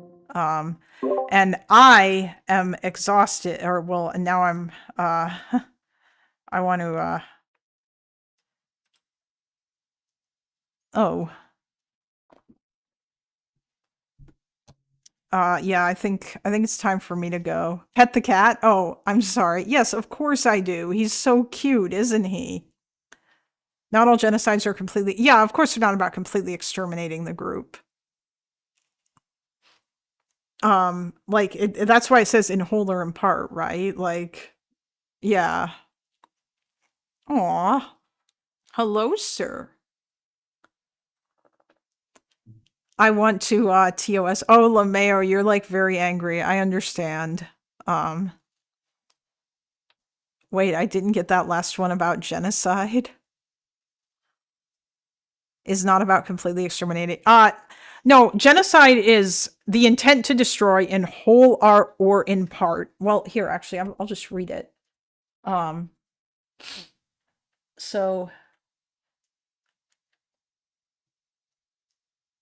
in the present convention, genocide means any of the following acts committed with the intent to destroy in whole or in part a national, ethnical, racial, or religious group. As such, killing members of the group, causing serious bodily or mental harm to members of the group, deliberately inflicting on the group conditions of life calculated to bring about its physical destruction in whole or in part, imposing measures intended to prevent births within the group, forcibly transferring children of the group to another group. So yeah, it's in whole or in part, basically. That's what I mean. Like, you don't have to destroy every single member of the group in order for it to be a genocide. You just have the intent. You just have to have the intent to, like, destroy members of a group based on their, like, their membership in that group. Like, yeah.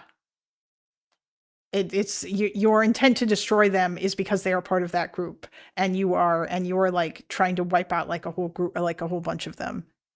Yeah, Chase, the Holocaust was unique in that. Although the Nazis' plan was to wipe out the Jews of Europe, but that was also just because that they were in Europe. I imagine like that absolutely would have broadened out to everywhere else. Like if they'd managed to take over America, they would have killed all the Jews there and stuff, as seen in the Prime Video series Man in the High Castle, which is really good and everybody should watch it. But yeah, like that's what that is. Like it doesn't, you don't have to have high death counts in order for it to be a genocide. It's the intent.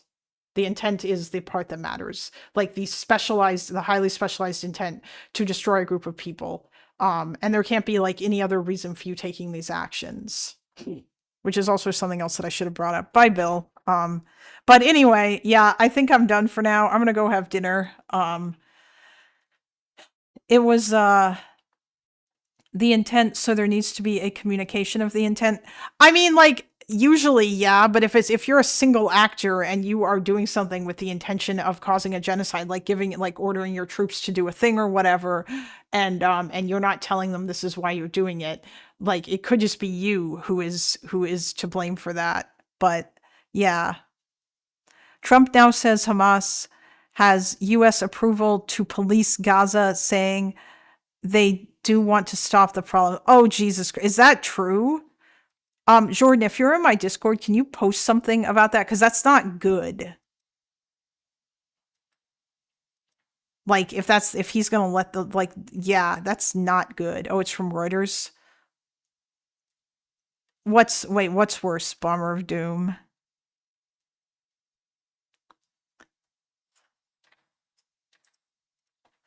By the way, guys, the cat's not just here asking for my attention. He's here because he wants me to feed him. Because he's a spoiled boy. In open daylight in front of a crowd. Wait, what are you talking about, Bomber of Doom?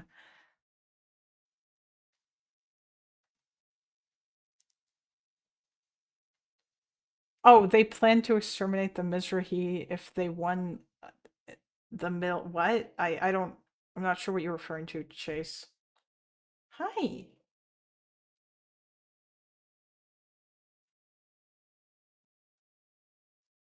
Oh, he's purring very loud.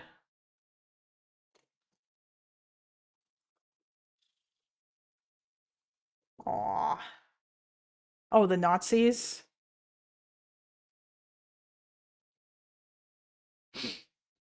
Kyle actually uploaded 2 Trump Gaza videos now. Yeah, he did. Yeah, I watched one of those yesterday. And I know he uploaded another one saying that BB is playing Trump like a fiddle, but I didn't bother to watch that one. Like, yeah, Kyle is just completely he has lost the plot on this. His foreign policy takes are garbage. Like he's pro Houthi, and like I'm not gonna say he's outright pro Hamas, but he's basically just one of those people who acts like Hamas doesn't matter. Wait, just now? Ugh. Um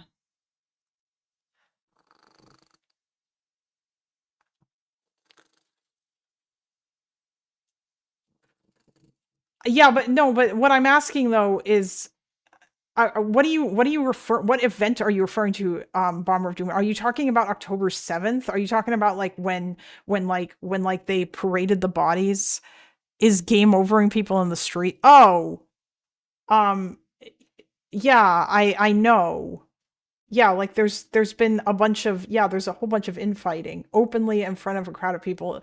Yeah, I'm not surprised that they're like I would imagine that they are they're going after today. Yes. Yeah, well, I mean, I didn't hear about them doing it today, but I know that there's infighting in Gaza. Like if by the way, if you're in my Discord, Bomber of Doom, and you want to like post stuff like this, as long as it's not like videos of people being dead or whatever, you can post it in my Discord. Or you can DM it to me if it's like really graphic shit or whatever, or if it's like stuff that I don't I will not okay.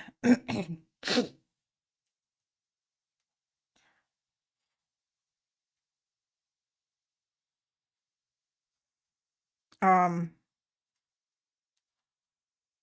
yeah,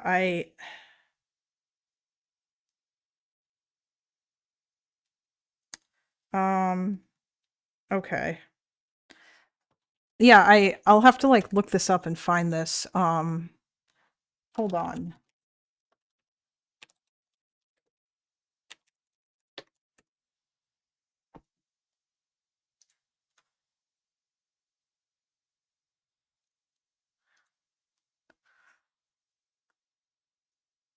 I'm just trying to find information about this.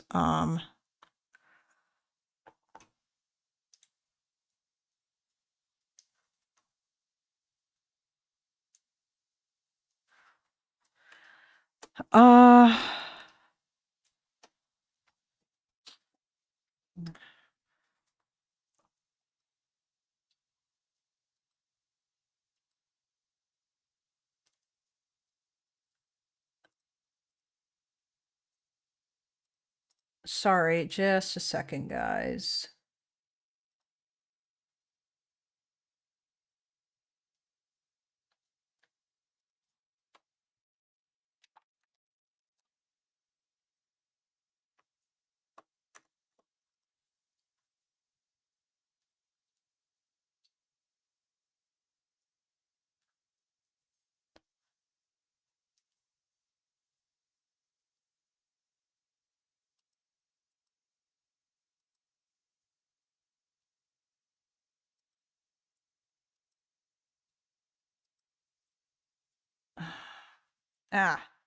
Yeah, the cat is bugging me.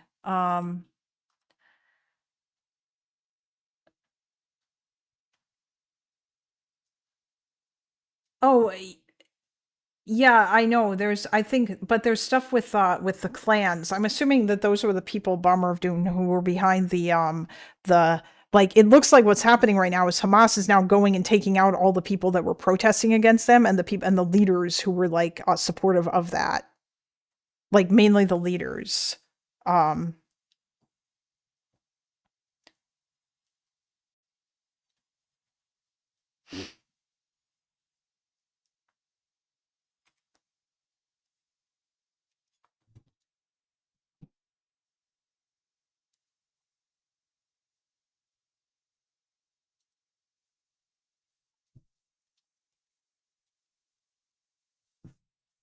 Kitty.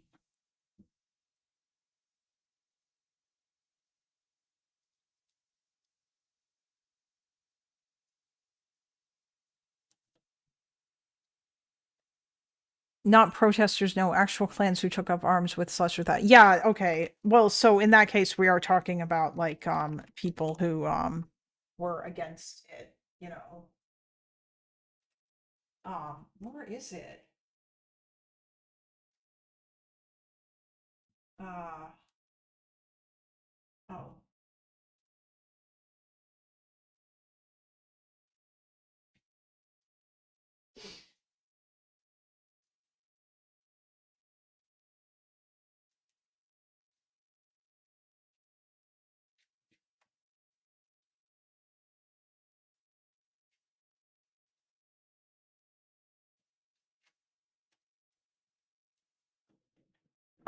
Yeah. All right. Well, if you guys are I think I'm done for the day. I'm trying to figure out how to redirect you guys, but it's very stupid and I cannot find it even though the how-to literally says how to do it. But chat not showing up on stream. Yeah, wait, it's not. It should be. Um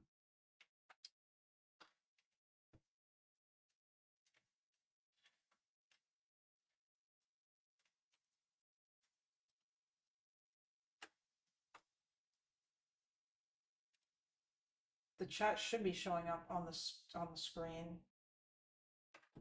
The titles I'm writing are not here for the news headlines about doesn't. Okay, yeah, I'm not even sure what like. Oh, I mean, I should still be seeing it, but yeah, maybe it is being censored. Like what you should just DM it to me on Discord. Are you in my Discord, Bomber of Doom? If you are, like you should be able to DM me.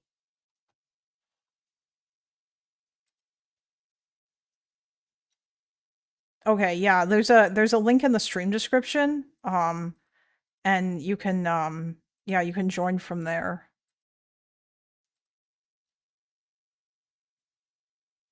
And the stream description should work.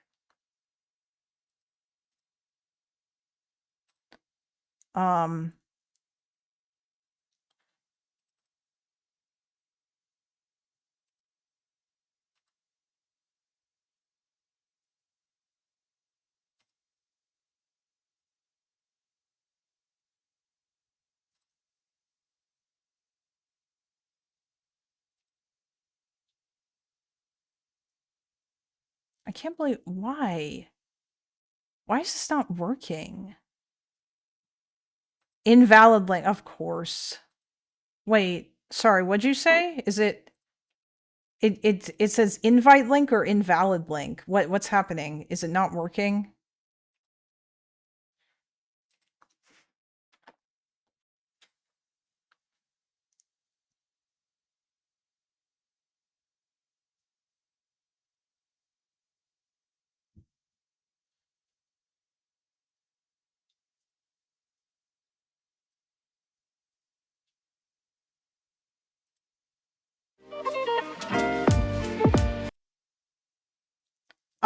No, Ogre Boy's not today. Ogre Boy should be tomorrow, maybe, hopefully. The thing is that I'm not sure, because that he hasn't contacted me yet, but yeah, like it, because he's working and stuff, so. Want to send your live stream viewers to a premiere to build excitement. I'm sorry, guys. I'm really trying to figure out. I want this to work because it's not working. Redirect, now you can. Once your live stream or premiere ends, autoplay will move your viewers to the stream or premiere of your choice, which can help your fans discover new channels. He's probably watching for all we know. No, he's not. He worked an overnight. I think he said, like, yeah, he has a job. He's not a, like, he doesn't stream for a living. It's, who can use live redirect and how does it work? Yeah, like he doesn't. He has like a job. To another channel stream or premiere, that channel will need to approve you. You'll first need to allow them to by following community. Under live redirect, then community. By following these steps in YouTube Studio. First, go to settings. Then community. Under live redirects, you can enter you subscribe to. Creators will be allowed to redirect their viewers to any of your upcoming or in-progress live through how to redirect your live stream viewers. His job seems to be being everywhere. Like, seriously, there are channels with 400 views that he's... Yeah, I know. That's the funny thing. I don't know how he even found me.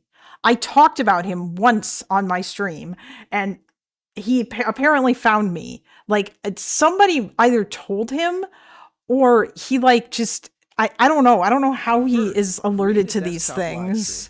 If you're in live control room, click edit, then customization. Like, yeah, I have no idea how he is made aware of any of this. It's very strange.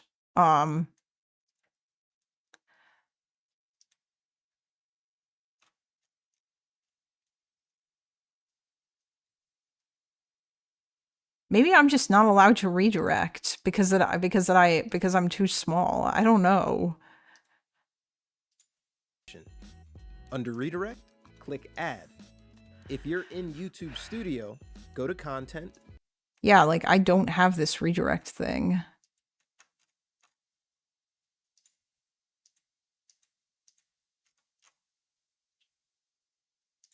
Well, whatever.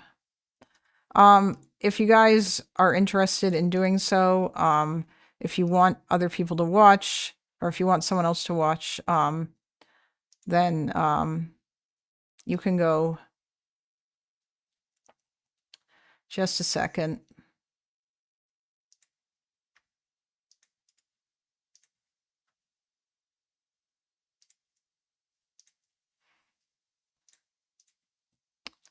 Go see Guy.